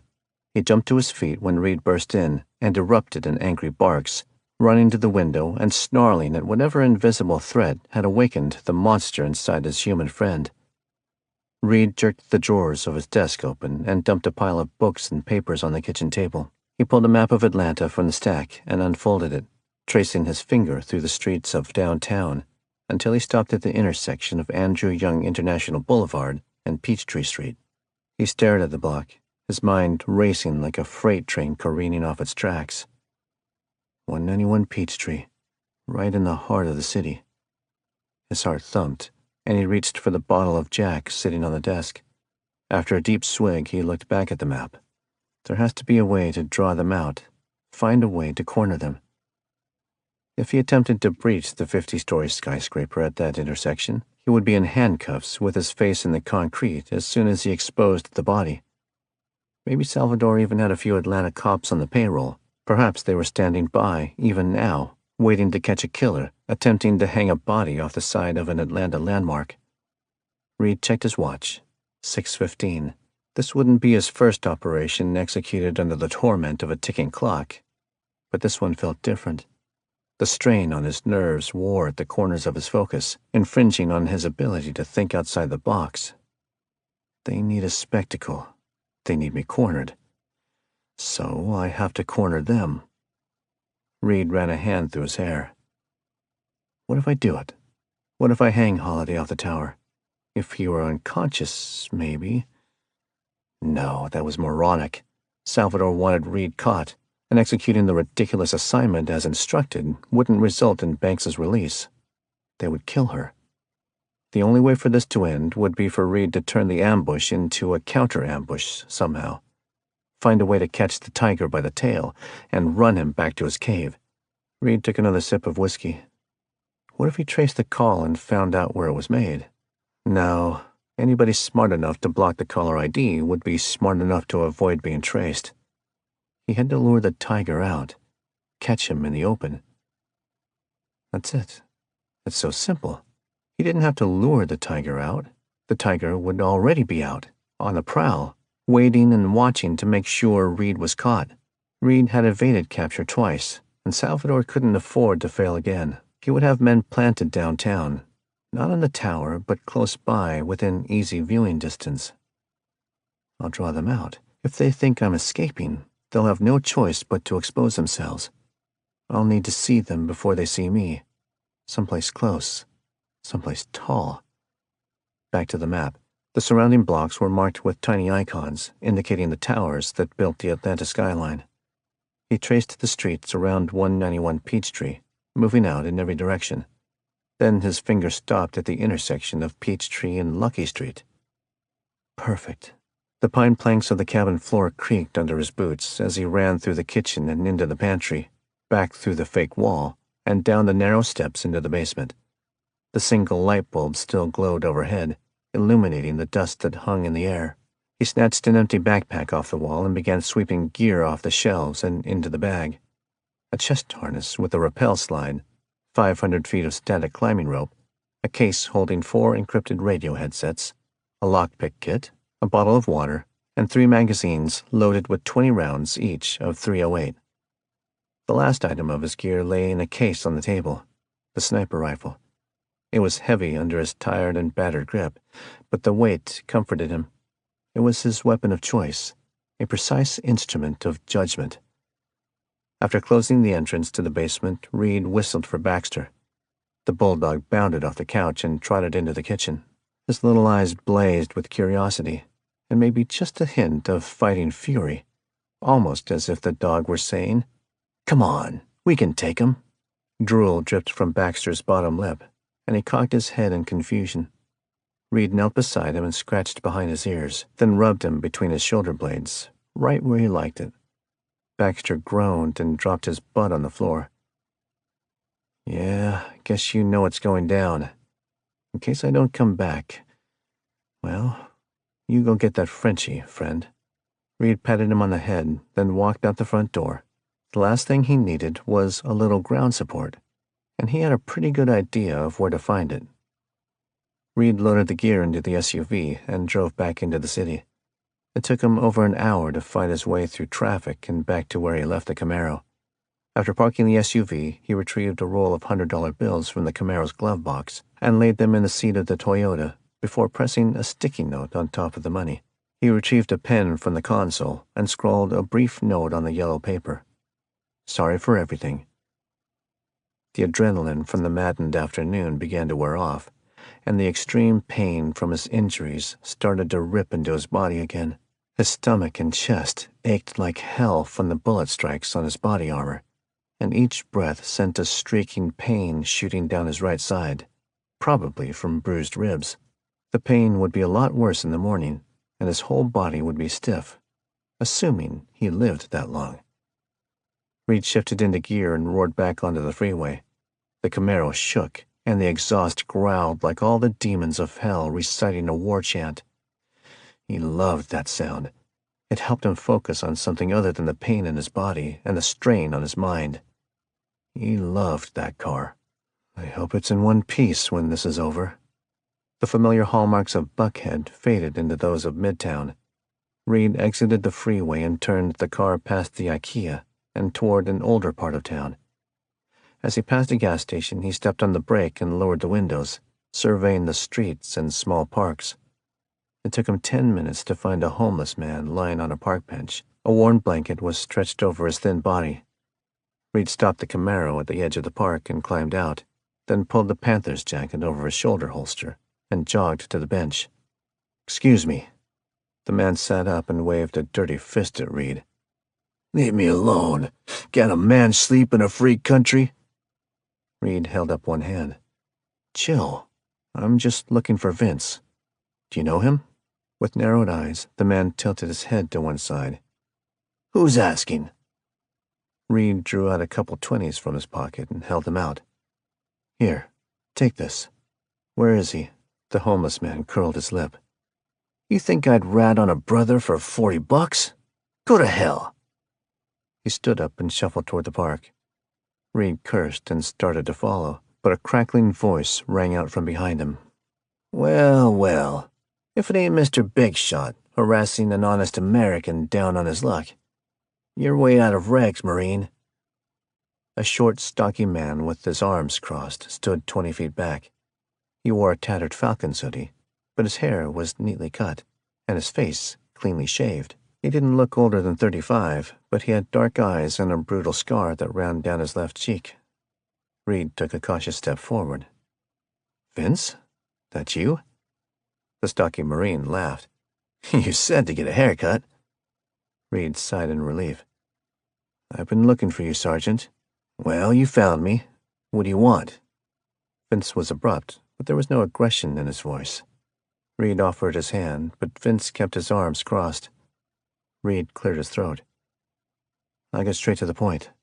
I'm mixed up in some shit. It's not legal.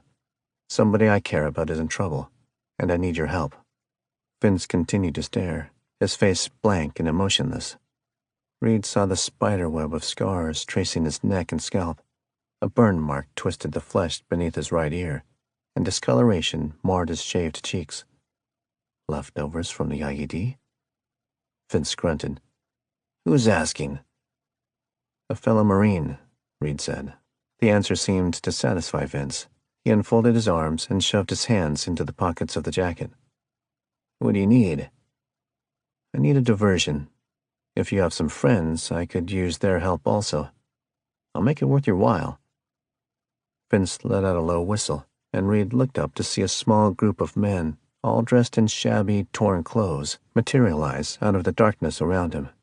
Their faces were cold and hard. One man was missing an arm, and another wore an eye patch. They were all filthy, but they all sported impeccable haircuts.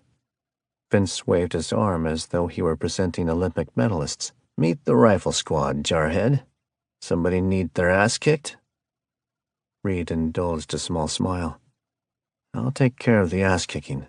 I just need help with these smoke and mirrors. I have to warn you, somebody could spend the night downtown for this." A ripple of condescending laughter passed through the small crowd.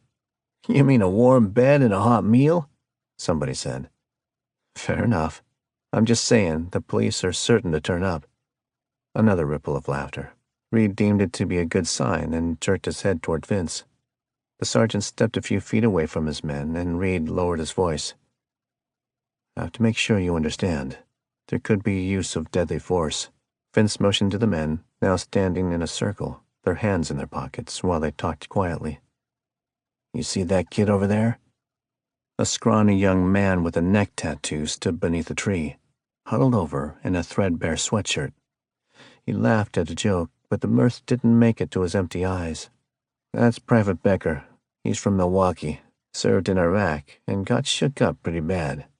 Has all kinds of mental crap going on." Vince reached into his pocket and drew out a cigarette. He lit it with a brand-new Zippo lighter and took a long pull. After blowing smoke through his nose, he continued. 2 nights ago, this gangbanger from across town jumped Becker, tried to take his blanket, cracked a rib. Vince met Reed's gaze and spoke without a hint of hesitation. "We crushed his skull and slung his body in a dumpster." The sergeant's battle-weary face gleamed in the soft glow of the street lamps. Reed wasn't sure what he expected when he first met Vince, but this wasn't it. This was cold, brutal. Vince took another long pull of the cigarette, then sighed. "America has left us with nothing except each other, Corporal. But what we have, we look after. So cut the crap and tell me what you need." Reed dug the car keys out of his pocket. "Well, Sergeant, can you drive a stick?" 22. Atlanta, Georgia. As Atlanta's business district closed shop and commuted home, the nightlife of the old city began to stir. The highways, loaded to capacity with overnight shipping traffic, wound their way through Atlanta like giant snakes, one red and one white. Lights flashed from nightclubs. The spire of the Bank of America Plaza and the crowns adorning the top of 191 Peachtree glowed with amber fire, lighting up the night sky with the blazing reminder that the Empire City of the South was as vibrant and alive as ever. It was the alive part that bothered Reed the most. There would never be an ideal time to execute a plan this bold in the heart of downtown. But at 9 p.m., with cops patrolling the downtown streets, couples walking hand in hand between ice cream shops, and city buses rolling in and out of their downtown garages, the deck felt stacked against him. Reed's only advantage was the shield of nightfall, but even the darkness was beaten into submission by the blazing street lamps and flashing headlights. Reed stood at the edge of the park, huddled close to the shadows, as he stared up at the impending mass of 191 Peachtree, rising from the concrete jungle 500 yards away. The granite-faced tower stood 771 feet tall, dominating the skyline with imperial majesty. The crowns sitting on top of the building looked like haunting beacons against the gray sky, shining in golden light from the powerful lamps housed within. Everything about the structure boasted power and stability. Empire. Reed ducked his head and adjusted the backpack on his shoulder. He still wore the Carolina Panthers jacket and carried a duffel bag in his left hand. It was less conspicuous than a rifle case, but it accomplished the same task. The familiar rush of adrenaline flooded his system as he stepped across Centennial Olympic Park Drive and started down Lucky Street. It was a feeling he'd felt 29 times before, but this time it was different. It wasn't just the weight of impending death tugging at the edge of his focus. The stakes were bigger this time, as was the stage. A bicycle cop whirred down the sidewalk, and Reed nodded a brief greeting before hurrying past. Dark solar panels adorned the block to his left, lined in ghostly rows under the dark sky. 1 block farther on, the Holiday Inn Express rose from the sidewalk, its windows gleaming with yellow light as cars passed quietly in front of it along Cone Street. A homeless man stood on the corner, his gaunt cheeks caving in under sharp cheekbones. Reed handed him a $10 bill before he could ask. Then he accelerated his pace. 2 more blocks passed under Reed's combat boots before he stopped at the corner of Forsyth and Lucky Streets and tilted his head back. The Equitable Building dominated the block, with 453 feet of tower. Everything about it was dark. Ebony sheathing framed heavily tinted windows. Black doors guarded the main entrance like gates to hell. Only the tall letters, glowing in soft white light and gracing the top of the tower, broke the pattern. Equitable. The building looked like the corporate headquarters of a billionaire mob boss, strong, silent, and brooding. Reed shifted the backpack on his shoulder. This is it. You can't lose this time. The thin wire headset was flimsy over Reed's ear, and he twisted the mic close to his mouth, breathing into it until the radio activated. Vince, you with me? Who's Vince?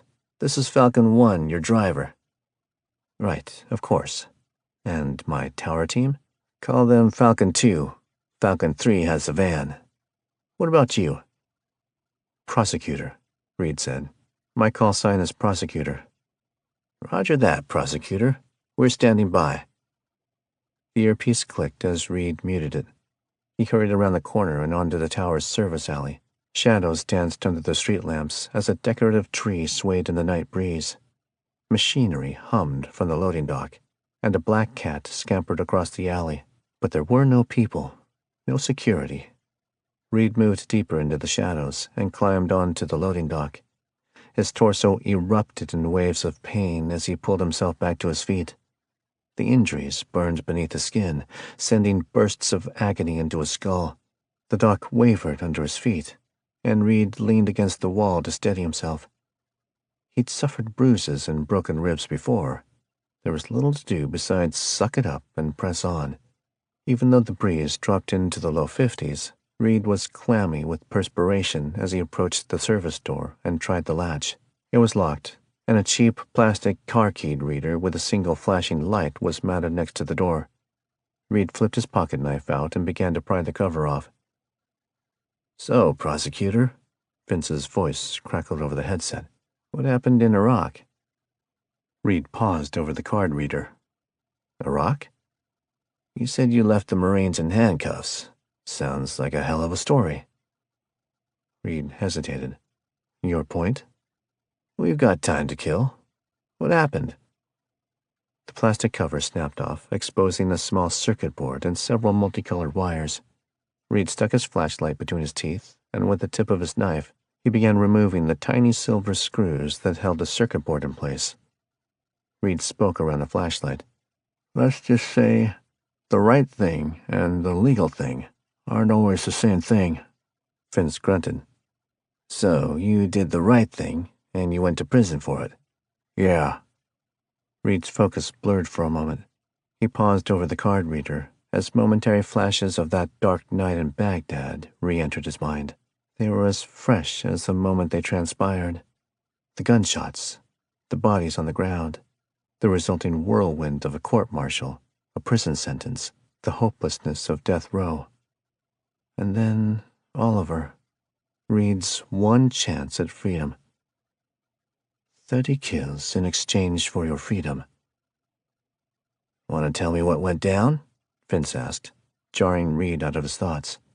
Reed blinked his way back into focus and cleared his throat. Not really. Vince grunted again. I get it. Backstory then. Where are you from? You first. Montana. Big sky country. A ranch with a few thousand head of cattle. Grew up wrangling beef and raising hell. Reed's thoughts cleared as the circuit board fell off, further exposing the wires.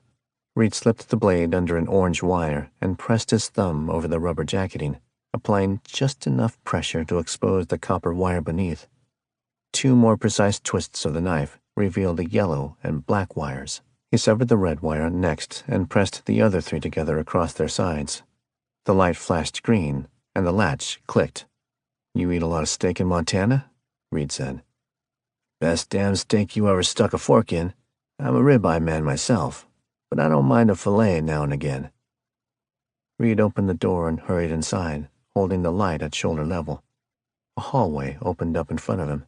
It was dark, with thick wooden doors lining either side. Storage closets, maybe. The floor was slick with wax, and his rubber boots squeaked with each footstep. Amen to that. Slap it on a plate with a baked potato and salad. Beer or sweet iced tea. Iced tea? Vince laughed. That's a southern tradition. You from round here? 2 turns in the hallway brought Reed to an intersection with elevators and a service door. The elevators were locked by card key, as was the stairwell. He could reach them again, but unlike the dock door, these access points probably recorded entry, and there would be surveillance inside the elevators and stairwells. Reed approached the service door instead. I went to high school in L.A., but before that we lived in Birmingham. My dad was from a little town called Sylacauga. I wouldn't say I'm Southern. You said was. Did your old man pass? Reed paused at the service door, his hand hanging over the handle. For a moment, he didn't answer. Then he reached into his cargo pocket and pulled out a lockpick. Something like that. My mom moved us to California. But, you know, sweet tea follows you. Vince grunted again. Maybe he knew when to stop pressing. The lockpick slipped into the keyhole, and Reed manipulated the tiny tool with practiced ease. His ribs throbbed with each slow breath, and sweat dripped off his nose and onto his boot. One twist, then a flick of his wrist, and the lock clicked. You got a lady, Falcon? Reed asked. You take me for a motard prosecutor? I got a whole busload of ladies. A flood of musty air rushed from the service room as Reed stepped in. A quick scan with the flashlight revealed a large storage area with mop buckets, toolboxes, and cardboard boxes littering the floor. On the far end of the room, a small door about 3 feet square was framed in the middle of the wall, with a row of buttons lining the wall beside it. No, I'm talking about the lady. You know, the face you saw when that IED went off. Vince sighed. It was a quiet sound, softer than his usual rumbling growl. Danielle Taylor, the most gorgeous woman in Montana.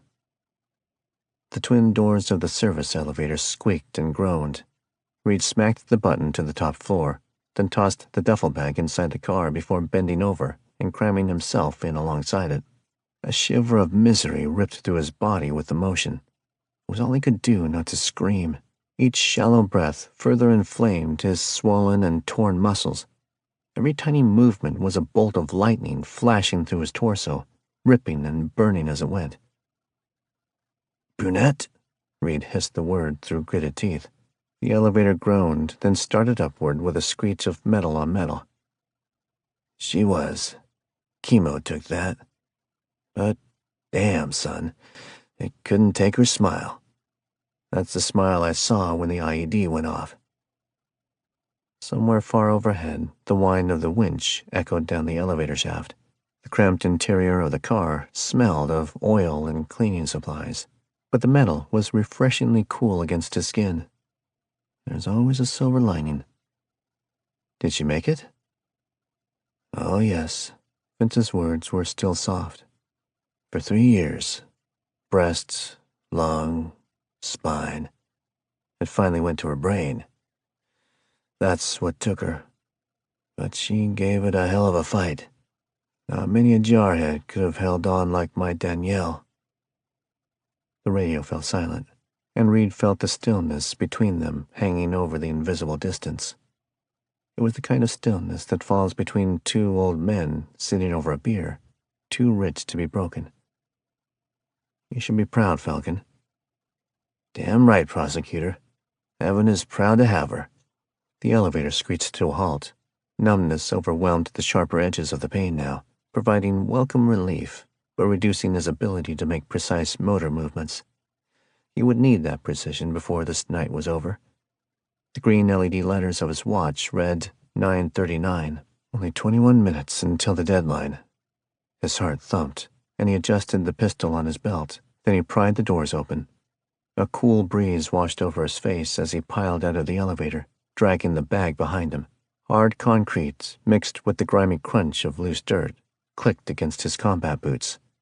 Reed flipped the flashlight on and scanned the space around him, taking a moment to catch his breath. The floor was mostly open, with half-built partitions rising at odd intervals between wooden columns. Cans of paint were stacked next to the wall, and piles of rolled carpet lay in what looked like a future hallway. Bare wires hung from the skeleton of a suspended ceiling.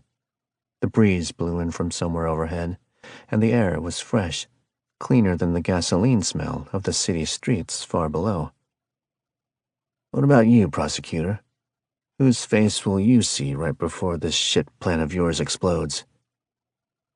Reed slipped between the piles of construction materials, testing the floor with his toes before placing his weight on it. A few yards ahead, the primary elevator shaft shot upward through the floor and disappeared into the ceiling. Unfinished drywall clung to the side of the shaft, with gaping cracks and water damage decorating the bland white. A single door stood in the back side of the shaft. It was metal and painted brown, with clean white letters stenciled over the middle of it. Roof access. I'm alone, Reed said. It's just me. Ah, come on, prosecutor. There must have been somebody. Reed hesitated, then sighed. There was, once. It didn't last long. Fellow Marine? Reed chuckled. A car thief. Her name was Kelly. Ah, so this would have been after your little visit to the lockup. Yeah, bad company and all that. Like I said, it didn't last. Reed stepped up to the door and reached into his pocket for the lockpick. What about the other girl? Vince asked. What girl? A short, condescending laugh filled the mic. The girl we're pulling this moronic scheme for. The one you're obsessing over right now. Reed hid a smirk as he pressed the lockpick into the keyhole and began to manipulate the tool. I don't know what you're talking about, Falcon. Don't bullshit me, kid. There's only one kind of thing that motivates a man to act the fool. It's love. Love of country, love of money, love of something. The only thing I see you loving is another human. Reed stared at the door, manipulating the lockpick without looking at it. Seconds passed, then he sighed. All right, you got me. Brunette? Vince asked. Blonde. Girlfriend? No, more like somebody I let down. Somebody I should have protected. Vince's thought trailed off. Reed guessed that the sergeant wanted to ask more, but now wasn't the time or place. The lock clicked. Reed pulled the door open and hauled himself up the stairs on the other side. 12 steps, then he reached another metal door. This one was locked from the inside, and a quick flip of his thumb defeated the bolt. As the hinges squeaked, a blast of wind tore through the small gap, flooding his lungs with life. Another 15 steps lay on the other side of the door, and then the rooftop. Reed sucked in a long pull of fresh air as he pressed through the doorway and stepped onto the tower's roof. Atlanta lay at his feet, stretching out for miles on every side. As far as he could see, the lights of every suburb, shopping mall, and street lamp glowed in the darkness as a star-filled cityscape of towers and hotels, office suites and bus stations. The wind carried the distant bustle of 6 million residents, their barking dogs and honking cars. A child laughed from somewhere far away, and a door slammed. Reed imagined he could hear music, maybe the thump of a disco.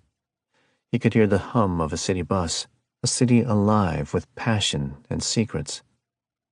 And there, towering in the middle of it all, as a proud monument of Southern tradition, was the 191 Peachtree Building. Only a few hundred yards away, its flame-finished granite face gleamed in the light of the other skyscrapers.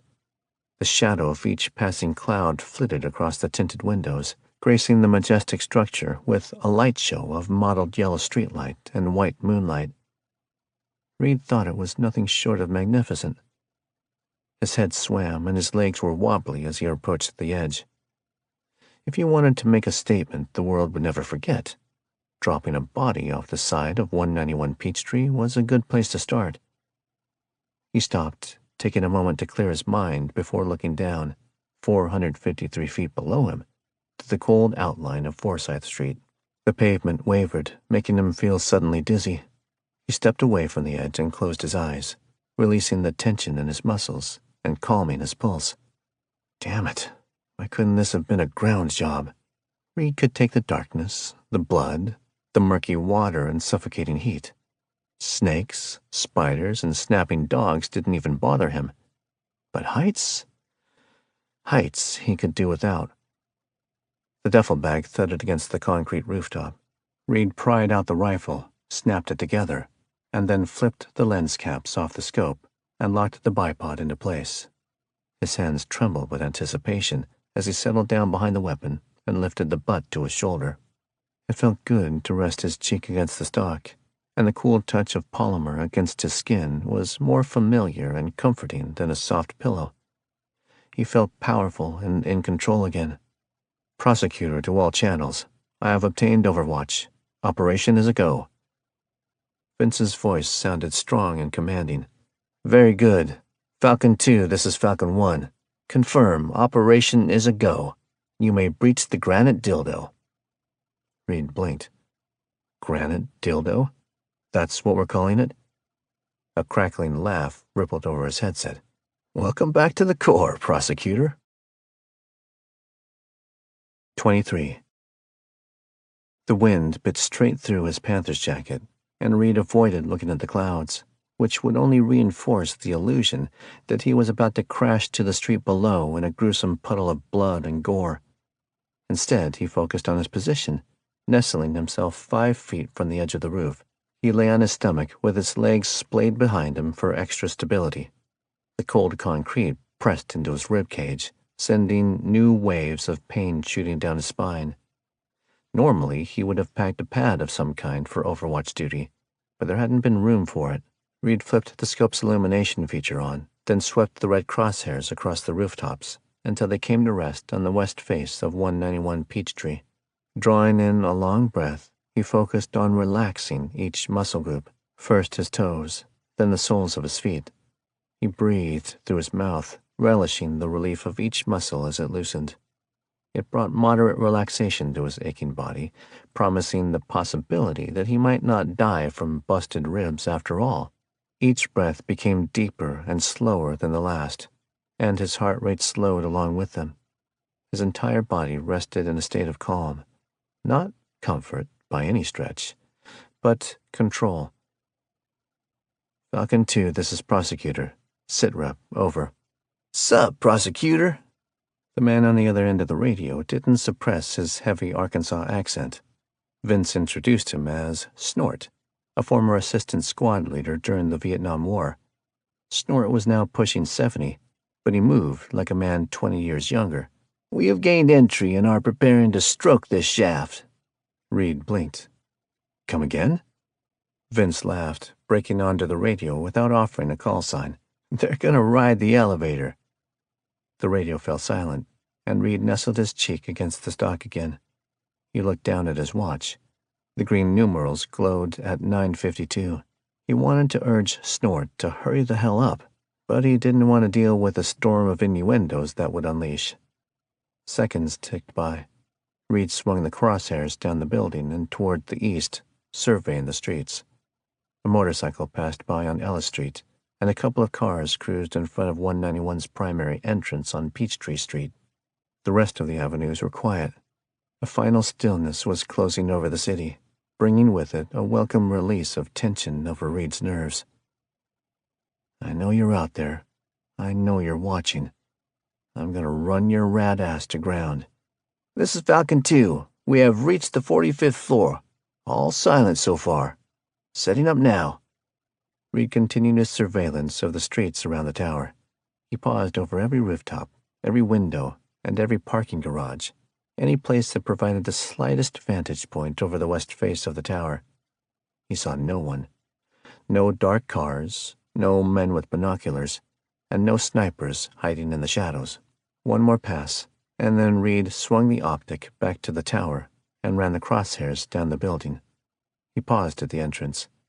A black Chevy Impala pulled up to the front door of the office building, while across the street, 2 patrol cars sat at the intersection of Ellis and Peachtree.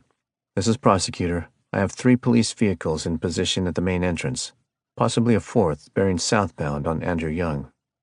Yes, he's pulling over. It's a cop, black Chevrolet Tahoe. Roger that, Prosecutor. Snort spoke into the mic as though he were talking through a mouthful of pudding. We are T-minus 90 seconds. Reed twisted his hand around the familiar grip of the rifle.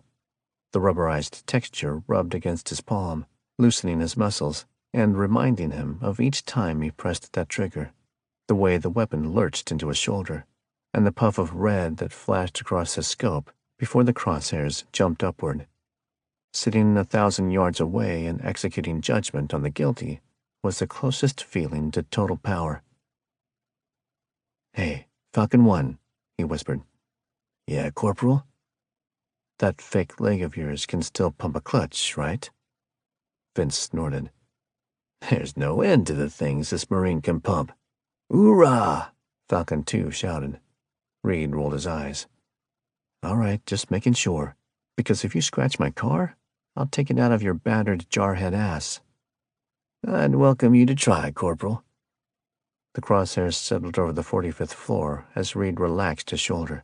The familiar buzz of his cell phone erupted in his pocket, and he pried it out to see the screen illuminated with the all-too-familiar caller ID. Unknown. One tap on the green button, and Reed held it to his ear, but he didn't say anything. Reed, it's 3 minutes till 10. I hope you're not about to disappoint me again. Reed gasped for air as though he had just climbed a few hundred stairs. Listen, I'm almost done. Just a couple more minutes. Salvador grunted. 10 o'clock, Reed, or Miss Morcelli will be picking her ukulele with 3 fingers. The phone clicked off. Reed shoved it back into his pocket and growled into the mic. Falcon 2, let's go already. Just a few more seconds. Wiring the explosives now. This is some good junk, Prosecutor. You must have the hookup. Reed didn't respond.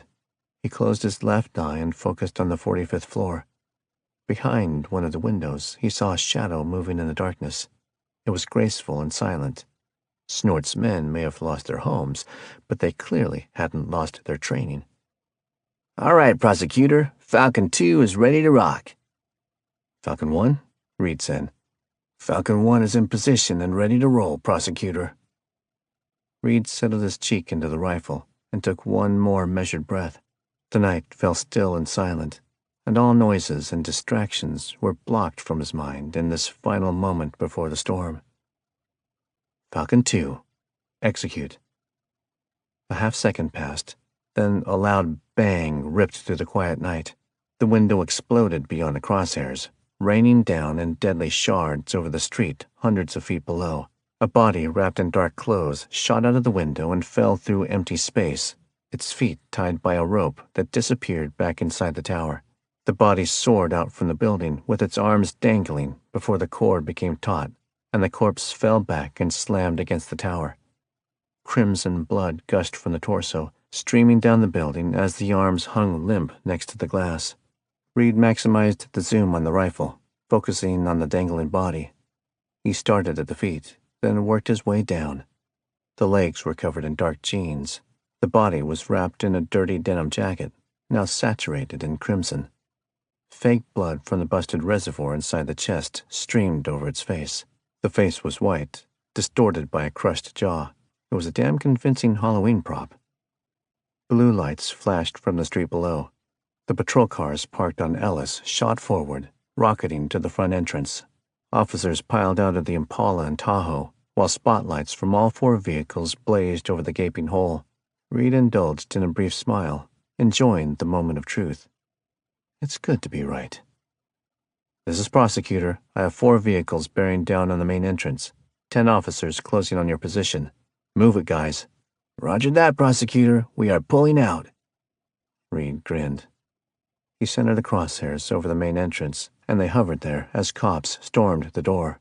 Dressed in black and clutching assault weapons and tactical shotguns, they were much more heavily armed than your average patrolman, much too prepared to call it a coincidence. Prosecutor, this is Falcon 1. I am ready on your mark. Wait a moment, Falcon 1.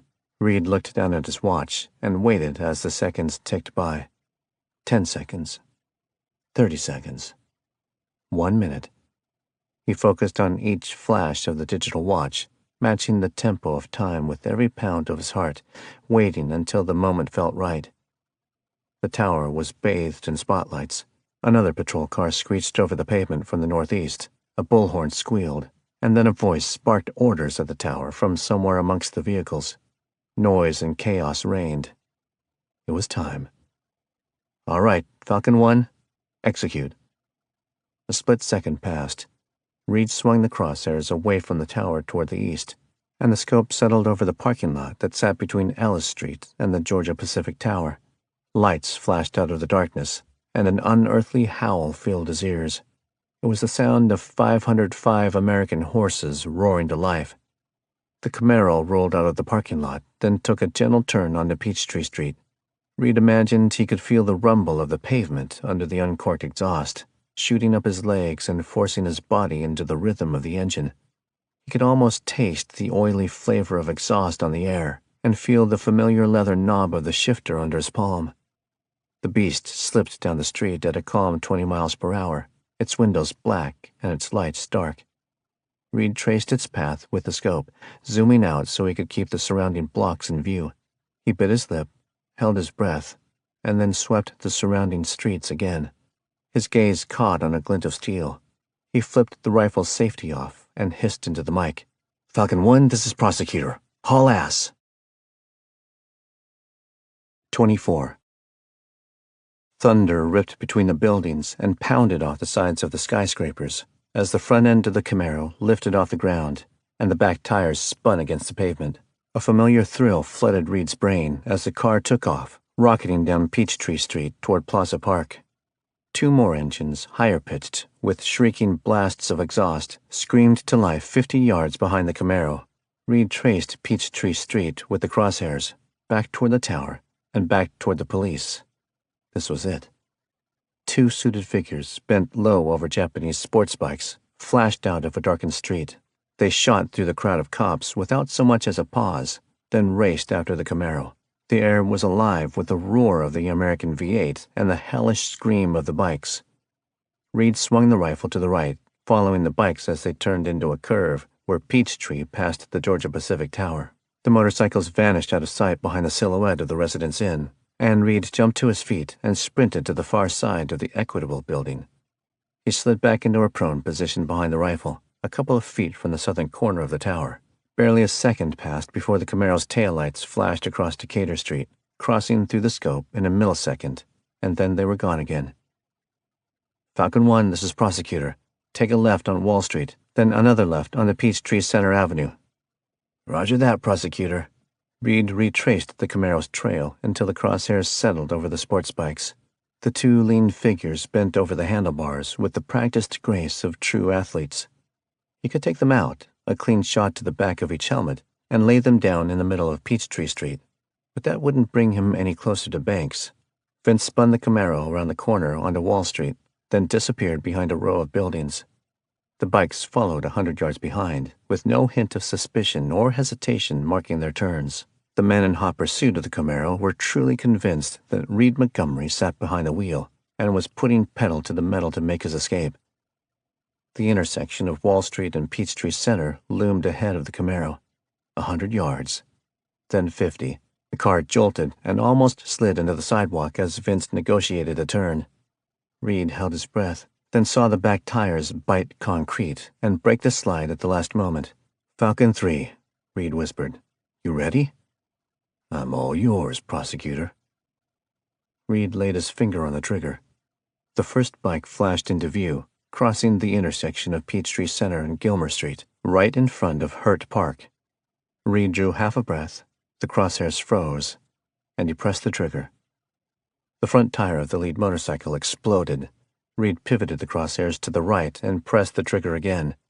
The rear tire of the second bike burst. Both bikes slid out of control, slinging their riders into the empty street as the powerful motorcycles spun across the pavement. Another press of the trigger and a bullet struck home in the left thigh of the first rider. A fourth crack of the rifle blew the second rider's ankle apart, and he convulsed in pain. Both men clawed at their helmets, writhing on the asphalt as blood sprayed from their legs. "Falcon 3, execute." A white utility van roared out of the darkness of Hurt Park, driving against the one-way arrows painted on Gilmer Street. It slid to a stop beside the two fallen men. Reed watched through the scope as a tall man wearing a ski mask jumped out. He stuck a taser into the ribcage of each man, then dragged their unconscious bodies into the rear of the vehicle. The doors slammed shut, and the van rocketed out of the intersection. "Prosecutor, this is Falcon 3. Be advised, I have the, people you wanted." "Roger that. On my way to the rendezvous. Prosecutor out." Reed jumped to his feet and ripped the headset off. He ran back to his bags, shoved the radio inside his backpack, and then jerked out the thick bundle of rope. Sparks flashed between the synthetic cord and his damp hands. He ran to the west face of the tower, where a bank of air conditioning units sat in a 6-foot recess on the roof. Reed hurried down the access ladder, then ran to the back side of the humming AC units. His fingers worked in a blur of sweat and rope, a quick flip, and a jerk of both arms to secure the knot. His head pounded again, but the pain was a distant memory, overshadowed by the gravity of what came next. Back on the roof, he flung the rope over the edge and watched it unravel 400 feet down the side of the tower until it hit the ground. He didn't have time to think about the swimmy feeling in his stomach or the wobble in his knees. Everything just blurred together in a series of practiced motions. One foot through the harness, then the next foot. The cinch strap clicked against the buckle as he tightened the harness around his waist. Then he slung the backpack over his shoulders, followed by the rifle on a nylon sling. Both were heavy against his back, dragging on his shoulders, and making each breath feel short and shallow. Or was that the height? Reed set the duffel bag beneath the rope, right on the edge of the rooftop. It provided moderate protection against the sharp edge of the concrete. Hardly a professional solution, but hopefully it would suffice. The rope felt heavy as he locked it into the harness, checking each connection and buckle one more time. Surges of adrenaline drowned out the feeling of absolute terror as he approached the brink of the building. His stomach convulsed, and he fought the overwhelming urge to vomit. Some biological fire alarm wired in his brain erupted in a screaming chorus of warnings. "Get back! Don't do it! Danger! Danger!" First one foot on the edge, and then the other. Reed's knuckles turned white as he closed his eyes, clutched the rope, and forced himself to lean forward until it became taut. In the distance, he heard police sirens, the blare of the bullhorn, a honking fire truck, boots clapping against the pavement to the pulse of his heart so loud and insistent he thought it might explode. Bile bubbled up in his throat, but he didn't vomit. He didn't jerk back from the edge. The white Equitable lights gleamed a couple feet beneath his toes. His hands shook, and he took a long breath between his teeth. It whistled like the blast of the wind in his ears. His knees were locked, and he felt frozen in time, like the moment before the trigger clicked and the rifle cracked. Go. The rope slipped through the harness as Reed fell forward. His body rocked over the side of the building until he hung 90 degrees out, suspended by the rope, then continued to plunge. 1 foot in front of the other, he was a superhero, defiant of gravity or geometry. The rope dangled beneath him, and his heart thundered as his boots pounded down the face of the tower. With each strike of rubber on glass, unshakable resolve overwhelmed his fear. It was anger now, the kind of anger he felt when he dominated his fears and realized how weak they truly were. He stretched out his legs and leaped forward, allowing fresh yards of rope to hiss through the harness at an ever-increasing speed. He was barely in control, only 1 false step away from sudden death. His boots slipped on the slick glass, and Reed tightened his hand on the brake, feeling his shoulders sling forward and his heels fly back. Bile and spit sprayed from his lips as he kicked out at the windows beneath his feet. His toe caught the underside of a windowsill just in time to keep him from plummeting toward the ground in a total freefall. He regained his footing, then pushed downward again, rocketing toward the street in a series of hopping leaps. Reed gasped for air, realizing he had been holding his breath since he left the rooftop. Windows and floors flashed past, like a blurry slideshow. The halfway point vanished beneath his feet, and he relaxed his hand on the brake, allowing the rope to slide more quickly through the harness. The brake was hot from the friction, but he didn't let go. He pushed out from the building and released tension, plummeting down another 40 feet before his boots struck the glass again. Almost as quickly as it began, it was over. The rope ran short, and Reed free-fell the final 12 feet onto the hard sidewalk below. His knees absorbed most of the shock, and he stumbled forward, feeling dizzy and disoriented. The cool night air helped to clear his head as he stumbled away with the rifle bouncing on his shoulders. He tipped his head back to survey the tower, and euphoria overwhelmed his better judgment as he screamed and pumped his fist. "Hell yeah!" Reed ran up Forsyth Street, pounding the sidewalk in long, smooth strides. He didn't even notice the heavy rifle bouncing on his back, or the harness still strapped around his waist. He was consumed by full operator mode and could run through a brick wall if he had to. Almost there, just a few more blocks. Sirens blared from somewhere behind him. The police force would be in a state of total chaos by now, especially the clean cops, who were unaware of the botched setup that was falling apart and taking their city down with it. Reed hated it when clean cops got mixed up in the dealings of the dirty ones. He could only hope the smoke cleared without any casualties. 2 more blocks passed under his pounding feet. Centennial Olympic Park loomed ahead, and just before it, on his right, a small parking lot stretched out between the office buildings. Reed rushed between parked cars, then spotted the utility van parked in the back corner. Its lights were off, but he could tell by the small cloud of vapor building behind the rear tires that the engine was running. A few quick strides, and Reed stopped next to the driver's door. His legs and chest burned from the exertion. The door opened, and one of Vince's displaced Marines stepped out. Ellis, a former fuel truck driver and 2-tour veteran, wore a broad smile as though he'd just won a wrestling match. "They're all yours, prosecutor.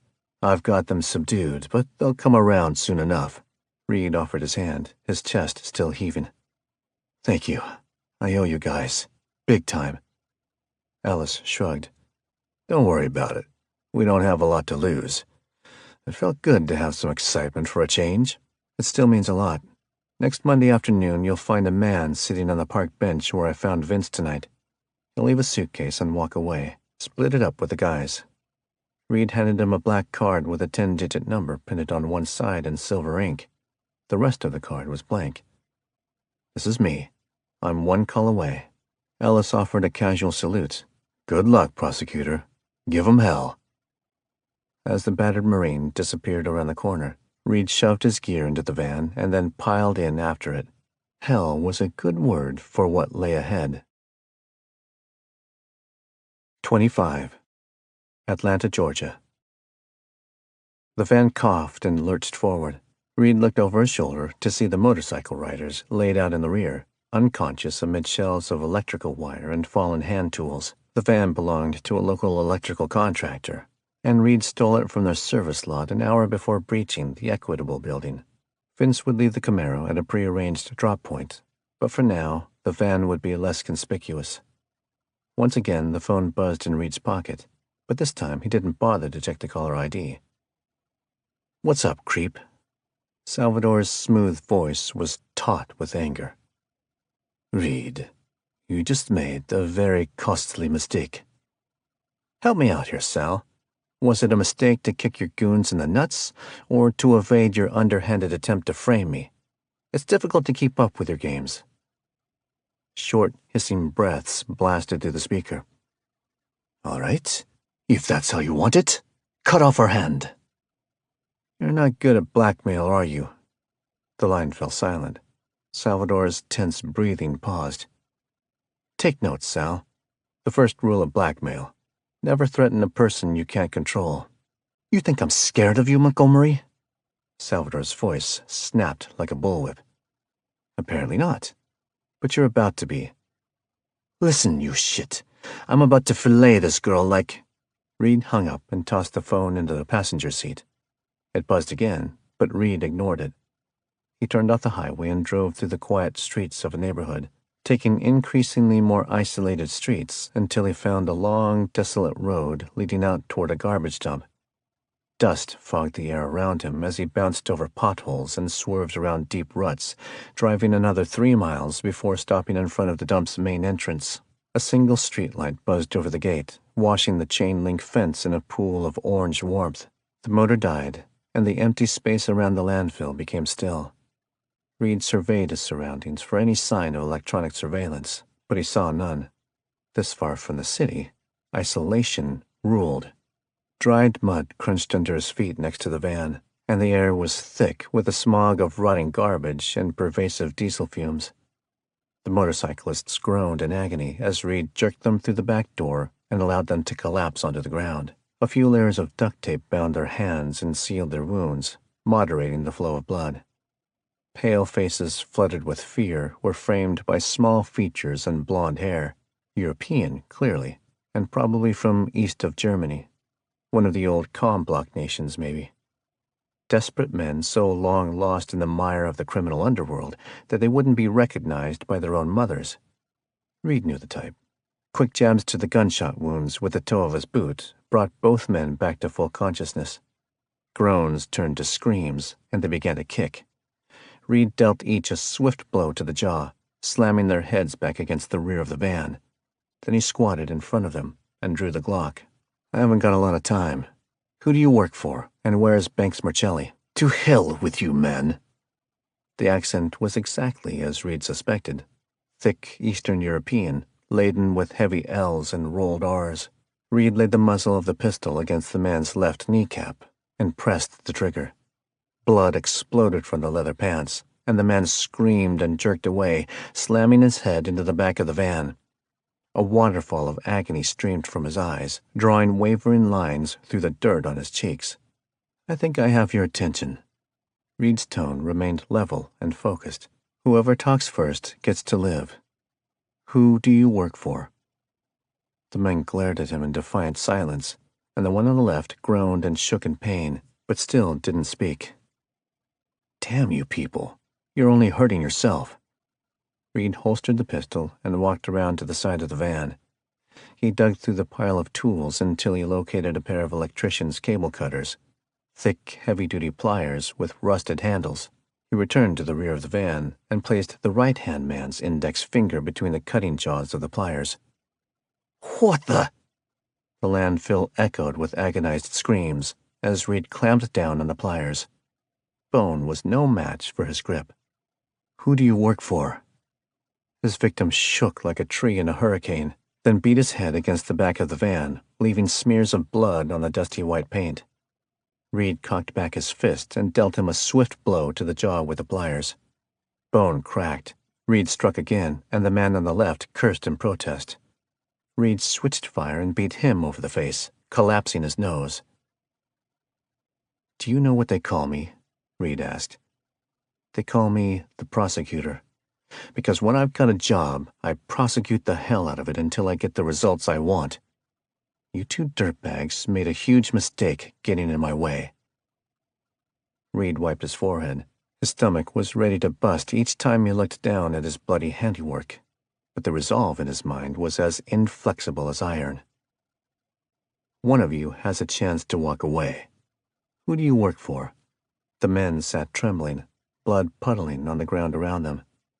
Reed waited. Sometimes the fear itself was more powerful than waves of pain. The man on the right spoke first. "I do not know a name. Shut up!" His partner sank his teeth into the man's shoulder. Reed snatched the pistol from his belt and fired twice. Blood sprayed across the rear door of the van. The body toppled to the ground. "Continue." Reed's voice was dull and emotionless. "I do not know him. We get contract just like you. He tell us police will arrest you.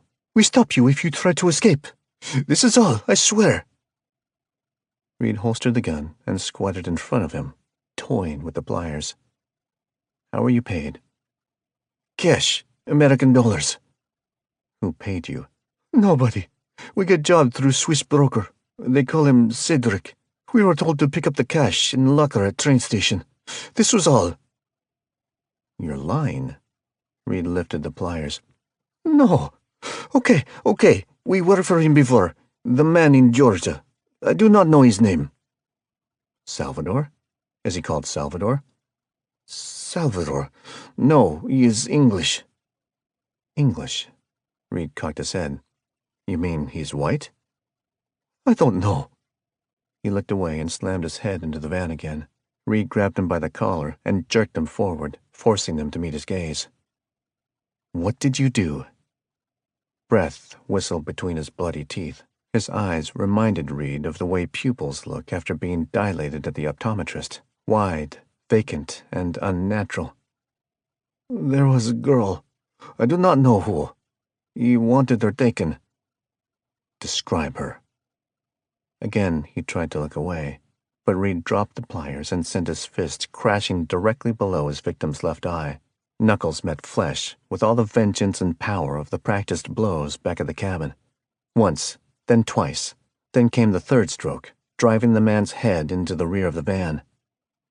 Reed leaned closer and screamed into his ear. "What did she look like?" The man sobbed. "Blonde, pretty, young 20s. "Where did you take her?" Train place. I do not know name. No trains come, only empty." Reed shook him by the collar, then raised his fist again. "Abandoned? Is it abandoned?" "Yes, it's abandoned." "In the city?" Yes, in the city." Reed knew the location. It was the last place anyone would look, empty and isolated, with plenty of places to hide a kidnapped woman. He tossed the pliers into his left hand and drew the pistol. The prisoner stared down the muzzle. "No, you said if I talk, I live." Reed's eyes stung, and he swallowed hard. "I did, and you would have. But you touched Banks. I'm sorry." The pistol cracked, and the man fell to the ground. Reed's arms trembled, his vision fogged, and the world tipped under his feet as he stepped away from the bodies and leaned against the van. Nausea and vertigo overwhelmed him, washing down his body like a tidal wave of illness. Vomit hurtled through his throat and splashed over his boots. God forgive me. The bodies crumpled over each other in the back of the van. Reed tossed the pliers inside, then shut the door and kicked dirt over the pools of blood under his feet. He drove back to the 4-lane highway and turned east. The pavement drummed under the cheap tires, and occasional cars flashed past in the oncoming lanes. Reed's head spun, but he forced back the feelings of confused remorse. There was no time to feel sorry for the guilty. He pulled the van into a dark, abandoned shopping mall southeast of town. Broken and abandoned shopping carts sat at random throughout the lot, while paper bags and bits of trash skipped over the pavement. Reed parked behind the main building and grabbed his gear. After digging through one of the dead man's pockets, he located a cell phone. It was locked, but still allowed him to dial 911. "What's your emergency?" The sleeve of his jacket tasted bitter as he pressed it against his lips and spoke in a dull monotone. "You'll find Senator Holliday in a trailer off of Grimley Road. Bring medical." Reed hung up the phone before the operator could respond, and he threw the cell into the back of the van. He drew the Glock and bent over under the rear bumper. One shot to the bottom of the plastic gas tank resulted in a stream of fuel gushing over the pavement. The gasoline gurgled and splashed over the asphalt and tires, and filled the air with the thick aroma of petrol. He stepped back a few feet, holstered the gun, and lit a cigarette. His fingers trembled as he lifted it to his lips, but the nicotine brought relief to his strained nerves. His joints loosened, and he relished the fog that consumed his brain. Not really a distraction, and barely a shield. It was a filter that blocked out the worst of the last hour, clearing his thoughts of the screams and carnage. What have I become? Reed flipped the smoke beneath the van. The gas exploded into a red-hot ball of fire, lifting the rear tires an inch off the ground before consuming the vehicle in flames. They were hot on his face, singeing his skin like a summer sun. Reed turned away. The Camaro sat in the shadows, melting into the darkness like a ghost. He opened the trunk and deposited the rifle and gear, then slid into the driver's seat. Pain ripped through his legs and torso, reminding him that his adrenaline high was receding. There was nothing he could do about that. There would be time for painkillers and whiskey later. Reed slammed the car into gear and took the on-ramp onto I-24 East. He planted his foot into the accelerator and listened to the roar of the wind and the motor meld together in a bellow of hellish defiance that matched the rage building in the back of his mind. It was time to finish this. 26. The miles passed under the belly of the Camaro in a dark blur. Reed circumvented the heart of the city, knowing it would still be hot with police activity. There was almost certainly an APB on the Camaro, which left him only a few hours before the investigative net of the Atlanta PD tightened too much for him to enter the city at all. By sunrise, both the car and its driver would need to be far away.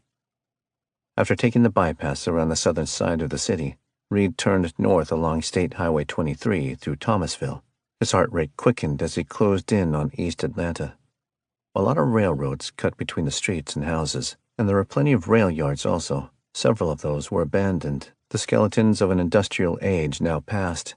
But when the tortured goon mentioned an empty rail yard where Salvador held banks, only one place came to mind: Pratt Pullman Yard. The streets around the Camaro grew darker and more desolate. Old houses with faded and peeling paint lined the sidewalks, many of them abandoned with shattered windows and boarded-up doors. Giant oak trees leaned over the streets, with wiry branches hovering over rotting rooftops. Many of these trees remembered the Civil War. They were the survivors of the flames that consumed Atlanta, and they felt unwelcoming to Reed's violent intrusion, as though this place had seen enough of conflict and only wanted to sleep. Reed stopped the car where he could see the rusty rooftops of the train yard a few hundred yards ahead. Just beyond it, Marta's blue line ripped through the neighborhood and toward the east, lit by soft streetlights and red track lamps. Everything was unmoving and reserved, as though the trees and the darkness housed a terrible secret. There was an unnatural calm that promised awful things to anyone who broke it. Could that secret be Banks? The body armor was heavy and restrictive as Reed pulled it on. He didn't tighten the straps as much this time, but he tucked an extra magazine into the elastic straps of the chest plate. The Chris Vector, fully loaded, hung from a single-point sling around his neck. Half-dry blood stuck to his hands and forearms, and it was splattered over his pants and covered his shoes.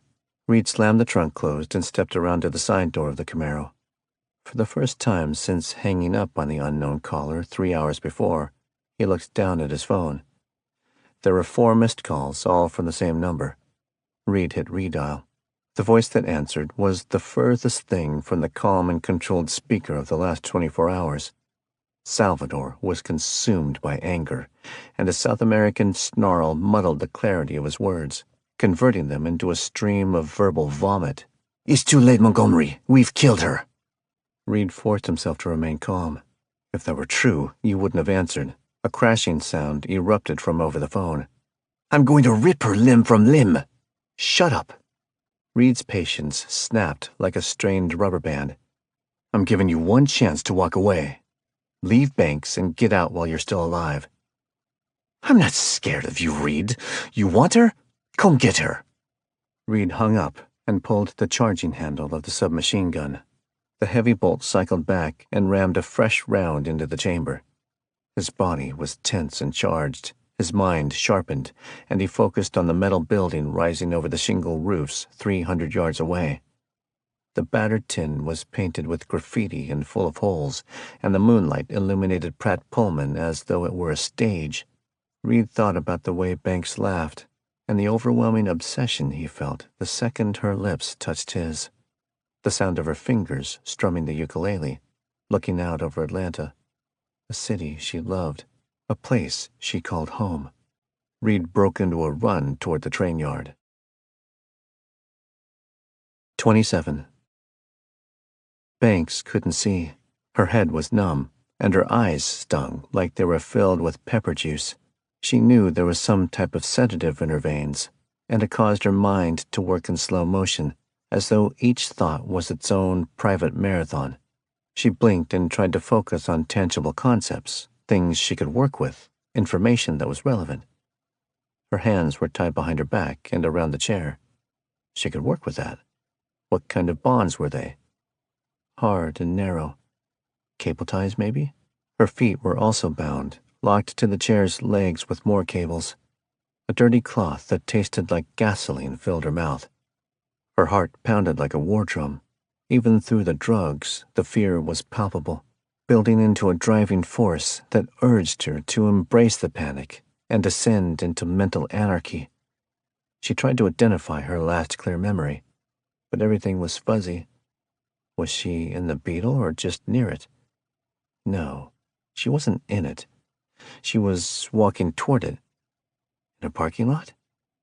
Yes, it was a parking lot. There was a shopping bag in her hand. New socks and a bag of potato chips. That detail rang ironically clear in her crowded mind. She remembered a split second of fear before the world erupted into chaos. There were men. 2 of them, maybe more. They jumped from the side of a van and ran toward her. She fumbled with her purse, reaching for the Smith & Wesson 637 buried inside, and she struggled with the holster. The hammer spur caught on the inside of the bag, and panic overwhelmed her mind. And then there was blackness. And they hit her? Her head didn't hurt, but her neck throbbed. Banks sank her teeth into the towel and pulled at the bonds. Nothing loosened. She tried to scream past the wadded cloth in her mouth, but the muted moan sounded more like a grunt than a cry for help. Light flooded her face, and she blinked and tried to focus through her blurred vision and numb mind. She could see a door on the far side of the room, and 2 men stepped in. They moved in a blur of black clothes and stomping boots, lifted the chair off the floor, and carried her across the room. A 3rd man, short with dark skin, appeared and snapped angry commands at the others. "Hurry! Put her on the train! If you don't hear from me in 10 minutes, go through with it." Banks kicked against the chair, and a gloved fist slammed into her cheekbone. She tried to scream, but everything hurt.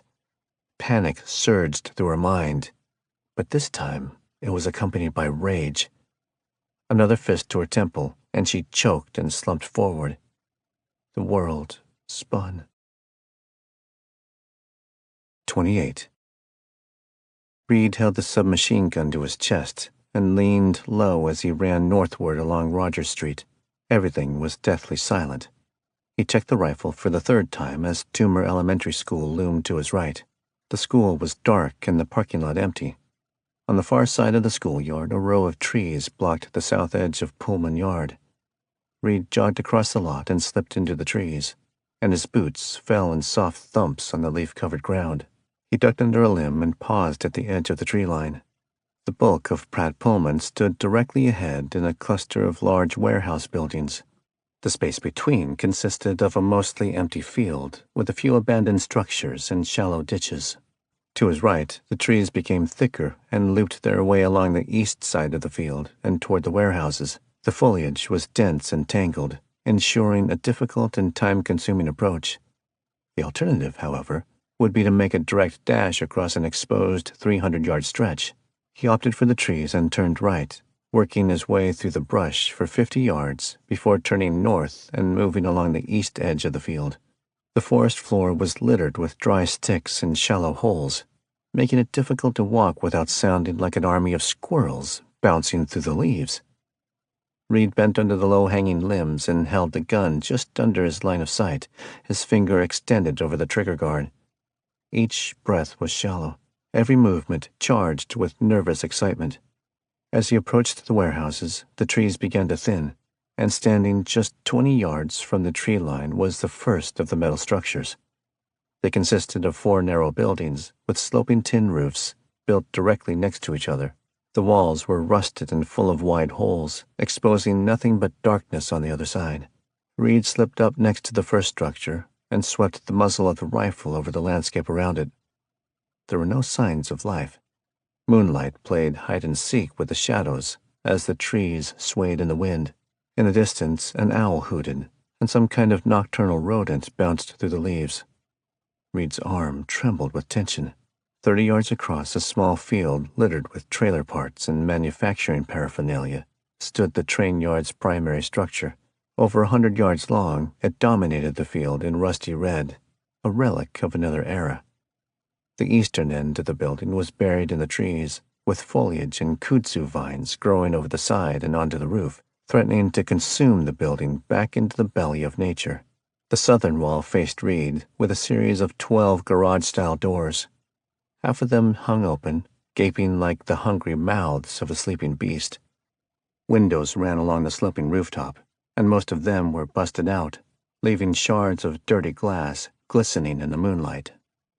Graffiti covered every exposed inch of the building, blasted in gaudy shades of spray paint over the metal and brick. Nothing about the shadowy structure was hospitable. Reed realized there would be no chance of breaching it without exposing himself. Once inside, it would be dark. The floor could be concrete, strewn with machinery and sections of railroad iron.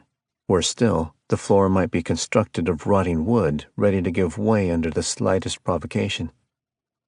He understood why Salvador chose this spot. It wasn't isolated or hidden or even defensible, but it was utterly impossible to approach without complete exposure. Reed disengaged the safety and laid his finger over the trigger. He cast a wary look around the open field, checking for any new signs of surveillance or defense. Then he launched himself out of the trees and toward the building. 29. 3 strides into the field and 1 leap over a ditch.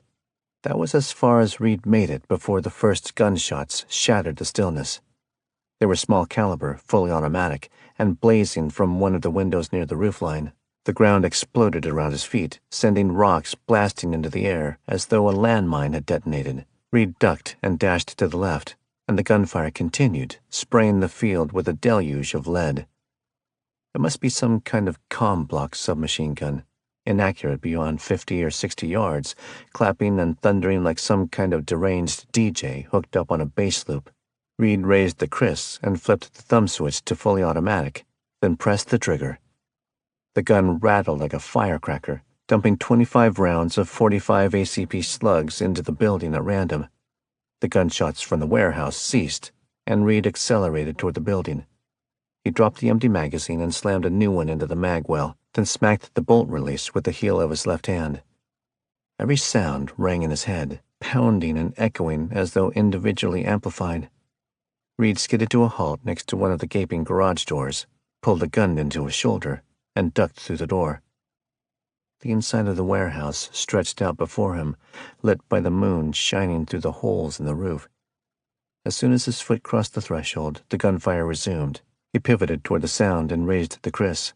Muzzle flash blazed from a catwalk a few dozen yards away, suspended high above the concrete floor.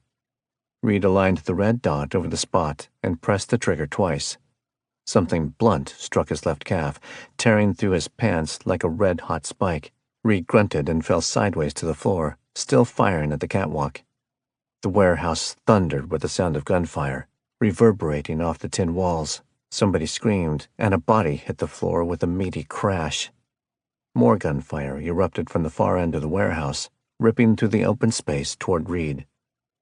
He rolled to the left and forced himself to his feet. Sticky hot blood streamed down his left leg and over his boot as he pivoted toward the gunfire and pressed the trigger. Before he could fire again, something struck his right shoulder, and he collapsed to the ground. A tall man wielding a nightstick loomed over his head, and Reed rolled to his right just in time to dodge a sweeping blow from the baton. A boot landed on his knee and pressed down with over 200 pounds of force. Reed jerked his leg free, then jammed his left boot into the attacker's shin. The submachine gun lay tangled in the sling under his arm. Reed grabbed the Glock instead and fired twice at the man's face.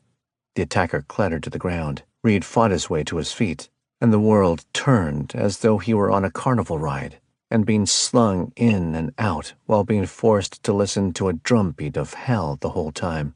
He holstered the Glock and lifted the submachine gun. A quick sweep of the warehouse revealed two bodies lying on the ground 30 yards away. One of them writhed in pain, clutching his stomach as blood puddled around him. The other lay still.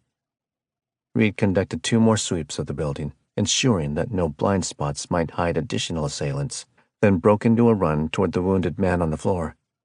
The gunman blurred out of focus, fading in and out of a red mist. Reed kicked him in the ribs. "Where is she?" he screamed. The gunman's eyes narrowed. Reed shoved his heel into the bullet wound, pressing until the building echoed with screams of agony. Reed jammed the muzzle of the gun into the man's right eye socket and screamed again. "Where is she?" "Do it." A calm voice with a thick South American accent rang out from behind him. Reed spun on his heel and raised the submachine gun. The man standing 20 yards away was framed by the shadows. He was barely 5 feet tall, dressed in a heavy overcoat and fedora, with his hands jammed into his pockets. Reed laid his finger over the trigger. "Game's up, Sal. Where is she?" Salvador's laugh rumbled and then thundered from his throat. It was a full, gleeful sound of triumph. The blaze in his eyes intensified, as though he didn't control his own reactions, as though he were the slave of an invisible drug. "Put the gun down, Reed. This is checkmate." A crimson flash caught Reed's eye, and he looked down, relaxing his trigger finger as he did. The red dot that hovered over his chest twitched back and forth, forming X patterns over his heart. Reed traced the laser sight up and onto the roof of the building, where an unseen shooter lay in Overwatch, his sights fixed on Reed. "You could have made it simple, Reed," Salvador said. "But honestly, we thought you'd respond this way. It's why we had a backup plan." Reed lowered the gun and ran his tongue over dry and cracked lips. The unbendable iron in his mind returned, bringing control back to his anger. "Whoever you are, you're in way over your head," Reed snapped. "When you screw me, you screw with my company. It's not a game you can win." "Your company?" Salvador tilted his head. "Don't you mean Oliver's company?" A knife of uncertainty sliced through his chest. Then he heard a familiar footfall clicking on the concrete. The moonlight cut through the roof overhead, illuminating the new figure emerging from the shadows. He was tall, slender, and balding, with a thin gray beard. The gun trembled in Reed's damp fingers as his heart thundered. "Oliver?" Oliver Enfield shoved his hands into his pockets and stepped beside Salvador. His battered old face was set in hard lines, and his brow furrowed into a stony frown. Every inch of him looked the part of a disgusted killer. "I gave you a chance, Reed." Oliver's voice rumbled like distant thunder. "This wasn't my first choice. I would have given you the world, and all you wanted was to walk." The shock gave way to untethered rage, and Reed remembered the words of the bloodied biker at the landfill, how he had called his employer English. He didn't mean white. He meant British. He meant Oliver Enfield. 30 kills, Reed screamed. "That was the deal. Then I'm free." "That's right, Reed. Free to continue working for my company as long as you draw breath. So, it's all a racket. Reed spat the words as though they were venom. It was all he could do not to sling himself forward and tear Oliver's throat out, even as the red dot continued to dance over his chest. No, Reed, it's a company. A company you work for until you die. And you had that chance. You could have climbed as high as you wanted. Maybe one day you would have taken my place. The prosecutor. My brightest, most ruthless killer. But instead, you threw that back in my face. You ungrateful, whiny child. You kidnapped Banks. You killed Brent. You set me up from day one. No. Oliver shook his head. The holiday hit was a legitimate job, a contract made for the legitimate people that Mr. Salvador works for. You were the one who ruined a good thing. Do you think I could just let you walk away? Kill 30 people and then just leave with all you know and all you've seen? Of course not. So Mr. Salvador and I decided to kill 2 birds with 1 stone. Senator Holliday and you. Reed snorted. Don't kid yourself, Oliver. After your man guns me down, your whole world is going to cave in. Didn't you think I'd hedge my bets? I've dirt on you, stored away someplace where the FBI will find it. Enough to send you straight to death row for Holliday's death. It was a bluff, all of it. Reed was a killer, not a chess master. He never thought to question Oliver, and now he was going to die for it. Oliver stood in silence, his hands still jammed into his pockets. The groans of the wounded man had faded, and even the wind outside the warehouse died down. Oliver stepped forward, his expensive leather shoes tapping the concrete with grace and precision. He stopped in front of Reed, faced him eye to eye, then calmly put one hand on his shoulder and smiled. You're the perfect killer, Reed. Cold, brutal, nothing to lose. You've only got one problem. You can't appreciate the shades of gray, the cunning of an old man. Holiday isn't dead, I know that. But I'm not going to kill you. I could have done that from day one. But then I'd have to explain to the whole company that I'm not a ruthless backstabber. How can I expect to maintain the trust and effort of my contractors if I gun down their colleagues? That's not good for morale. So, no, I've got other plans for you. I'm going to let you clean this up. Oliver squeezed his shoulder and stared at Reed, cold and emotionless. The smile faded, leaving nothing but the ashen glare of a relentless monster. Oliver slapped him on the shoulder, jammed his hands back into his pockets, then turned and jerked his head at Salvador as he walked toward the door. Enjoy prison, Reed. You might recall that I have a lot of influence when it comes to incarceration. Correctional facilities are funny places, full of all kinds of people waiting to throttle a man in his sleep. Oliver laughed.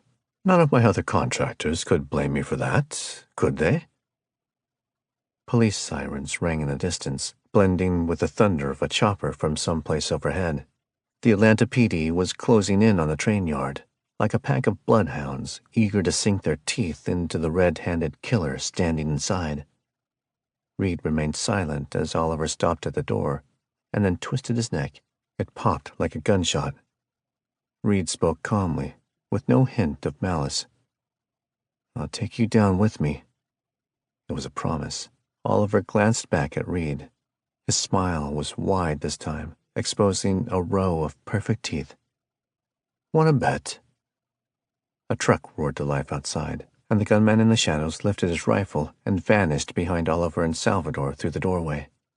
The police sirens screamed from somewhere in the east, bearing down on the warehouse.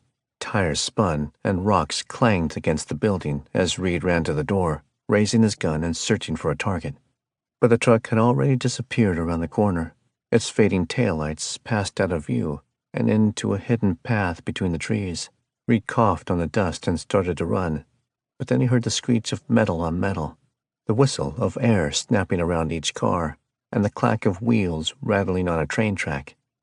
By themselves, the sounds heralded nothing more than the routine passing of the nearby MARTA train. But then he heard the scream, ripping and unearthly. He knew that voice. He would have recognized it anywhere.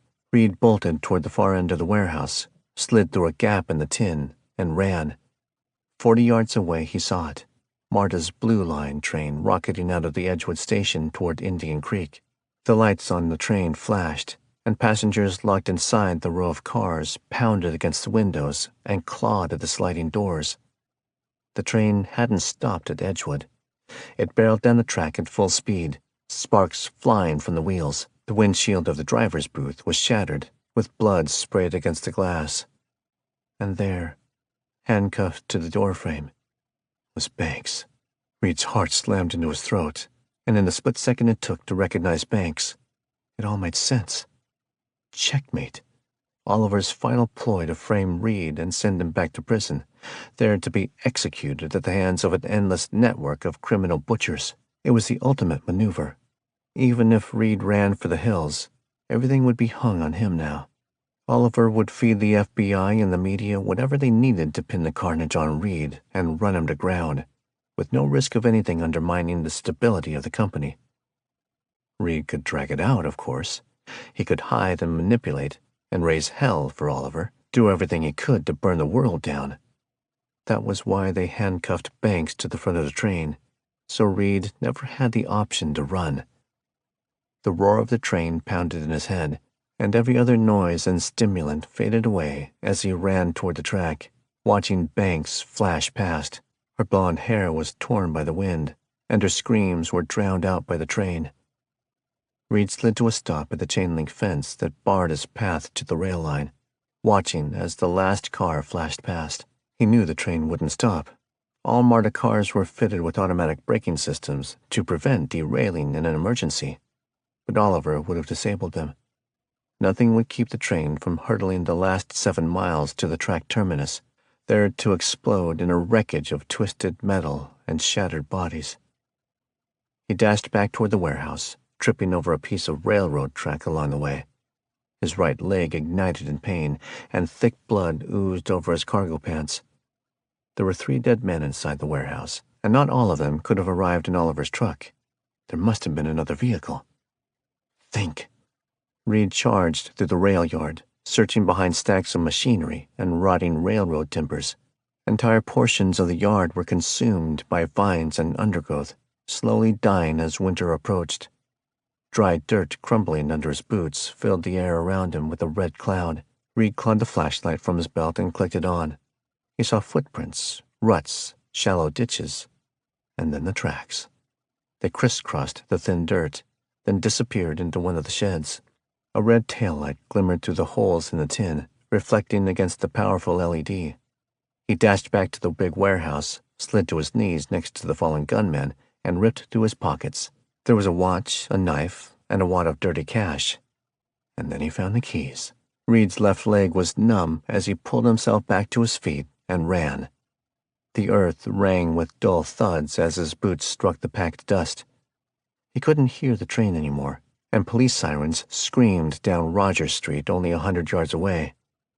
Reed slung his leg over the big Japanese sports bike, jammed the key into the ignition, clamped his hand down on the clutch, and kicked the starter. The engine roared to life with a devilish scream.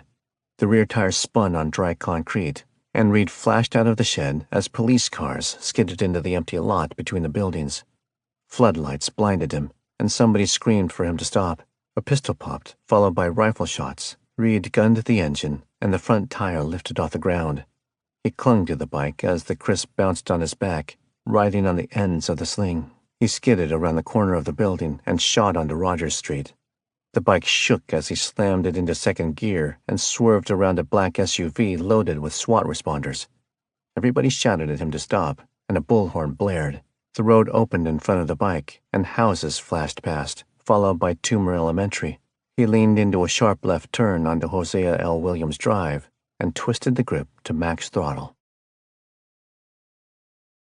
30. Reed gunned the bike past 90 miles an hour as he rocketed through subdivisions and small shopping strips. MARTA's Blue Line led through the East Lake Station before diving beneath Decatur. On the far side of the city, Avondale was the first place the train resurfaced and traveled above ground. Reed remembered a low bridge that crossed over the tracks just past the station. If he could get to that bridge before the train, he might have a chance of stopping it. He hit the brakes and planted his boot on the ground, sliding into a left turn before he downshifted and hit the throttle again. As the motor whined and the bike surged northward onto Howard Street, time stood still. The trees and the houses under the night sky faded around him, and he could feel the hot California breeze on his face. He heard the thunder of his old 1992 Suzuki, smelled the salt wind blowing off the Pacific coast, and felt the surge of panicked adrenaline as a squad car closed in on his tail. He remembered the rush of blind recklessness as he gunned the big bike and pulled away from the cop. The world and all of its problems were no longer concerns. The only thing that mattered was clearing the next block, sliding through the next traffic light, and vanishing back into the sweet freedom of South Los Angeles. Reed refocused on the dark street and hooked a right onto College Avenue Northeast. There were no traffic lights and no stop signs. The avenue opened up as far as he could see, disappearing into the darkness toward Decatur. Reed shifted up and wound the engine out. As the RPM meter rose, the speedometer passed 100 miles an hour. The neighborhood faded into the dark corners of his vision, and the street became a gray tunnel leading forward between the trees. Lights flashed over either shoulder as Decatur rocketed into view, and the speedometer hit 140 as the RPM meter hovered close to redline. Reed leaned forward and pressed his body into the bike. The wind blasted his face, almost blinding him as the bike bounced over the slight imperfections in the road. East Lake Station passed on his left, and there was no sign of the train. He pressed the throttle harder, but the big Japanese engine was pushed to its max. The train tracks on his left vanished into the ground as MARTA's blue line dove under the city toward Decatur Station. There was a chance that MARTA headquarters had been able to apply the brakes remotely. Even now, the train might be screeching to a stop deep beneath the pavement. But Reed couldn't take that chance. College Avenue stretched out perfectly straight in front of him for miles. The train would make 70 miles an hour under full speed, and the bike was locked at a hard 140. Maybe enough. Seconds passed. Avondale Station was 500 yards ahead, and just to his left, the blue line rose out of the tunnel and back to ground level. Reed's heart skipped a beat as he saw the train flash out of the darkness, still flying eastward at full speed. He caught sight of Banks clinging to the front of the train, her hair whipping as the car careened forward. Her left foot had been knocked off the front bumper, and she clung to the front door handle as one leg dangled inches above the tracks. Reed looked forward just in time to swerve and miss an oncoming truck. Then he leaned to the right and applied the brake as he rounded a gentle curve on College Avenue. Avondale Station flashed past on his left, and he could hear the clacking roar of the train just over his left shoulder, 100 yards behind him. A large four-way intersection lay directly ahead, connecting College Avenue with Sam's Crossing. The bridge that spanned the blue line waited there. Reed released pressure on the throttle and leaned to the left, then slammed on the brake. The bike shuddered and slid, and he struggled to keep it upright as the G-force almost slung him off the seat. The intersection flashed around him, and he turned the bike left on Sam's Crossing and clamped down on the brake again. The motorcycle slid onto the bridge, and he saw Avondale Station beneath him 100 yards west. The headlights of the train flashed into view, coming out of the station and rocketing toward the bridge. The bike screeched to a halt and slammed down on its side. Reed screamed in pain and fought to free his leg from underneath the piping hot engine block. He heard the train crashing along the track as it passed beneath the bridge. He jerked his leg free, tearing fabric and flesh against the side of the bike, and leaving the air reeking with burning rubber and singed cloth. Reed jumped to his feet and limped to the edge of the bridge. He didn't have time to think. The last car passed under the bridge, and Reed grabbed the guardrail and flipped his legs over. The open air whistled past his ears as he free fell 10 feet. His boots slammed into the metal roof of the last car. His legs slipped from under him, and he landed on his side, sliding backward over the slick sheet metal toward the rear of the car. Reed shouted and grabbed at the ridges in the metal, clawing for anything to hold on to. His fingers caught on a ridge in the roof, slowing him down just enough to keep him from flying off the side. The wind roared in his ears as the car rose and fell beneath him, clacking against the metal rails. His legs spun off the roof, hanging in midair before slamming down against the side of the car. Reed clawed his way forward, and a fingernail split. With a Herculean effort, he slung his left leg up and over and pulled himself back onto the roof. He lay 5 feet from the tail of the train and began to claw his way toward the rear emergency door. Reed twisted and grabbed the rear rim of the roof, then pulled himself toward it. The train rattled over a joint in the track, and he looked forward just in time to plant his face against the metal. A bridge flashed overhead, inches above his shoulder blades. He looked up again toward the front of the train and felt the cold claw of fear sink into his heart. Another tunnel was rapidly approaching, and he could already tell there wasn't enough clearance for a man to lie on top of the car. Reed grabbed the top rim of the train and slung his legs over the edge, free-falling toward the track. His knees slammed into the rear of the car as his full weight descended on his fingers, and he kicked out with his feet, fighting for any hint of a purchase. The rifle sling caught on the top of the emergency door frame, tying him to the rear of the train and tightening around his neck, choking him as the train rocketed into the tunnel. He jerked at the sling, but it wouldn't tear free. Reaching down, he grabbed the butt of the rifle and pressed the quick release. The sling snapped free and slid around his neck just as his boots caught the edge of what must have been the rear bumper. The rifle dangled against the side of the train. Then the sling slipped free of the doorframe, and the gun disappeared into the darkness. Reed gasped for air and let go of the roof with his right hand. He grabbed the exterior handle of the emergency door and jerked it up. The door opened, and he shoved his right foot into the gap before sliding to the right, allowing the door to swing open. He let go of the roof and slung himself inside the train. The door slammed shut behind him, and for a moment, everything was shockingly still. His head spun as he looked up to see terrified commuters standing at the front of the car, staring back at him with wild eyes. Reed clawed his way to his feet and stumbled forward, shouting over the clacking rattle of the train. "Get to the back! Hold on to something! Help the others!" No one responded. Reed raised his voice and pointed to the rear of the car. "Stand in the back! We're going to crash! Grab the rails!" He shoved past the remaining commuters and to the front of the car. The tunnel disappeared around him as he jerked open the emergency door at the front of the car and stepped out onto the coupling between the cars. As he burst through the next door, he was already shouting, "Go to the rear car! We're going to crash! Hold on to something!" The commuters screamed and fought their way past him. Reed pushed ahead and ran through the next 2 cars, shouting at the passengers and waving them toward the rear of the train. "Move, now! Get to the back!" The passengers moved with increasing urgency, pushing past him and fighting through to the back of the train. A baby screamed. A woman cried. Somebody shouted a blatant refusal to step out between the cars. Reed ignored them all and burst into the last car. Lights flashed outside the windows. They were passing through Kensington Station, as the lights of the city glowed in ambers and reds, gleaming in muddled blurs through the windows. The pre-recorded voice of the announcer kicked in overhead. "The next station is Indian Creek Station. This is the end of the line." Reed grabbed a handle into the driver's pod. It was locked. He drew the Glock from his belt and fired 4 rounds into the handle. Screams burst from the crowd behind him, and he kicked the door, breaking the latch, and then jerked it open. Blood covered the floor. The driver lay stretched out in front of him with 2 bullet holes in her chest. Reed lunged over her, and then he saw Banks standing to his left, outside of the dirty windshield, with her face pressed against the glass. Her hands were bound by cuffs to the security latch at the top of the door. Reed shoved past the driver's seat and pulled the first red lever he saw. Something snapped, and the train lurched and slowed a little, but it didn't stop. He jerked the lever again. This time it was limp, flopping in its channel like a broken arm. 1 mile ahead, under a highway overpass and just beyond the offloading deck of the Indian Creek Station, red lights lit up the outline of the metal train stop. The end of the line. 31.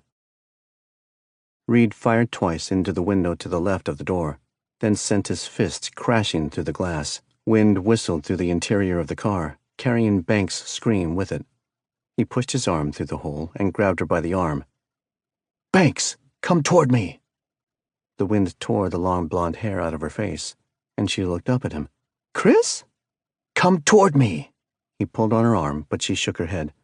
"I can't move. I'll fall." "I'm going to cut the handcuff. I want you to move to your right so I can open the door. She shook her head again. No, I can't. Reed didn't wait for her to finish. He jammed the pistol through the hole with his left arm and pointed it toward the chain of the handcuff. He fired once.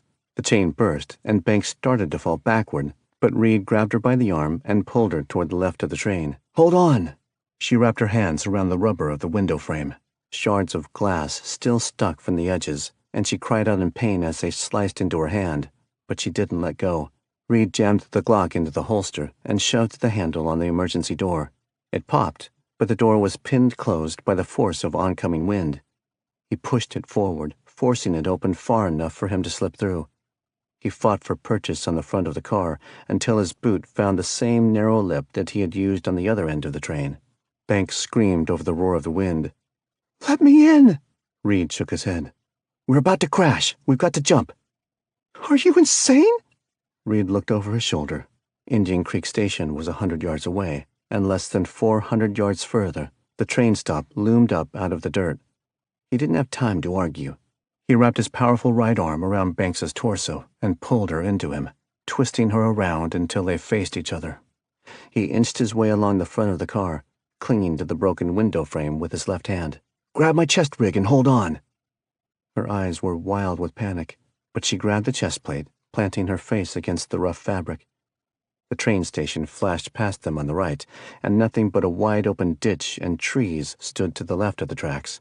Reed let go of the window frame, wrapped both arms around Banks, and then launched himself away from the car. As the train rocketed past, they flew through the air, spinning over the ditch. He clung to Banks like she was the only person left on Earth, holding her close with his arms wrapped around her back. An unearthly slamming and screeching sound exploded behind them, and then they landed. Reed hit the dirt first, then tumbled over Banks as they crashed through the leaves and low underbrush. Dirt filled his mouth, and he lost his grip on her as his legs flew over his head, and he continued rolling. His hips collided with the base of a tree, bringing his rampage through the undergrowth to a sudden stop. The sky spun overhead.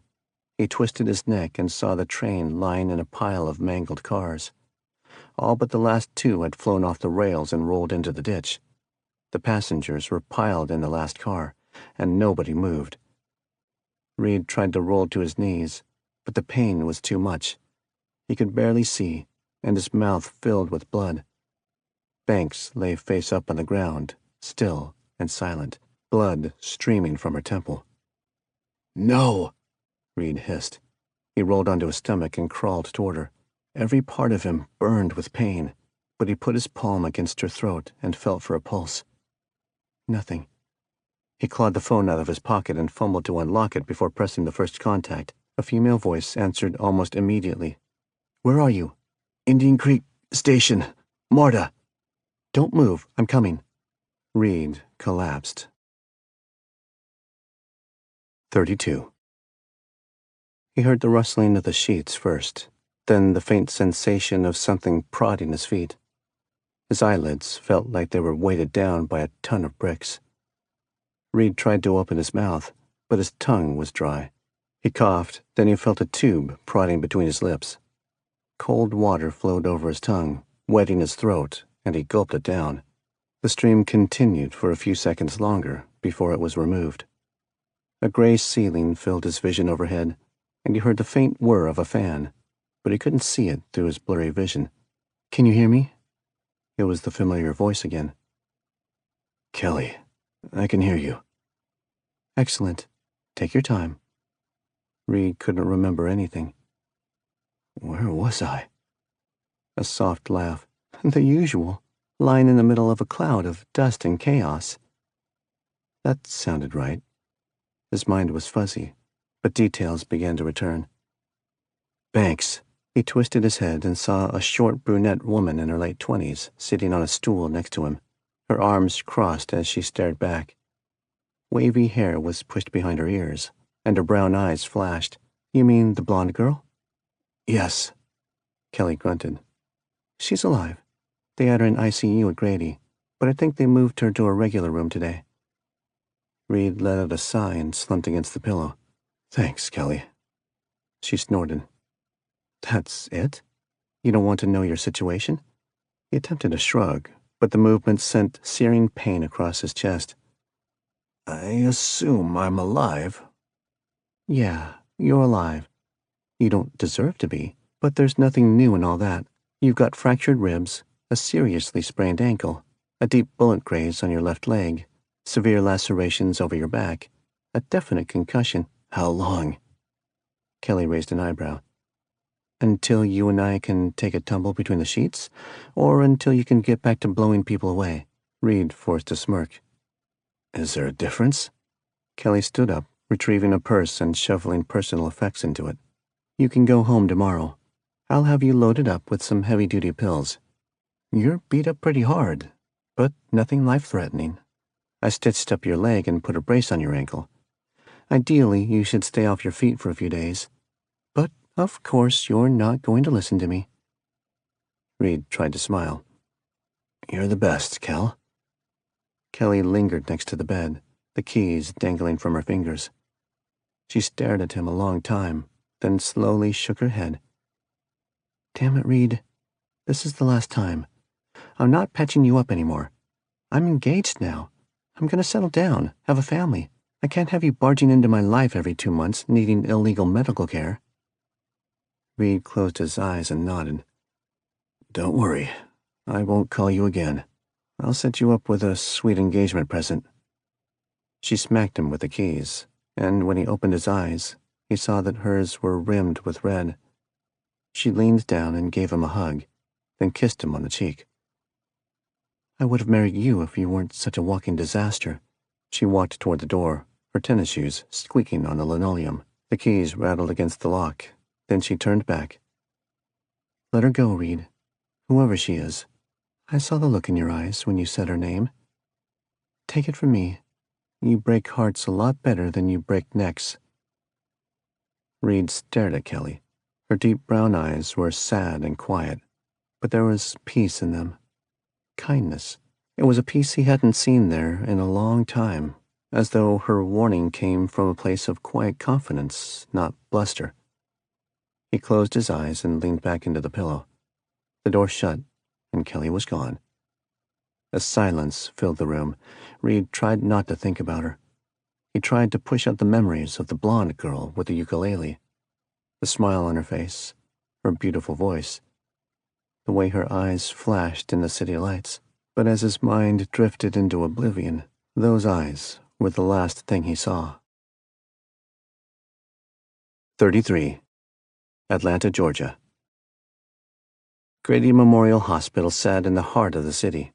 It rose above the tangle of concrete structures and streets, towering in all of its old glory as one of Atlanta's keystone hospitals. Reed stood outside the main entrance and tilted his head back, staring up at the tall building. His neck hurt. Actually, his whole body ached. But Kelly's drugs were working all the magic he could hope for. They numbed enough of the pain so he could walk, and the rest would fade in time. Reed looked toward the northeast. He couldn't see the west faces of 191 Peachtree or the Equitable Building, but he knew they were both laced with crime scene tape. The blown-out window on the 45th floor of the 191 building was patched with thick plastic, pending a full replacement. The bleeding mannequin was gone, as were the ropes from the Equitable Building. The news stories Reed read earlier that morning postulated on every possible explanation for the bizarre events just days before, including drugged-up vagabonds, terrorists, and even a satirical article blaming it all on Batman. The explanations for the derailed train were much more sinister, which was to be expected, considering the dead driver and all the mortified civilians on board. Several of the passengers sustained broken arms and concussions, but nobody died. Reed was thankful for that. The investigations into the events around the towers and the train would turn against him. Cameras inside the trains would have captured his face. They wouldn't know who he was, and part of Oliver's detailed recruitment program involved washing Reed's fingerprints from national databases. So when the police found the abandoned submachine gun in the tunnel, they wouldn't be able to trace it back to him. But it was only a matter of time. Oliver would feed them what they needed to know, step back, and let the law do his dirty work for him. Reed knew he should have been gone already, Everything about his training and the voice of survival in the back of his head commanded him to go. Even now, at the front entrance to Grady, Reed almost turned away. By midnight, he could be in another country. Within 24 hours, another continent. Far, far away from the claws of the FBI. But he had to see her again, one last time. He adjusted the shoulder holster under a new Panthers jacket, pulled the ball cap low over his ears, then stepped through the sliding glass doors. The busy main floor of the hospital hummed around him, and he pulled the jacket closer around his torso as he walked to the elevator. With the heel of his hand, he pressed the button to select the 5th floor, and then pulled a stick of gum from his pocket and jammed it between his teeth. The elevator rose slowly, and Reed chewed and tapped his foot with methodical nervousness, feeling suddenly closed in. The doors opened, and he shuffled towards the nurse's station, waiting for them to acknowledge him. "Can I help you?" Reed glanced around the hospital hallways. The squeak of a wheelchair passed behind him. Computers beeped. A keyboard clicked. "Sir?" Reed clamped down on the gum, then, without a word, shifted on his feet back toward the elevator. "Chris?" The excited voice rang from behind, and Reed stopped. He almost walked forward again, almost hit the elevator button. But instead, he turned, and there she was. Banks stood across the room wearing a loose t-shirt. Her left arm was held in a sling, both hands were bandaged, and on the outside of her sweatpants she wore a brace around one knee. Her hair fell down behind her ears, and she wasn't wearing makeup. The breath caught in his throat as he stared at her. Every noise he had obsessed over only moments before faded, carrying the stress and paranoia about being captured with them. She had never been more beautiful. Banks broke into a big grin and limped toward him. Without hesitation, she wrapped him in a one-arm hug, pulling him closer toward her. "Chris, I couldn't find you." Reed shifted, keeping his hands in his pockets. He could smell her hair and wanted so badly to sweep her off her feet. He could imagine her cheek pressed against his shoulder, her body cradled in his arms, his own person who cared for him and wanted him as much as he cared for and wanted her. A home. But Reed didn't move. He remained stiff and awkward, unsure. Banks smiled. "I'm glad you're okay." For a moment, he couldn't do anything but stare, but he swallowed the gum and coughed. "I was, at another hospital." "Are you okay?" The concern in her voice was so sincere and innocent. She did care about him. "Yeah, I'm great. Just a few bruises." Banks reached up and touched his cheek, stroking it with the tips of her fingers. Then she stood on her toes and kissed him softly, sweetly. Lost in the kiss, the world around him no longer mattered, and everything faded into perfect bliss. Banks leaned back. "Thank you." Those simple words knocked the wind right out of him. He wondered how the hell this girl could be so calm.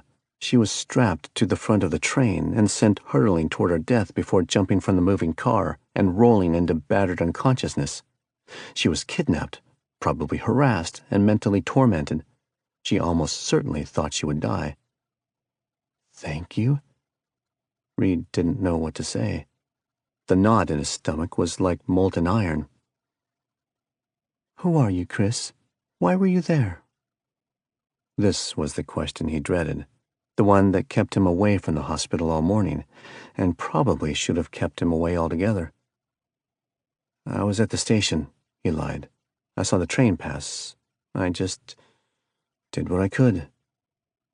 The words stung him, and he wondered if she saw through the paper-thin sham. Instead of pressing for specifics, Banks tilted her head toward the hallway. "Come on, there's somebody I want you to meet." Reed hesitated, but she grabbed his hand. They walked down the hall until she stopped at a closed door. Blocking the way was a Georgia State police officer, glaring at him and cradling an AR-15 in his arms. Reed thought he was about to get frisked, so he tucked his left arm closer to his shoulder holster and started to turn back. Banks pulled him forward. "It's fine, officer. He's with me." The officer grunted and stepped to the side. Banks opened the door, and Reed ducked his head, slipping into the room. Another officer sat in the corner with a pistol strapped to his hip and a rifle leaning against the chair next to him.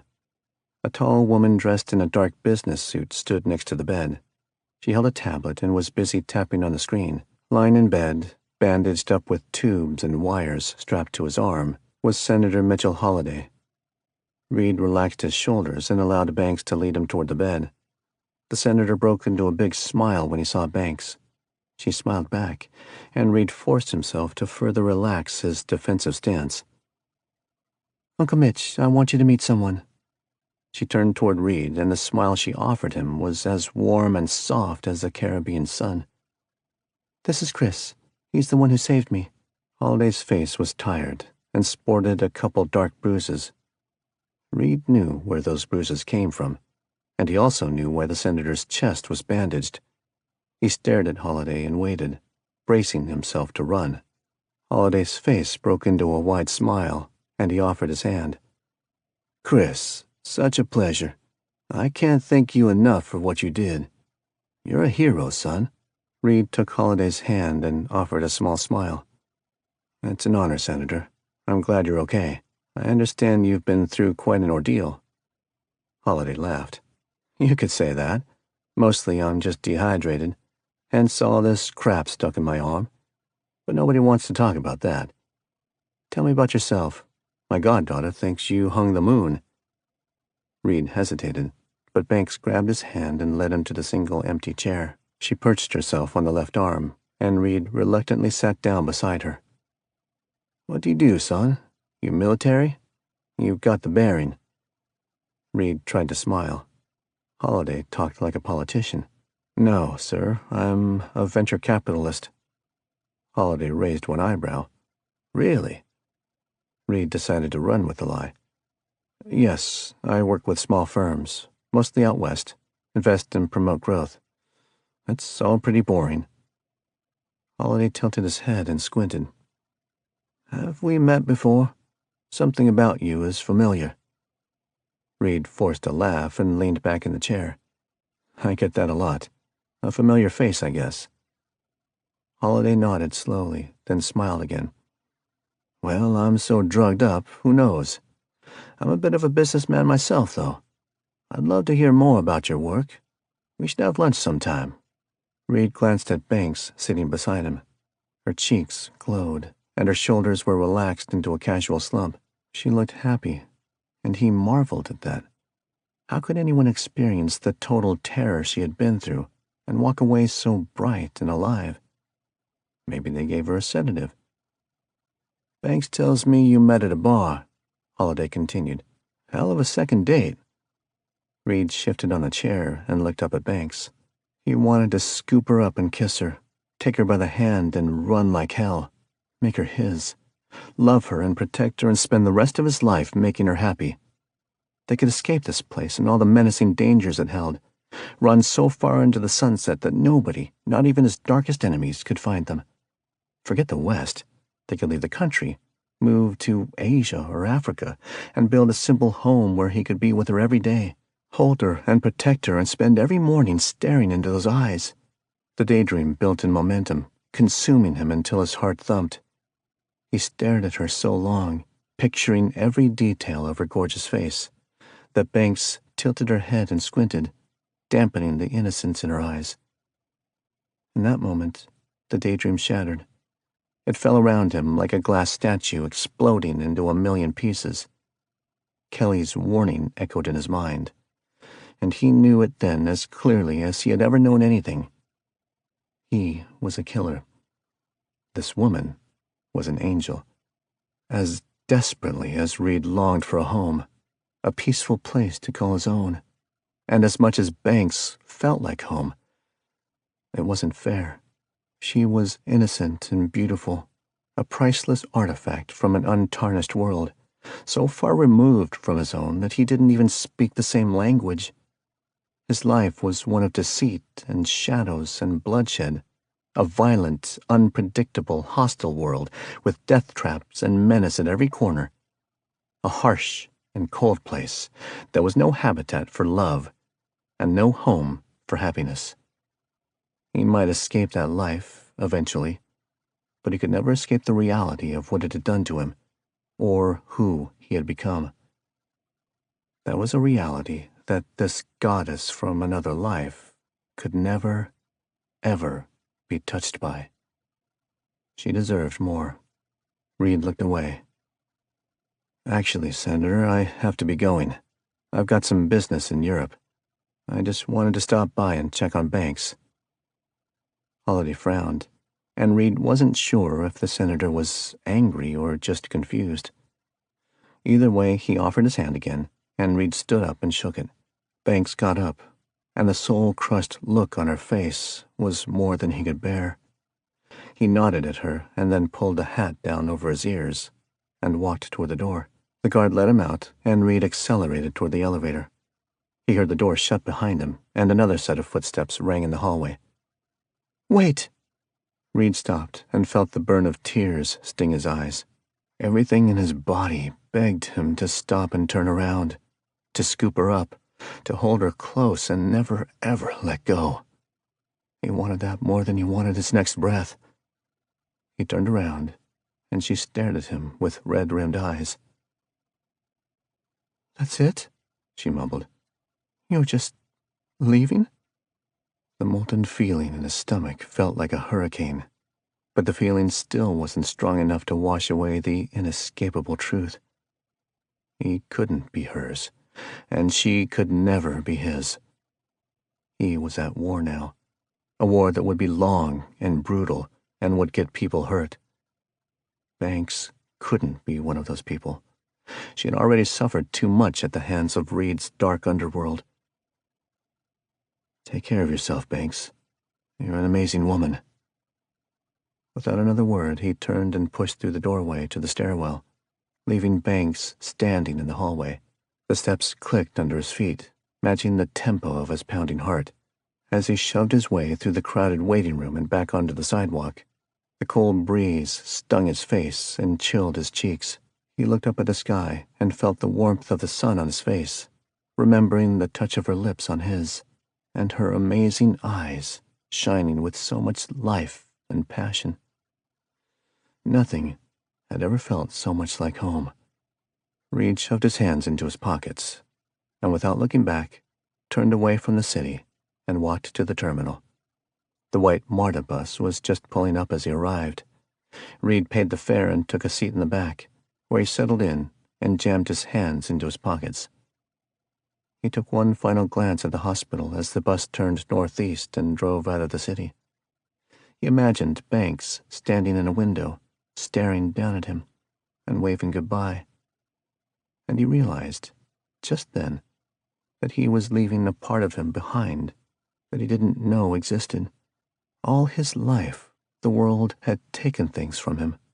His parents, his integrity, his freedom, his identity. He didn't think he had anything left to lose. And yet, in this moment, he realized just how much anyone could lose. The home that he longed for wasn't a building or an address on a quiet street. It was so much simpler than that, so much more internal. He just wanted to belong. Reed closed his eyes.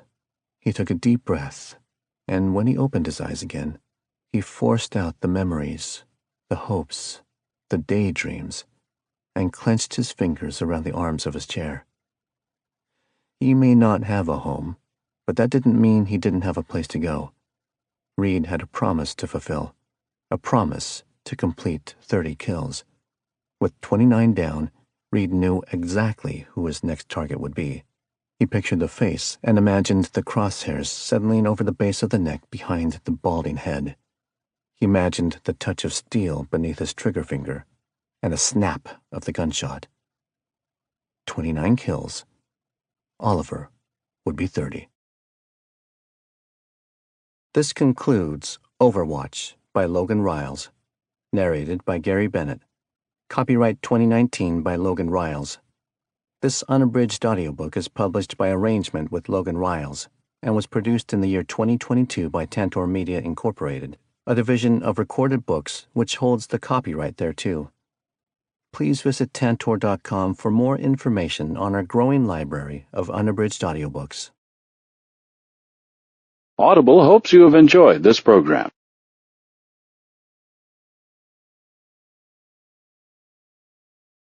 Here's a recommended preview based on your listening. To listen to the full title, you can buy it in your player.